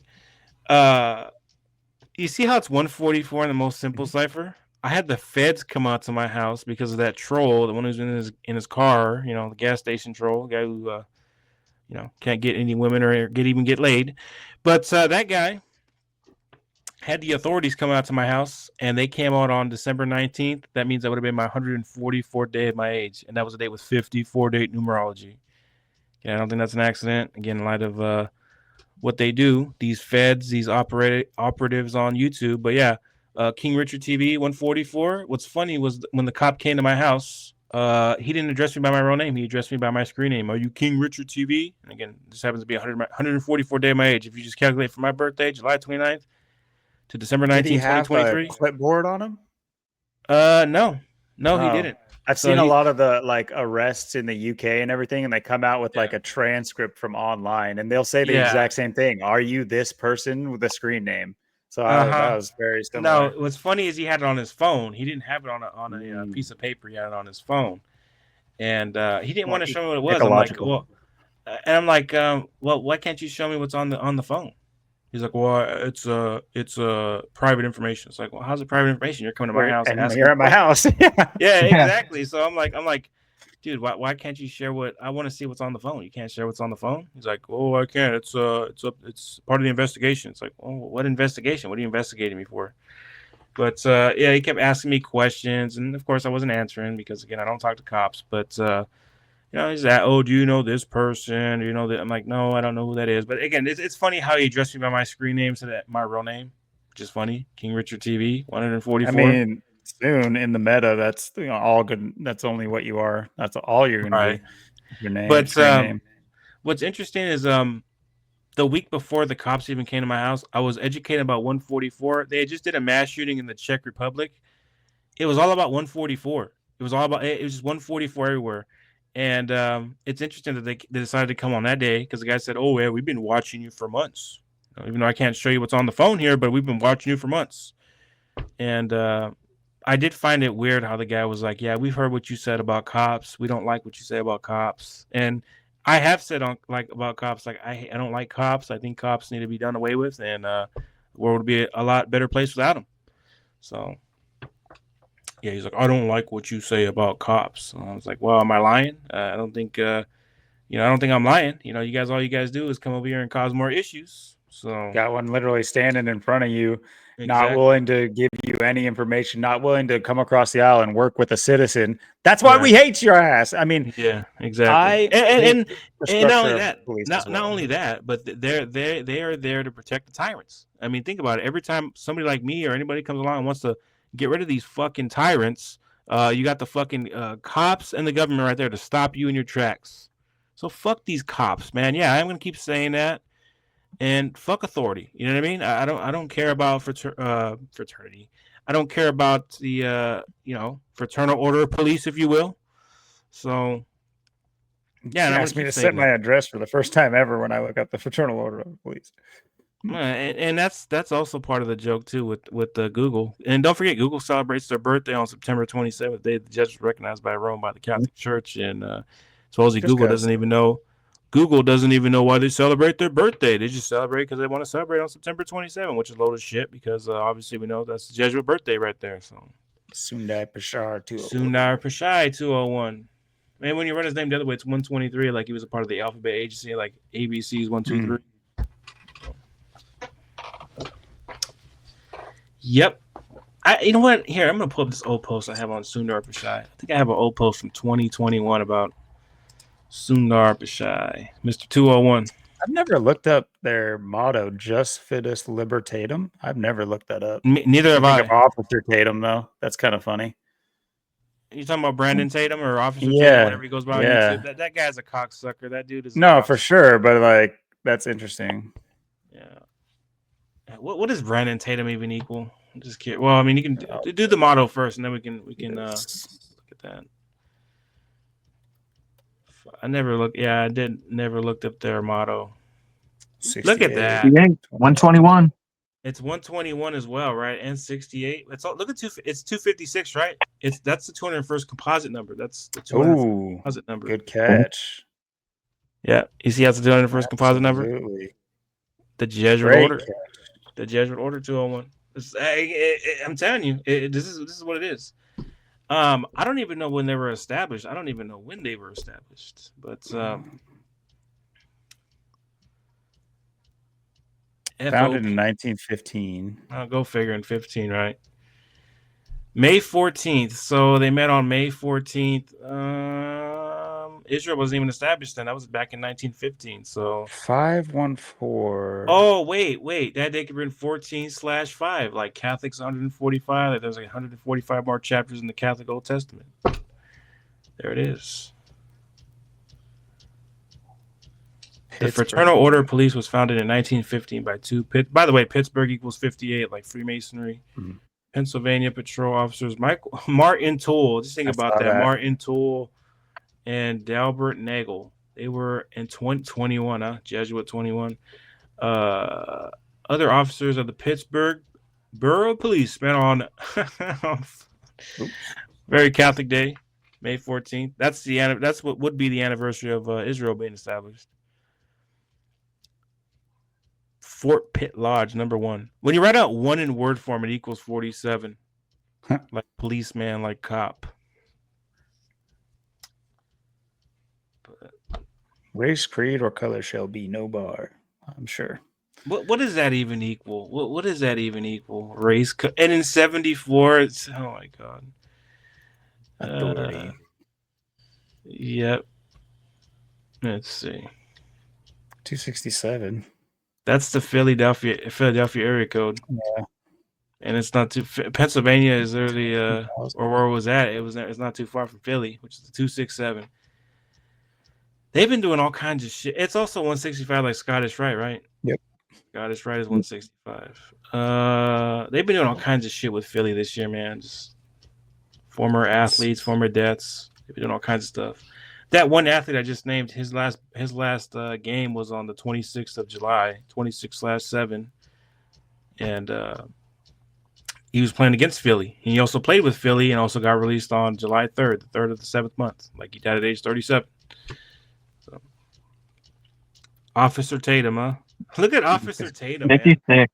187. 56, 187, 187, 137. Like Washington. Well, look at his name. Actually equals Washington D.C. Oh, really? Washington. Yeah.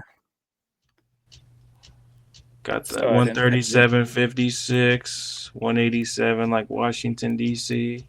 187, like ancient and accepted Scottish Rite of Freemasonry is 187. You got the 56 with the reduction. Is that with an ampersand or? Yeah, that's with the ampersand. That's how they write it. Ancient and that's a rant. But again, Derek, I don't know why Derek did that shit. He got rid of the ampersand. That's why I don't use this calculator. I tend to use the old calculator because it has the ampersand. Like when I want to put the ampersand in it, it'll show that it equals 187. But Yeah, Derek. I don't like if you're out there, Derek. Why did you do this to the calculator? I mean, why did you take the ampersand thing out? I mean, it's nice to have there. So, and then Derek too with the ads all over his calculator. I mean, it's Yeah. annoying. I mean, what's crazy is it's like he knows that these are like grassroots channels trying to expose it. Right. He came from the community.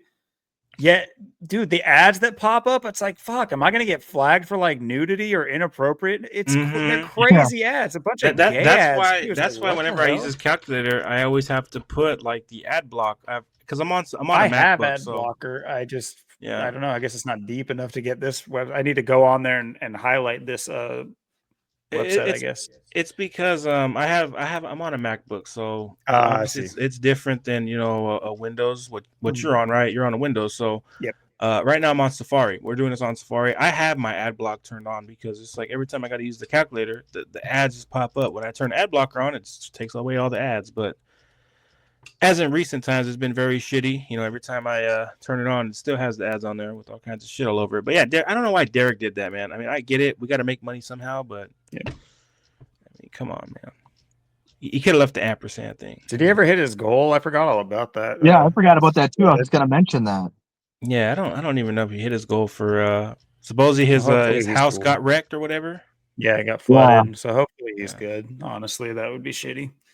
Yeah, even though he does a lot of questionable things. He doesn't seem like a guy I'd hang out with. I remember seeing him with Pound and Pavement with Zach and well, what did he do after that? He went and made a video about Zach saying he's related to L. Ron Hubbard, and now all these trolls run around with that and say, "Oh yeah, like Chommy Truthful's going around saying that Zach's some kind of operative, even though he learned from him."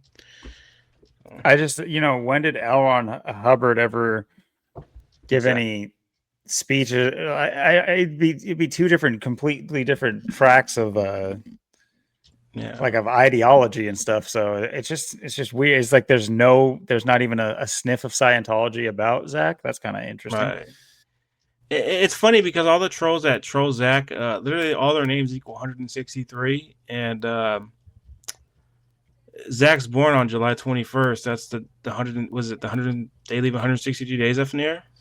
Wait, when's he born? July 21st. July 21st. That's the day leaving 163 days up in there, I think. That's Kyle Larson's birthday. Hold on. Well, I was going to say that is the day that the judges and Larson's from California, too. Oh, 31st. Dodgers win. Yep. My bad. Isn't there a Hubbard that plays on the NFL as well? Got the yes. Yeah. That's Zach's favorite player, Hubbard. But Hubbard from the cupboard. Hubbard. Yeah. That's who it is. And then there's Sam Hubbard. So there's been two. There's Chubba Hubbard, and then right now it's Sam Hubbard. Yeah, Sam Hubbard, yeah. At 94. And got that 94. He went to a Catholic school, too, Archbishop Mahler High School. He's Catholic. He went to and he wears number 94, too. And he's playing for the Cat team, right? He played for the Buckeyes as well, for the Ohio State Buckeyes. We just saw what they did to Nick Mangold, who played for the Ohio State Buckeyes, and we did, huh? They're playing against the Bengals. Remember that? They're playing against the Bengals. It was the New York Jets versus the Bengals in Ohio, where he played football in college, and paid tribute to him. And got to go back and look at that. What they did, pay tribute to. So Nick Mangold, and just think about the name too. Nick Mangold, Gold Rush, NFL, San Francisco. Like Gold and Zach too, and there's another one that's got a Forsythe for match as well. Zach is gold. Gold. Oh yeah, look at that, Gold and Zach. Yeah. Yep. That's funny because Zach's born on that day, leaving 160 days up in here. That's the 38th prime. Gematria's 38. Gematria's 38. Teaches, right? Gematria. English 38. I think Noah as well is also equals Gold and Zach. I think. Yes, sir. Yeah, mine and Zach's birthday are not too far apart. He's born on the 21st. I'm born on the 29th. It's funny because, I'm a Leo. So, But yeah, I mean, just again, all this stuff, man, all this stuff, man. There is an organic side, I will say that, but for what the cabal, and I'm always stressing that what the cabal is doing is not organic. Again, there is an organic side to stuff, but what the cabal is doing is not organic. And one thing I'm gonna say about Derek is he makes the work look like shit because he's always connecting shit to random moon phases and moon. I mean, that is interesting, but it's just again, it has nothing to do with what he's decoding. So. Is the Matrix basically a tell-all? Is it a, what is it, like Roddy Piper said, is it a documentary? I would say in so. the Matrix you have, like, you know, the code being altered, whereas the code is like a natural thing that, you know, people would just live out their lives and, you know, how they're going to live them. Well, there's a lot of people that don't know about this code and don't know about you know, how to see through it. You know what I mean? So, as far as They Live goes, that's a great movie. I've watched that movie about 10 times already. So, I've seen it once. And it's not committed to memory, but I know enough about it, and I know enough about the major scenes and obviously the plot. So with the vaccine needle on it, with 2025 on it, and in the movie they talk about how 2025 the cabal is going to have their strength, and here we are. And how about the double psyop they played with the Obey shirts becoming like the symbol of, like, I don't know, youth rebellion, even though it's like the most. Do you remember back in 2012 when Obama, where they had the Obey shirts with Obama's face on it? Yes, I do. Yeah, that wasn't an accident. Obey, pull it up real quick.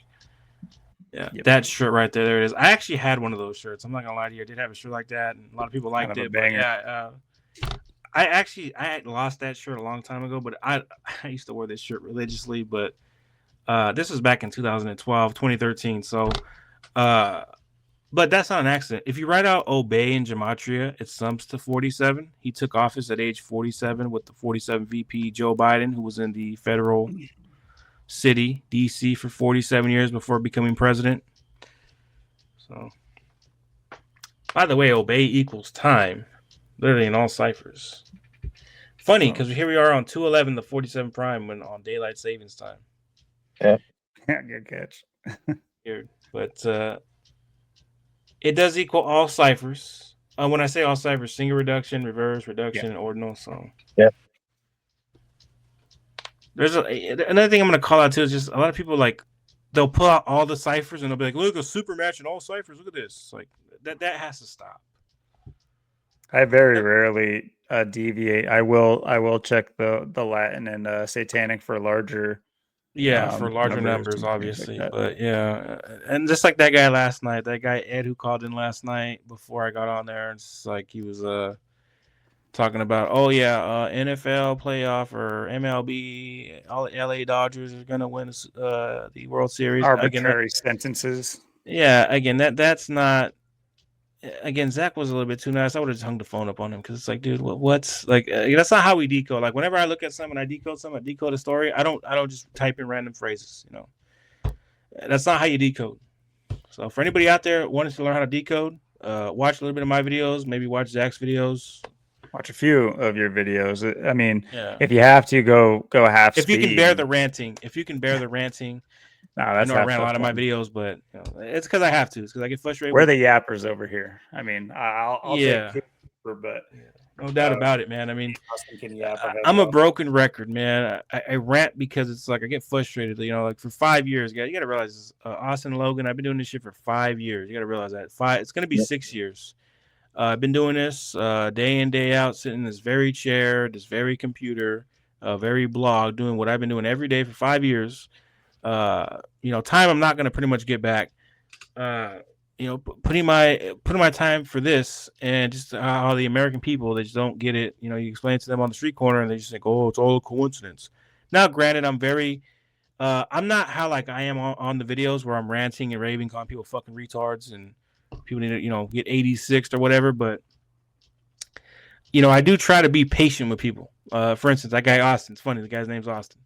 But the guy on the street corner, you know, trying to educate him about the guy seemed like such a tool. You know, Austin, you're a very bright young man, but this other Austin over here was just like, it just seemed like a total tool. He was more focused on getting signatures for people to vote in the county where I'm at. It's like, dude, I'm telling you that all these elections are rigged. Maybe take the time to learn about it. And I doubt the guy even looked, because I gave him my blog. I even gave him Zach's blog and look at my YouTube channel. And I doubt he even took the time to look into it, because it's just like he's more focused on getting signatures. That needs to stop. That right there. And he even told me, he's like, man, I want to learn about this information, but I got to get signatures, man. This is my bottom end right here. I got to make money here. It's like, so you'd rather make money selling a lie rather than learn information that's the truth? I mean, is that what you're trying to tell me? You'd rather sell bullshit than sell, or not even sell, but learn something that's informational. You get some kind of knowledge off of it, and if you want to benefit off it, you can take advantage of the rigged sports games. So I mean, why wouldn't you want to learn something like that? And not only is this going to improve your bankroll or your welfare, your financial wealth, you won't get emotionally invested into these psyops no more. I used to get invested. I'm not gonna lie to you guys. I used to get invested to these rigged sports games.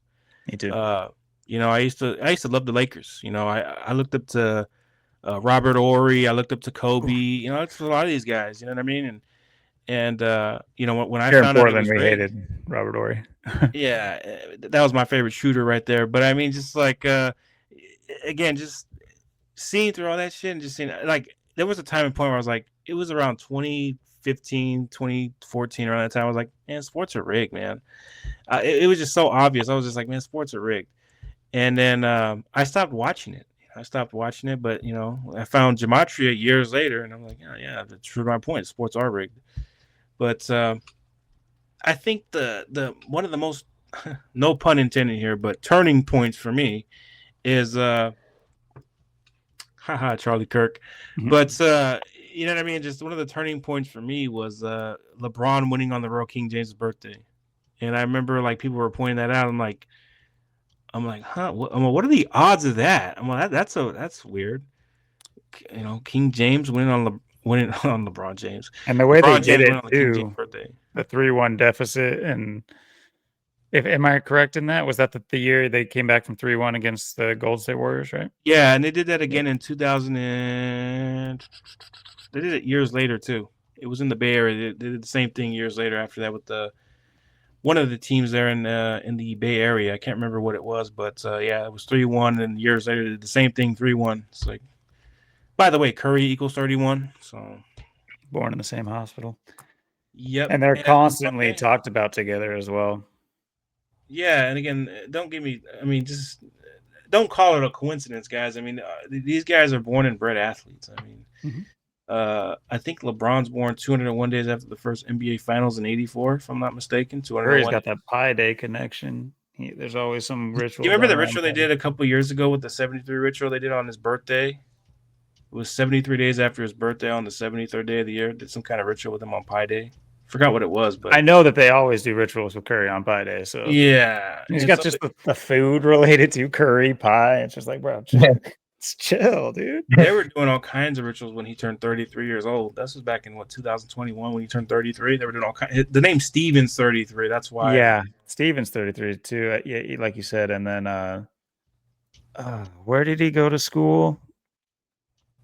I forget where he went to school. I always remember, and then I forget. Davidson.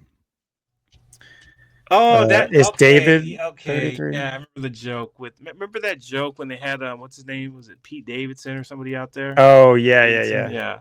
That was such a mocker, right? I forgot what the ritual was, but it was Pete Davidson or something like that. I can't remember what it was, but this was back in I think 2021. That's how long, man. Time flies, man. I remember I was talking about that. That's Wildcats. I've never looked this up. I'm just checking. Yeah, another cat team, huh? Straight up 100. Look at that. Davidson Wildcats has that 41 because 179 is a 41st prime. Golden State's 41. So I know Kobe Bryant, his dad, who died on 15/7. By the way, Jelly Beans 157. Kobe Bryant died on his 157th day of his age. Died in an accident, which equals 157. Which is a 37 prime. Kobe Bryant died on the 37-year anniversary of Bear Bryant dying in a plane crash. but 38 weeks after his wife's birthday.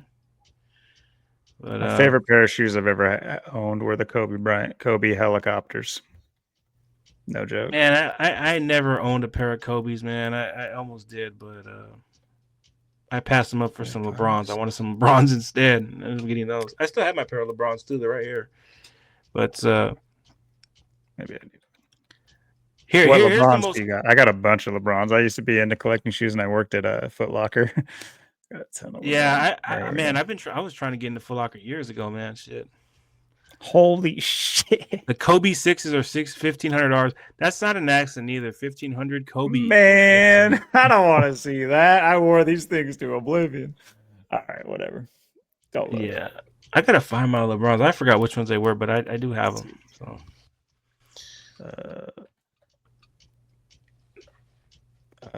Where are they? LeBron. I gotta find mine. Mine are like somewhere stored away in the closet over here. I gotta find them. I used to be a big sneakerhead.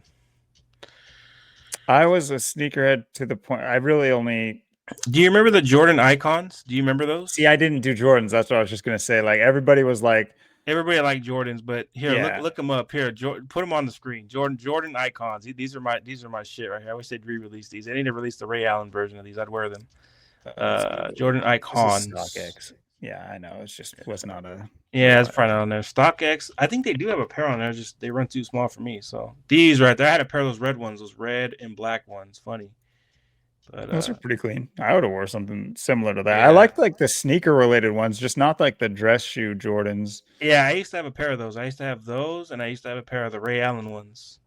Funny because Ray Allen's born on the 201st day of the year. If you go down there, the green ones, those green and white ones.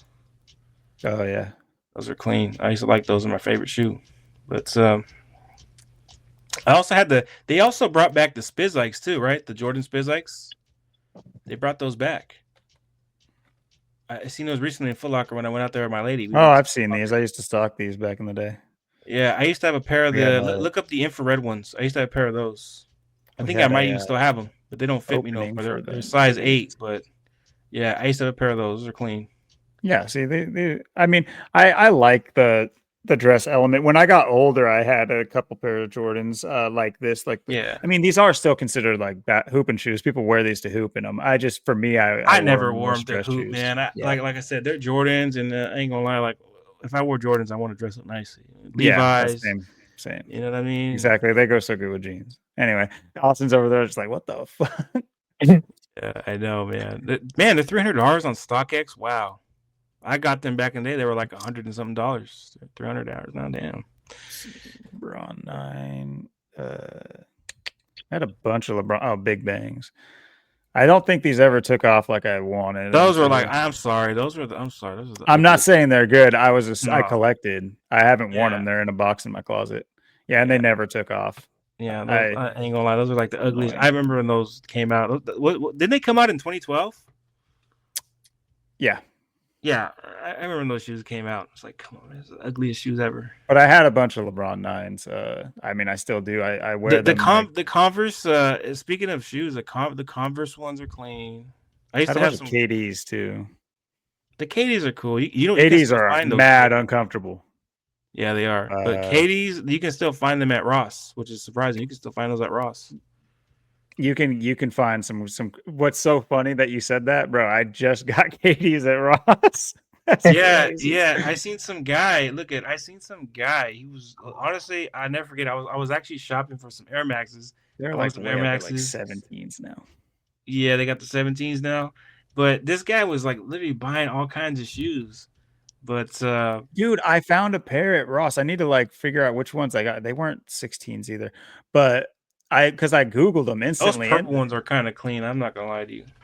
I always like the more crazy colored ones, like like the Nerf colorways and stuff like the Weathermans and stuff.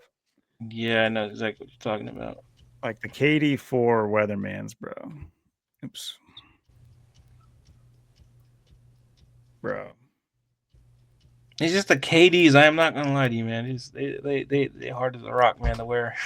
They are exactly hard as a rock to wear, and I have a little bit wider. I remember trying them on, man. I remember I was trying some on. I'm like, man, these are hard as hell. Have you seen Kevin Durant's feet? I don't want to make maybe I get flagged. my algorithm's cooked already. Let's look up I mean, Kevin I got Durant's some pretty feet. big feet too. Well, they're not just big, bro. They're like just like have you seen LeBron's feet? How like they look like they've been like ballerinas. Their yeah. feet get all messed up. I'm in shopping. I want to buy Kevin Durant's Sometimes they just buy like these the shoe that doesn't fit and they get all kinds of blisters and shit on their feet. That's usually what happens, but that happened to me one time when I was a kid. I wore these shoes that didn't fit. I was out there playing ball and man, all kinds of blisters all over my right feet. Yeah. Oh man, I kind of want just because it's nasty, but maybe I should have shown nasty stuff. Anyway, a lot of these big athletes, their feet are cooked, bro. But Shaq was always, I ain't gonna lie. When talking about sport, I mean, Shaq was always goofy to me. I ain't gonna lie. Shaq, just growing up, I thought he was like the goofiest player out of all of them. I'm not gonna lie. That was his archetype for sure. Yeah, because like even when he was young, when he was like dominant young, even like with the Magic, he was like goofy. Yeah. He was always doing things that would like that. Well, look at when he played with the Magic, right? I mean, if you like, okay, let's just talk about it like this. Like when he played with the Magic, he was a lot better player. When he got with the Lakers, it's like he just stopped caring about, like, he just stopped playing basketball. Let's just be real. Like, he just stopped playing ball, start being goofy. Like, well, you gotta wonder like how controlled it always has been. Like before the advent of further technology, we're talking about magnetic rims and all this other kind of stuff, because you think they're letting him pull down a magnetic rim with like probably millions of dollars of technology in it and break it. He did it twice. Yeah, he did it twice. Yeah. So yeah, no, he's not doing that. I mean, they were still hooping on like you could pull the whole hoop down. Right. You could, like if say two people jumped up there and pulled on it, or just one Shaq, you could literally pull the whole hoop down, and that at that point that's like a health hazard and stuff too. So it was a different time, and it was a different era, man. I'm telling you. Yeah, exactly. And you don't know how much they were able to be themselves before they got like deeper recruited and deeper made, because like Shaq's on everything now, and he's a known Freemason. He's a known Mason, and what is he doing? He tried to be a DJ, that didn't work. He tried to be in movies, that didn't work. Well, it kind of worked, but I mean, he's always getting caught hitting on like younger chicks too. It's crazy. Yeah, but it's just like all these guys. I mean, and Shaq said it years ago. Nothing but actors, right? He said the NBA stands for nothing but actors. It's like, well, and do you really like? Do you know he's in every like he's if you were really Shaq and you made as much money as he has made, and he still has contracts, he's still commentating on TNT, right? Why would you? Is he really that like into what being goofy that he's going to do all the low quality insured, like the General Auto commercials? Oh my god, those are like the goofiest commercials. Does JC Penney? It's just like, why would you want to do that? And why do they even want you? What, JC Penney? Oh yeah, I'm gonna go get some like overpriced clothes. I'm thinking of Shaq right now. Like Penney, have you seen like JC Penney has gone down? Nobody's going to. Oh yeah, there's so many of them have left almost every single mall in Oregon. That's for sure. Exactly. Yeah, the one over here in my mall, it's like damn, they're probably gonna go out of business because like there's nobody in there. Of course, even in the mall, have been rebranded. And these are conglomerates, so they've had their hands in other names and things like that. It's not like what is it? Estes and yeah, exactly. Kmart have all left, but they have like a larger brand base that you don't know about. Well, one thing I'll say about Kmart is they had the best stuff. I'll give them credit. If I had to choose between Walmart or Kmart, I'd rather choose Kmart over anything. But yeah, let me tell you about Kmart back in the day. Their cafeteria, they had cafeterias because they were like a big mall in and of itself. Mm-hmm. It's kind of like IKEA is now. Oh, I've been in IKEA, and I think I've been to the one in Emeryville. That's a pretty big. It's right next to. It's not too far from. What's that damn school in there in the Bay Area? Can't think of it right now. Starts with a B. Berkeley, UC Berkeley. That's what it is. UC Berkeley. It's all the little white college girls are at. But yeah, I actually wanted to go to UC Berkeley. I'm not gonna lie, but. Yeah, I never did. But anyway, I did end up going to IKEA back in the day there. It was a pretty Kmart's big IKEA. Were the like supreme shopping centers back in the day. They're the big Kmart's, right? They were called the big Kmart's. Big K. Yep. And big K. Yeah, and inside they would have letter. Yeah, true. they had Little Caesars, and I'm talking about Yeah. my childhood, so I'm old enough now. That's back in the day, back in the day. But That's that's when bro. Little Little Caesars was Caesars good. used to be the premium pizza. It Right. actually used to be I'm talking. Go look at old Little Caesars ads. You have to Oh, go dude, I back remember far the enough. advertisements. I remember even all Oh, the other pizza was advertisements, like the so Pizza good, Hut dude. advertisements and all this stuff. Like the one where the dude goes to his house and is like, "You need the pizza." Like that shit was funny. Bro, I have not had pizza in like years. So many, like probably over a decade. It's kind of crazy. But I mean, honestly, if I'm gonna do that, I mean, I'd rather just make my own shit. I mean, honestly. there you go. So, Yeah, no, precisely. I'm not even joking. And that's a whole nother stream. Honestly, a health yeah. talk and cooking stream. Like I'm down to do Yeah. that too, because I've become much more cognizant of like what I eat and what I feed my kids as well too. And we have Yeah. very healthy stuff. Honestly, I just made my first cookies. I've never made cookies before. I just made cookies. They were so good. And there was I'm like, actually looking into trying to make wheat brownies, edible brownies, homemade edible brownies. So I guarantee you it's easy. yeah, it won't be that And hard. try to do it healthy. Yeah. I'm serious. Like the stuff they put in is so unnecessary. It's Oh, like the stuff totally. you're gonna find out that you make it like by yourself using like as the best cocoa you can or whatever, and you're gonna find out not only do they taste better, but like all that crap that they put in it for like preserving, you're gonna be eating them quickly, so you don't need 4 months of shelf life. And so you can just cut out all the sorbitol and all the gums. If it has if it has shit that you can't pronounce, don't even eat it. Yeah, exactly. That should just be a rule of thumb. Yeah, if you can't pronounce that shit, I mean, that's why I don't eat Mexican food. I'm just kidding. Man, if I do, I support local businesses only. Man. Half of the Japanese menu, I just can't eat it. Can't say it.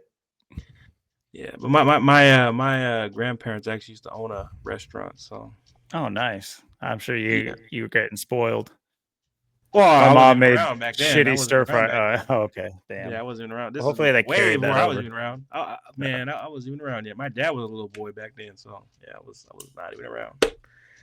But yeah, man, it's just all this stuff, man. Just the World Series, all this shit, man. People just and you know what? Like, see, this is why when I get I get way too long winded. I talk about other subjects, but I was gonna make the points, like in the start of the live stream. I was gonna make the point about how like the World Series, right? You got people like blowing fireworks and shit, right? We're just talking about that, but don't sell yourself short. I mean, I guarantee it's gonna be some kind of ritual. They're gonna say somebody, you know, who didn't like the outcome of the World Series went out and starts targeting people. I guarantee you, and that'll become a national news story, and they'll sync it up with the World Series, and it'll be another ritual, and I'll be sitting here talking about the same shit. You know what I mean? Talking about the same rituals they do over and over. I guarantee it'll be another 201 there, 67 there, 57 here, Guarantee it. November 3rd, you got the deception number. So false flag. 11-3, like 311, the band. Watch out for April 2026 too. If you write out April 2026, it equals 322. And I see some very interesting things taking place around that month, in the month of April, and when we get to that time of next year, and they're setting the stage on that. There's no doubt. I mean, just look at, the World Series. We were talking about that. I mean, NASCAR, Mr. 201 won again. I mean, so. Oh, our boy dropped. Well, hopefully we can get him back for our closing statements, because I really wanted to give him but finish your point, because you were talking about April next year. Yeah, and like just and like this week too, and like particular too, I've been taking a lot of money out of the bank too. Just I'm seeing, something, to talk about the dollar and dollar collapse and like economic stuff, and that's something everyone's been looking at for a very long time, and people will say, oh, it hasn't happened and stuff, but I mean, it's no, you look at dollar 26, God 26, COVID, Cobain 26. I mean, it's no arbitrary number, and like I said, I mean, we know they like to do things always around April. April's no slouch of a month. There he is. Now he's back. Sorry about that. Yeah, for whatever reason, my browser just decided to mute all you guys, so I couldn't even hear what you guys were saying. But yeah, I got you. Well, we were I gonna was just give it. talking about April 2026. If you write out equals 322, and of course just talking about that time, just seeing something possibly going down around that time. You got to think too. I mean, dollar, like I said, 26. COVID 26, Cobain 26, God 26, 26 letters in the alphabet. So it's not it's not no arbitrary number. It's a big deal, and yeah, I think there's going to be a lot coming 2026. 2027, you got Ritual. 2028, the perfect number. 3 years till Oh man, the 2029. A new 2028. president, maybe, if there ever will be one, which I kind of highly doubt in some ways, but we'll have to see what happens there. But yeah, the future is it's coming fast. I mean, the years are flying. Next year next year is going to be even way faster. You thought 2025 went by fast. Wait till you see how fast 2026 moves. And like I said, there's a lot of 26s. 26 is the big time Well, number. Next year ain't going to go to no waste. well, not only that, right? I mean, I guarantee you next year is going to be all kinds of shit next year with 101. I guarantee it. Just like this year was 97 because 97 is the 25th prime with all the plane crash Yeah. type shit. I guarantee you, don't kid yourself. There might be some kind of thing with the with 101. Because 101 is a 26 prime, and yeah, we're gonna enter 2026. So I mean, yeah, just don't kid yourself. I guarantee you, be some 101 crap all over the news. I guarantee it. So yeah, just it's sick, man. It's sick what they do. God equals 26. Dollar. Yeah. Yeah, it's saying $1.26. So could they collapse the dollar? I mean, that's what they're doing. That's what they're planning on doing. They've been trying to do that for over years now. So Right, exactly. yeah, they've been doing that for decades now. So will their new world order will it come to fruition in 2026? Hopefully not. But The honestly, economy equals 123 and 51. So you got conspiracy right there. So yeah, might be a conspiracy next year. Mhm. Bitch.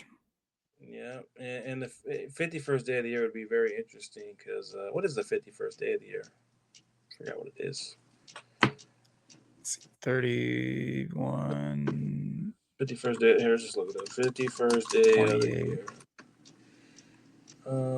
It'd be February 20th. Interesting day. That it's also the day they Kurt even threw it Cobain's 14 birthday, yeah. days after. Yeah, February 220. 20th.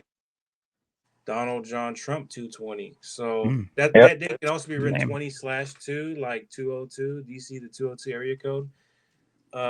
It's also the day even 314 days after year, like pi. Does pi have 26 gematria? Let me see. No, 25. Close. Interesting. Uh, no, pi day actually does have that 26 gematria.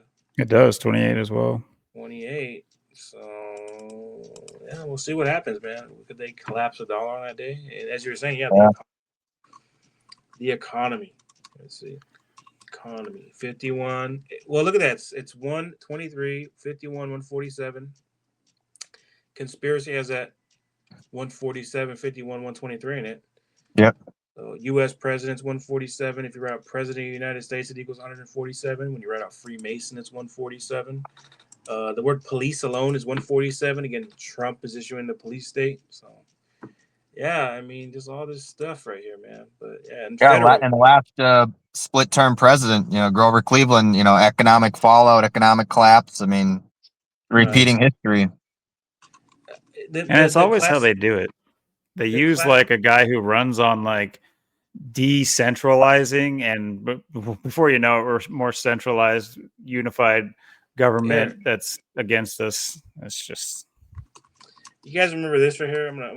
I'll share my screen right now. I oh just yeah. want to show you guys this mocker right here last year. You guys remember this right here with the Cleveland Cavaliers?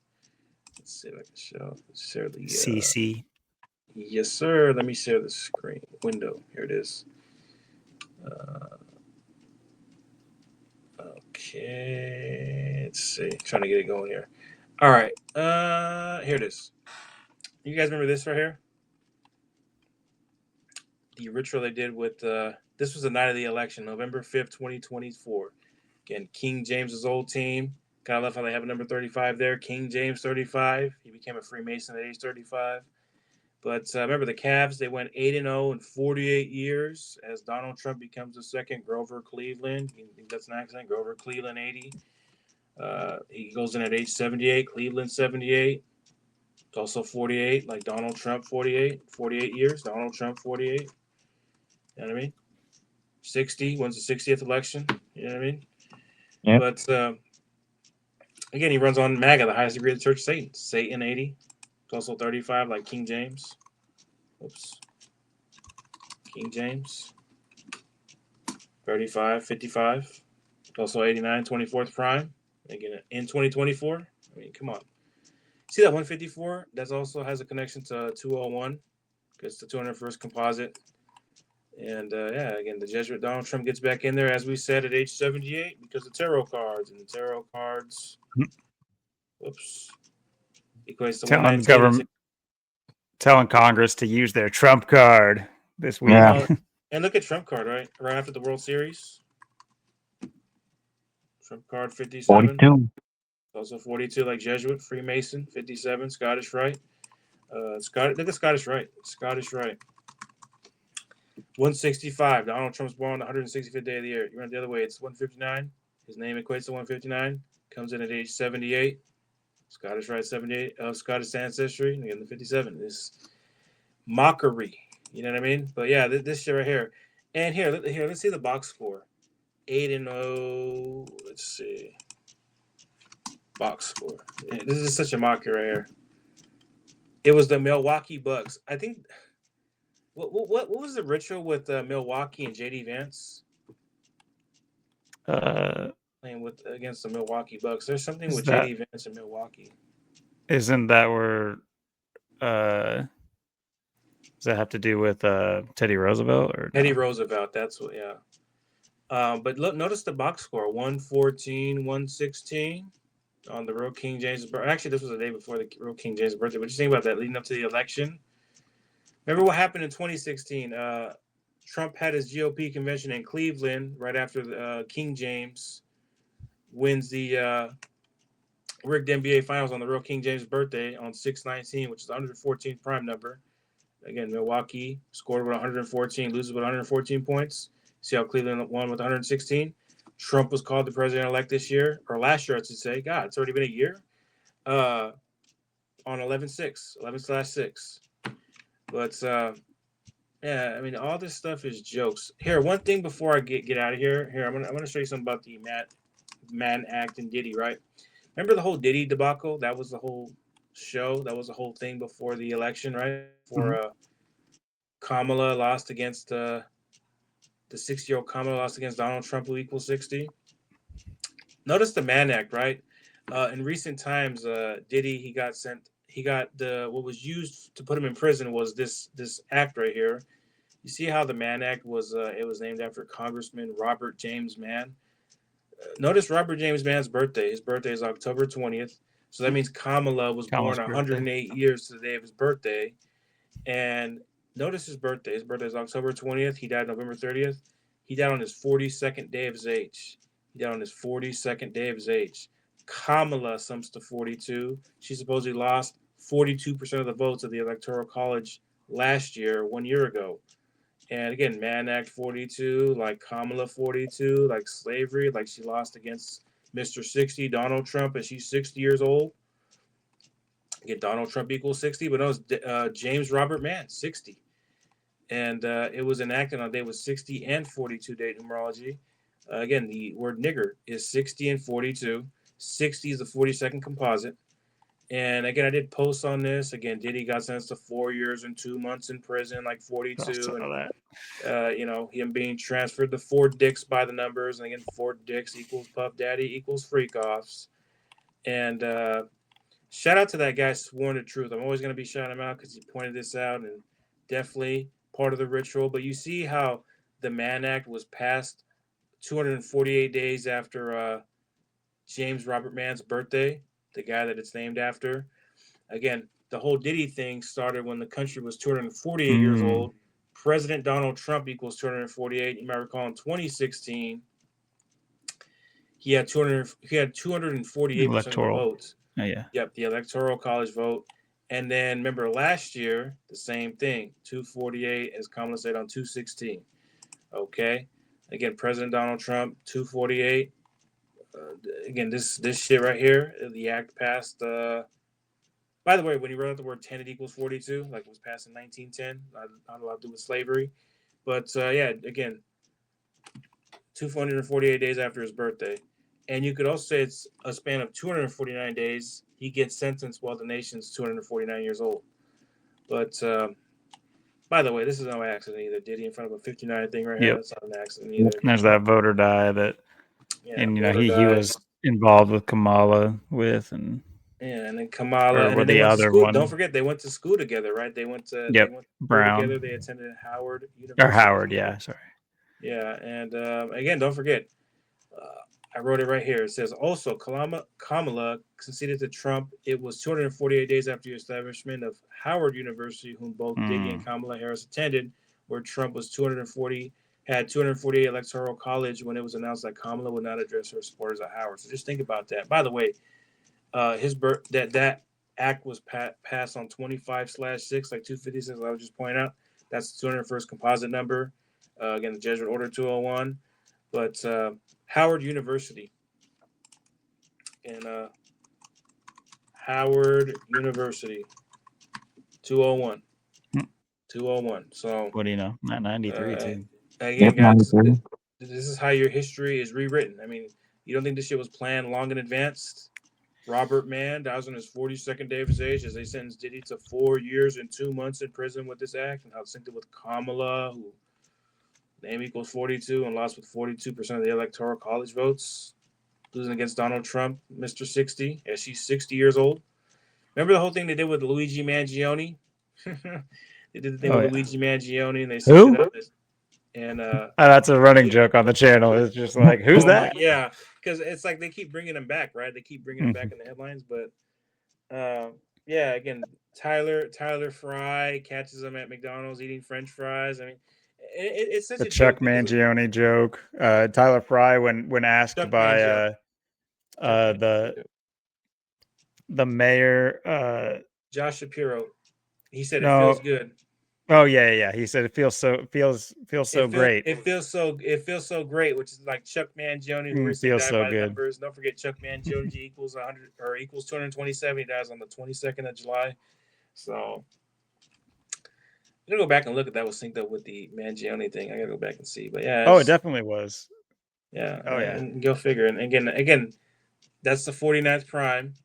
Again, America 49, like Scottish is 49, like DC. Again, a lot of the Scottish Rite Jesuits. But General Oliver O. Howard, the founder of Howard University, equals 106. No, go figure, right? Black 106. An abolitionist. Mm-hmm. Here, put your. You can put your screen. We can see it. I mean, just to show people out there. Just 106. You see how it's 227 and it's also 110, right? President is 110. President. You know what? Prophecy is 110 and 106 as well. Really? That's funny. Prophecy 106, 110. Yeah, it's time flies, man. It's crazy. We're already going to be a year. I remember last year on this day, we were doing videos all day talking about who's going to win the election. A lot of people were getting on my ass because I said, it's kind of odd how they have it synced up. They got a 119 to play for Kamala. They also have a 119 with Donald Trump, but the way they did it last year was amazing how they did it, how they scripted it out. But that's one thing you got to give these Jesuits, man. You got to give them credit at that. They are so ahead of the curve, man. They might work slow, but they are, they know how to script some shit out, man. You got to give them credit. Yeah. The way they do it it's amazing how they do it. But I mean, just even though it's always going to be, fuck the Jesuits, but I mean, hey, you got to give credit to where it's due, right? So I talked on the channel multiple times that there's something to be gained from your enemies. It's just like to totally discount your enemy. Isn't that's like something in Art of War, I think, too, which is like using. By the way, Art of War equals 102. Like absolutely. So, you know what's funny is if you write out the 9 situations that chapter, it also equals 102. So that's I need to read. I need to get myself a copy. I have the actual copy. I remember you talking about that. I actually have a copy of it. What's funny about my illustration of it or the translation, I should say. I was talking to Zach about this. He was saying his translation is a little bit different than mine, but different number of pages, right? Mine has 207 pages in it, exactly 207. Remember, the Jesuit that translated it, Father Jean Amiot, his full name comes to 207. Again, July 20th, they were in 2007. That's the 201st day of the year. So, yeah, and it also starts the chapter 11, right? Where that it starts at page 156, like 911 is 156 prime number. But yeah, just how they do it here. I'm just gonna show you my screen real quick. I know I'm long-winded and stuff like that, but hey, this stuff got to get covered. Got to cover all bases here. But Art of War. Here's my translation of it. Lionel Giles. Funny, this is my translation of it, and it's by a guy named Lionel Giles, which is funny. But his name in Gematria literally equals Society is Jesus. And notice what date he died on. He died on January. Notice his birthday is December 29th, like 1229, the 201st prime. 201st prime, yep. And he died in 58, of course. Freemasonry's 58, but he died on 22/1, like the Bavarian Illuminati, 221. Here, let me just pull up the calculator. Just to show you guys, it's not an accident to have this guy translating it. Look at that. 119. It's also 56. But, again, Society of Jesus. 56. The way you write it out, the chapter, the 9 situations. It's 102. It's also 222 and 78, like Order Out of Chaos. Order Out of Chaos. As above, so below. But which is what the Art of War is about. It's about like getting in there and subverting and causing chaos, and then being there to take advantage of it. You guys remember this pandemic right here? Wuhan, China, 102. Remember what they had everybody doing? Social distancing. Is it? Yeah, social distancing is 102. Art of War. Whoops. Art of War 102. World War 102. That was 102 years after the Spanish flu. But by the way, if you use see you're cherry picking now. But here, look at use Latin. See how Al Qaeda is 102. Blame it on Al Qaeda. CIA. By the way, funny enough, FBI does equal 102. FBI 102. That is interesting. 17 times 6, 102. But yeah, Leon Giles. I didn't even say how many days he died from his birthday, but yeah, he put out he died at 82. We know who loves that number, right? 82. Oops. Loyola, right? Loyola. 82. But that's what it was. There was a 202 with like the somethings of Loyola. Notice how Leon Giles, notice his name is 12978 as well. It's also 249, like how old America is right now. But yeah, 78 like Jesuit. Interesting. 129 is a 97 composite, but it has a relationship to 201. Where's that? Yeah, there it is, right there. But yeah, that's his full title. Here, let me see real quick how many days he died from his birthday. I'm curious. Come on, that's literally Texas's birthday, right? I didn't know that. Yeah, their birthday is 12/29. The Lone Star, Lucifer. Yep, the Lone Star State. They had a lot to do with the Civil War too, right? 1958. Freemasonry got that. I know we're supposed to talk about. Man, I should have saved this for episode 58. Man, shit. But we covered a lot of masonry today, I think. Yeah, we covered a lot of masonry. Funny, we're just talking about January 22nd, weren't we? 1958. Oh, wait. The hell? Hold on. Okay, well,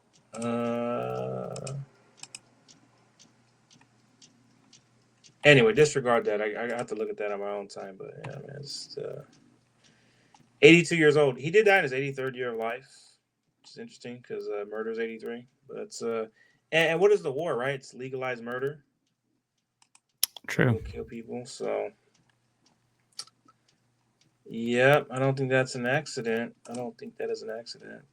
It's pretty crazy what war Well, look at basically that. makes legal. He did die 25 days after. He died on the 25th day of his age. We were just talking about that, right? The 97 thing.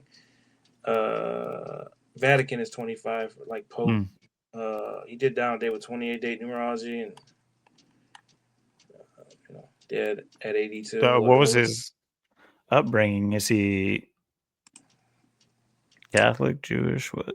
Oh, let me see. Hold on. Let's see. I don't even know. Let's see. He was a British Scientologist, writer, and philosopher. He served as an assistant curator at the British Museum and keeper of the Department of Oriental Manuscripts and Printed Books. He is most notable for his 1910 translation. Again, like I was just telling you about how right now 10 equals 42, like war is 42, like art of war is 42. World War is also 42 by Sun Tzu. Sun Tzu, which there's no proof that even ever existed. Giles was the son of born British diplomat and Scientologist Herbert Giles. He searched for 35 years. Are you serious? He died on 13/2. He died on the 44th day of the year.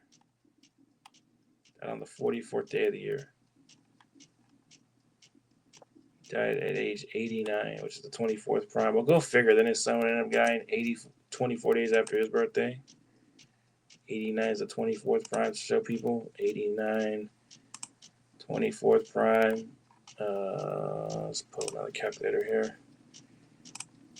Sometimes this is how my live streams are. I literally have just free balling it and just yeah. That's the that war had a lot to do with religion, right? Religion 89. It's also 46, but it's also 127, like buildings 1, 2, and 7. Pearl Harbor Day. Yeah. He also died there with 46 day numerology. Catholic is 46. My birthday is 127, as in January 27. Yeah. Yep. Oh, He died on the 22nd day of the year. Go figure. Let's see how many days from his dad's birthday. Let's see. December 8th. Not too far, huh? Let's see, December 8th. Oh, on his 46th day of his age, right? 46th day of his age on 46 date numerology.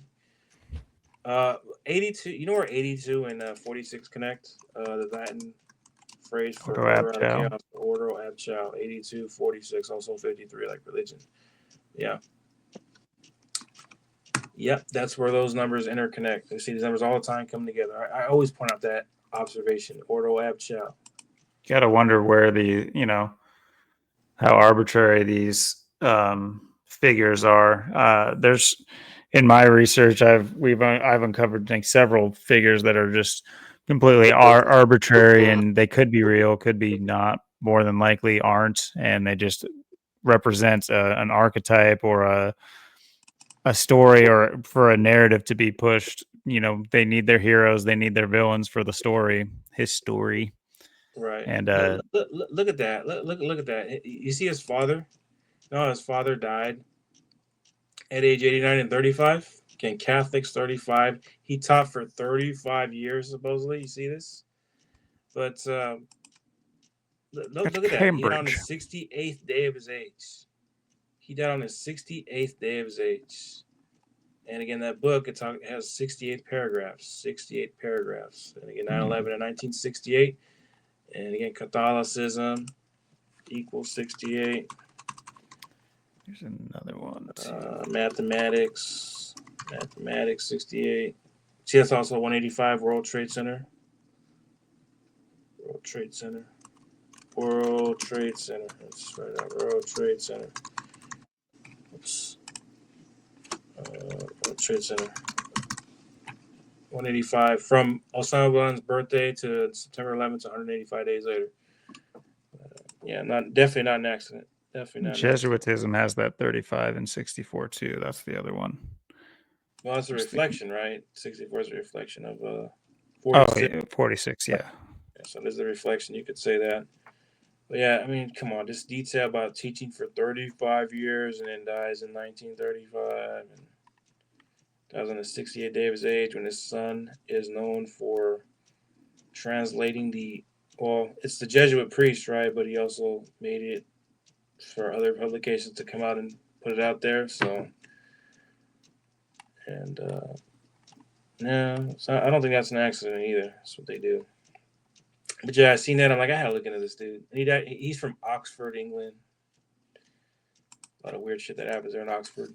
By the way, Oxford's another 82, right? Oxford 82. So, yep. I think we covered everything we needed to cover, man. I think that's all I got, man. Surprisingly, is that is to say. That's Oxford, United Kingdom? Is that? It's Oxford, England, how they have it. Oh, Oxford, okay. England. Yeah. England has that gematria 132, and what day did he die on? He died on 13/2. Died in England 132. Like Princess Diana died in history 132 days from Princess Oxford, Queen's England has the birthday. 139 and 59. Well, if you don't count the span of days, right? If you don't count the span of days, it's 67 days. So he did die 67 days after his birthday, right? In Oxford, England, equates to 67. So, and that's also the 19th prime, right? And again, 19 hijackers, 19 years after COVID-19. Yeah, I mean, it's just. But It's crazy that more than likely these tributes are being paid to like obscure figures in history, and it's just. And the fact that he died on the 44th day of the year, just, I mean, come on, man. 44th. Kill 44. And that's what you're doing really when you're going to war, right? You're killing people. Killing innocent That's the brown people. goal. World Trade Center's open on 4/4. Right. That's and yeah, you're right on that. And that was the anniversary. Look at this shit. Hold on, I gotta share my screen to show you guys this shit, man. Look at this shit. Just take a look at this whopper right here. It's crazy, but just Now let's end it on a whopper. yeah. I mean, Let's look give at that. people something to think One about. night. I mean, come on. 119 and 74. 74, like the World Trade Centers were on the 74th meridian. 119, like September 11th. World War. Art of War, which has a lot to do with 9/11. The 11th chapter. 9 situations. See, that's also 88. 119 is the 88th composite. So 313, that's the 65th prime. Christianity, Knights Templar, right? Knights Templar is also 65, right? Knights Templar, 65. Yep. And what did Bush call? What did he call it? He called it the Crusade. Mm-hmm. See how Crusades 26? Remember, we invaded Afghanistan 26 days after 9/11. Called it a Crusade. And that was the day leaving 85 days up near Templar 85. It's also 41, like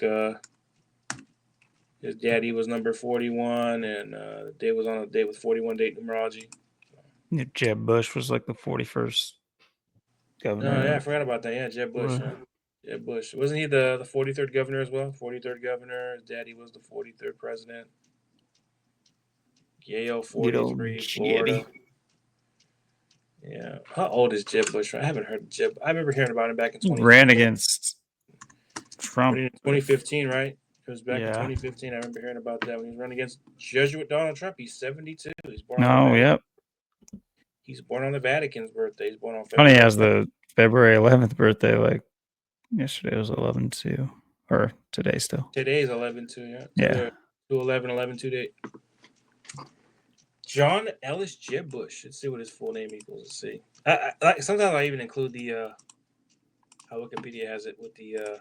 Yeah. Do that because we've noticed multiple times when they put their pet names in, it's 171. there's a reason. 63. Terrorism equates to 63. It's also 90. When you write out 90, it equals 33, right? The World Trade Center comes down 33 years after construction began. Yep. John Ellis Bush. His name does equal Catholic. 197, 45th prime, 55, 154. Let's see John Bush. Look at John Bush, man. 119. 119. 119. Florida's got that 43. And John Bush also has that 38 in there, right? Florida 38. 65. Florida 65, 38, 43. Like Yale is 65 and 43. Like Tom Brady and the Goatville killings. But if anybody has watched that movie, I've watched the entire movie. I got to go back and watch it again. I keep saying that I'm going to go back and watch it again, but I never end up doing it. But it's all kinds of symbolism in that movie. That movie was literally trying to clue people in on what's going on in the NFL. They use a goofy guy to do it too. Damon. One of the Wayans Damon brothers, Wayans. right? Yeah. Yeah. It was goofy the way they had it set up. But I didn't even look at that piece. I didn't even see how many days it was from his birthday. Let me see. Is it Marlon Wayans? Marlon Wayans, yes, that's the one. Is he the one who played in? Is it White Chicks? He played in White Chicks, or was it? I believe so. Yes, he was in scary movies. He came out in Scary Movie. Little Man's my favorite. I'm not gonna lie, Little Man's my favorite. It's a classic right there. But I like how he's born on July 23rd, 23/7. 2 times 3 times 3 times 7 is 42. Yep. Not an accident where they got him to play him. But that movie did come He out. put on the dress. He definitely put on the dress. Yeah, he put on the dress for sure.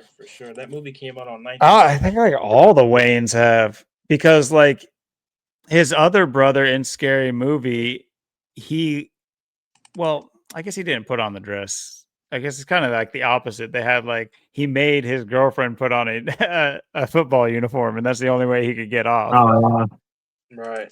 Here. Do you want to? Yeah, I remember that. Here. You see how the movie came out 58 days after his birthday? Oh, sorry. It came out 58 days after his birthday. He plays Isaiah White in the movie, right? If you watch the movie, that's who he plays as, Isaiah White, 58. 58. Freemasonry, 58. It's just the white and black too. Got a black guy named White. Yeah, the guy's name is White. It seems kind of goofy that they do that, but like this is that's how they do it. They make these little jokes.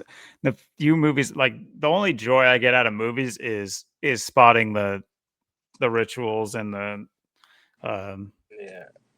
games they play in movies. I don't enjoy the movie for what it is. First of all, if you guys don't know about prose and writing, as in prose, as in prose, like there's certain things that they have to do. I'm talking about Shakespearean literature. That's still the same thing that movie scripts are based off of. So they have foreshadowing. If you know foreshadowing, you're fucked. You can't enjoy movies if you know foreshadowing. You know that early on in the movie, they're going to foreshadow the end. You know what it's going to be. You know who's going to die. You know who's going to live based on their tropes. It's so garbage. That's how Rick Sports is, right? I mean, yeah. If you can the only difference is like you need to be able to identify those characters. It's not like as clear cut as a movie that's 2 hours long that there's only a short amount, a small cast. Here you got to apply it to a much larger cast, but those roles are being filled in the cast. So yeah, great point. Yeah, and then just I mean, if you haven't watched the movie, I mean, here's the beginning of the movie. Look who they're facing: the Atlanta Masons versus the Saviors. But funny Atlanta too. Look at Atlanta Masons. Look at that. It got all the numbers. It got the 150 like the Illuminati. Got the 201 like the Jesuit Order, like Order of Illuminati. And they ain't using the gematria. Sure. Cameron 33. Cameron K is the name of the guy of the movie. 84 like the Jesuit Order. But it's also Cameron Cade, is it CADE? No, yeah, CADE. CADE. 33. Got that CC. CC Camp 33, Cameron 33, but yeah, it's 96 minutes in length, which is not an accident. The name of the guy who plays old Cameron Cade, Tyreek LaShawn Withers, 96, like Freemason. But when you take his middle name out, it's 74, like Masonic, like how this movie is something about Jesus Cross, Messiah Parable, 74. His name also goes with football, right? It's about movie about football, right? Football, 133. But it's also the 43rd Prime Masonic Killing Goat 43 on and on. Let's give it some of this, but the movie did come out on the 67th day of his age, and the name Saviors, the name of the football team he plays in, is 86 again, 67, 86. It's a movie about sacrificing people. But look at this. I don't want to spoil the movie for anybody, but just look at this. I mean, number 47 gets killed. Number 47. Again, when you think about the saviors, you think about the Jesuits, right? Jesus, savior of mankind, which is Jesus, savior of men, which equals 211, which is the 47 prime, like Mason. Number 47 gets hurt. But the name Isaiah alone equates to 47. From Tom Brady's birthday, because they're calling it the GOAT, right? If you haven't watched the movie, which not to spoil for anybody out there, but the name of the manager, his name is Tom, right? Tom, when you think about Tom, right? Again, Tom's under 33 and 48. Tom, right? The manager of Cameron Cade, the GOAT. Just think about it, right? Tom Brady's 48 years old right now. From Tom Brady's birthday to this movie coming out is his 48th day of being 48 years old. And again, Tom is 48. Like, again, Tom Brady, the GOAT. But if you don't count the span of days, it's 47 days after his birthday. Isaiah sums to 47. Like the guy in the movie is worshipped. His name is Isaiah White. But this was his father, supposedly the guy's father, sacrificed. This is the guy who's supposedly, and they literally say at the end of the movie, like this guy was sacrificed, even though this guy pretty much born and bred his son into this league. He was breeding them pretty much to get him ready to be in the pros, which is what I'm pretty sure that's what these people are doing. They're farming they're farming these children and breeding them out. Like you know how like a dog breeds, like people breed dogs. Yeah, that's what they're doing with these people. They're pretty much just breeding them like a bunch of dogs. Just think about that. But and just think about how sick that is too. Breeding people like dogs. I mean, and just put them on the chessboard and using them as pawns. I mean, that's just some sick shit right there. But again, it comes with sacrifice. But look at this: glory, honor, sacrifice. Look at that. You see how it comes to 293? That's the 62nd prime. Cameron Cade 62. Like sacrifice is 62. Don't even get me started. This movie came out on 14 or 19/9, like 199 is a 46 prime. Run both of these things the other way, it's 46. Like Genesis 4:6. But and you see right here where it has rest in eternal peace. Look at that. 107, like ritual sacrifice, like and military. who directed this movie? I think it was Jordan Peele, wasn't it? Okay, it looked like a Jordan Peele movie, the commercial I saw. And I think Jordan Peele's watching what we're doing. I think Jordan Peele's aware of what I'm doing too, because he puts a lot of stuff in his movies, which kind of alludes to some stuff that I've pointed out in the past too, which kind of makes me wonder: is he watching my videos? Is Jordan Peele watching my videos? Jordan Peele is Jimmy Kimmel. Jordan Peele is the black Jimmy Kimmel. Yeah. Jimmy Kimmel used to be on the Man Show, which was anything but liberal or like conservative. You know, it was highly. Yeah, he wasn't as liberal as he is now, but yeah. Yeah, now he cries over every little thing, and you see how they take these figures and they give them a different role, and people just turn a blind eye, like they never knew them for what they used to do. It's like crazy. It's just like people feel like, I think people act like they were just born yesterday. It's like, come on, man, we really born yesterday? I mean, this shit's been going on for all of our lifetime. Yeah, here's the other 201 too. When he's in the sauna, it's at like the end of the movie. It's at 201, and then after it gets to 201, it just like the movie just moves on. It just fun fact: standard meat thermometers, digital meat thermometers, their like cutoff is 201. They can go higher, but they'll level off at 101 degrees. Go figure, man. Go figure. Yeah, but yeah, in the movie, they got to put that in the movie. But yeah, this whole movie, there's more to it. But this was a short. I was tired when I did this video. Maybe I'll see what this is available on. Every once in a while, me and my girl watch a movie, and I've been thinking about watching like a scary, quote unquote, scary movie with her because we on this not to rat on myself, but I watched it on. Oh, I feel you. I know that site.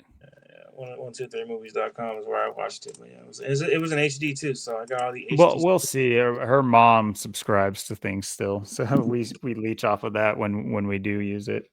Netflix has a couple of stuff there that I gotta watch too. The Ed Gein thing, I gotta watch that. That's I heard that's a good show. I gotta throw that documentary back on in the background. They just put out another documentary about what's his name? I can't think. John Wayne Gacy. Oh man, they're bringing him back up. What the fuck? Yeah. Around Halloween too, probably. remember what they were doing in 2022 after the Jeffrey Dahmer thing? You had all these serial killers. I With don't know if they were the doing that. Netflix bring Dahmer thing. Yeah. Remember what they were? I don't know if they were doing that in Washington State where we were at, but they were doing it over here in California, like the Dos Palos thing and the Stockton serial killer. They were doing that. That's when they were bringing all these stories back together in the news when Jeffrey Dahmer was becoming the Netflix thing. They were putting that back in the headlines. All these serial killers all of a sudden just start killing people. I was pointing that out to the time, like, 2022, yeah. yeah, and I remember that was like the big trend at the time. Like these serial killers were coming back, and I was pointing out the time how pretty much Jeffrey Dahmer, his name literally equals 322. Died 191 days after his birthday. You run his name the other way, it's 191, which is the 43rd prime, like killing. And I was pointing that out at the time, like, look at all these killings. The Dos Palos killing, and now you have this other killing in Stockton. I mean, at the same time when this comes out. So, I mean, just like, people don't ask questions, man. People don't ask questions. They're all pacified on sitting on their ass and watching these true crime stories and all this type of shit. And think about the name true crime, right? It's a bunch of bullshit, by the numbers shit. Go back and look at some of these stories. They're all by the numbers. I did the same thing with oh my god, what's that one show that they always show on TV? I can't think of it right now. It's the one true crime TV show. It came out back in the early 2000s. It'll come back to me. But yeah, whatever it was. I don't remember. Yeah, it's all shit by the numbers. I'm gonna look that up real quick because it's gonna piss me off if I don't figure it out. True crime. It's because I document so much shit, guys. It's like so much things are on my head. I'm just documenting all kinds of shit. It's hard to keep track with all the stuff because just all the news. 2000s. Let's see.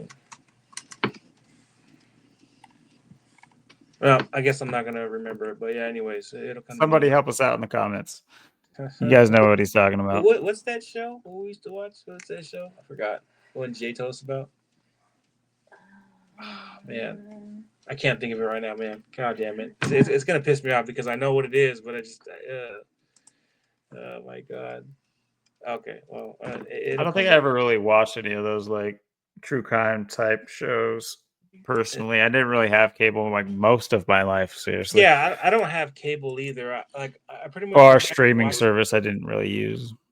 Yeah, I have Roku, so I watch. Oh yeah, my girl has Roku. Like, you know what I mean? Just all that type of stuff. But yeah, I guarantee it'll come back to me. But yeah, do you want to close us out here? Finish us off strong. Yeah.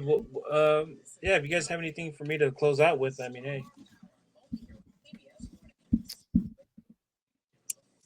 Go ahead, Austin. Do you got anything?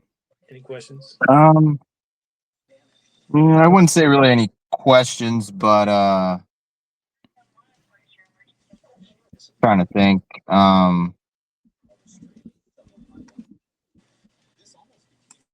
Yeah, I mean, as our second back-to-back episodes 58, 59, we got quite a bit of information in the last one and this one, so we covered quite a bit of stuff these two streams in a row. So yeah, and like I said, I mean, like we were saying too, other people to, of course, jump in and get involved and stuff. I mean, it's our 5th time with having the king on, and yeah, it's our first back-to-back episodes with them. So yeah, it's hopefully can start get some other people, getting going, and be having King on more and get him more some more showing, some more bookings. And yeah, looking forward to the next that's it. Like you said, it's great. It's already the end of the year too, because now we got open kind of from here on out. It's kind of open now with NASCAR being done and that clearing the way. So kind of gives the channel a lot of flexibility for other people too. Like maybe if they got other things to add or to bring in as well.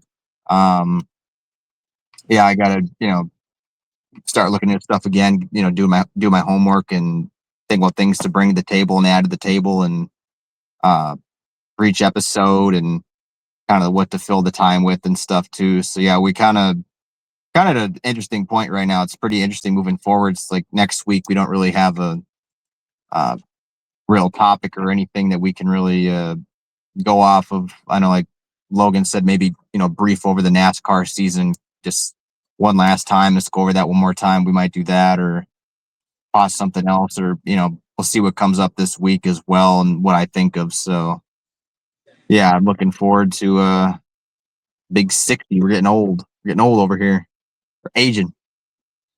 Yeah, and I just want to say, big shout out to you, Rich. I really appreciate you as many times as you come on and being open to joining the show, and we hope that in some way it pays itself forward too, so that you're able to get something from it too, and who knows where this can go. I have a dream that at some point we can really make something of this. I don't want your hard work that you put in the last 5 years to be in vain, and almost 6 years, you said. So, and I don't think it is. And I was going to make a mention of that earlier too. As long as there's a good reason for you personally, then it hasn't been wasted. And I don't think it's been wasted with how much information you put out there that's truly backlogged as well, that we can reference, and your brain is a reference point too. Right. But yeah, I do think that, turning what we have here into some sort of network, and who knows what the future holds. Me and Austin have talked about doing some live things, getting out there and Pound and Pavement, or even just filming what we're doing out out and about, not just at our computers or phones, what have you. But yeah, dude, I do really appreciate you bringing in the information you bring is on point, and it's always fun. And the live things we're able to bring up and see are super fun too. And that's really the fun of that gematria brings, because I wouldn't say gematria is fun innately, but you can have fun with it, especially when you got a couple of homies doing it. Yeah, I mean, and again, like a lot of people get like, they're like, well, how can you ever focus on the organic side? It's like, well, because I'm focusing on the dark side of it. Because I mean, this is what they do every day. Again, I know it's not positive, it's negative, and I get it, but it's just like it got to get out there, Agreed. So, yeah, I think that's all I have for you guys tonight, gentlemen. But thank you for having me on. Appreciate it. Anytime, bro. Hopefully soon. Yeah. All right. Looking forward to it. Thank you guys. Appreciate it. You guys have a good night. You too, man. Thank you. Thank you. All right. Gonna echo what Austin said. He brings up a great point, that yes, this is our call to you guys at the end of the episode. Get involved any way you can, or any way you feel comfortable, and broaden that comfortability out too. Don't stay only where you can be comfortable now. Trust me, it might seem nerve-wracking or whatever. I don't know if that's the case. I'm just saying, if that is the case, it'll dissipate quickly. We need to get more involved with those, or when we can and how we can. And technology is, it's building pathways as fast as it's building walls. So, or it's probably building walls faster. So we need to really access these pathways while we still have them. And I want to give a big shout out to Dale Batiglia too. Batiglia. I hope I'm saying. I'm sorry. I've never really said your name out loud. I've realized. I don't know how to say it either. I just say Batiglia. I don't know what it is. But... Big Dale. He's been giving us a lot of great information, and I don't have it written down here. Damn, that's my fault. In fact, I'm going to leave it in the description just because I don't want to butcher the last second here that we're here. But he has a YouTube channel where he does really, really cool work. He talks a lot about, or he shows more so the link between people playing different roles, and people going into different roles, even in as far as their faces as well, and stuff like that. I'll leave a little obscurity so you can find out for yourself when you visit his channel. I'll leave a link in the channel. I did ask him if it was okay, and I found it by accident. He didn't even mention it to me, so I was like, bro, you have a great channel here, and just wanted to showcase that. And because he leaves a lot of great comments, and he talks to us all the time. It'd be nice to maybe even have him on one day. I don't know if that's possible for him or not, but him, there's a few others that would be, automatics, but that doesn't mean you guys can't hit us up in the email. Like we say, it's scrolling across, it's in the description. Hit us up even in a comment and just let yourself be known, and we could figure something out. And right now we're not doing these shows live, as you guys know. So eventually we will, and maybe that could be a panel format, which we've had thoughts of, and hopefully that can come to fruition. If it does, it does. Otherwise, we'll see where it takes us. But also leave your ideas and suggestions and criticisms in the comments for potentially what we should do next week as well. And moving forward as well, maybe a new series is suggested. Maybe we can figure out something of that nature. But yeah, put us to work. And until next week, guys, thanks for hanging out with us. Another great stream with Richard. Hats off to you. And have a good week, guys. Peace.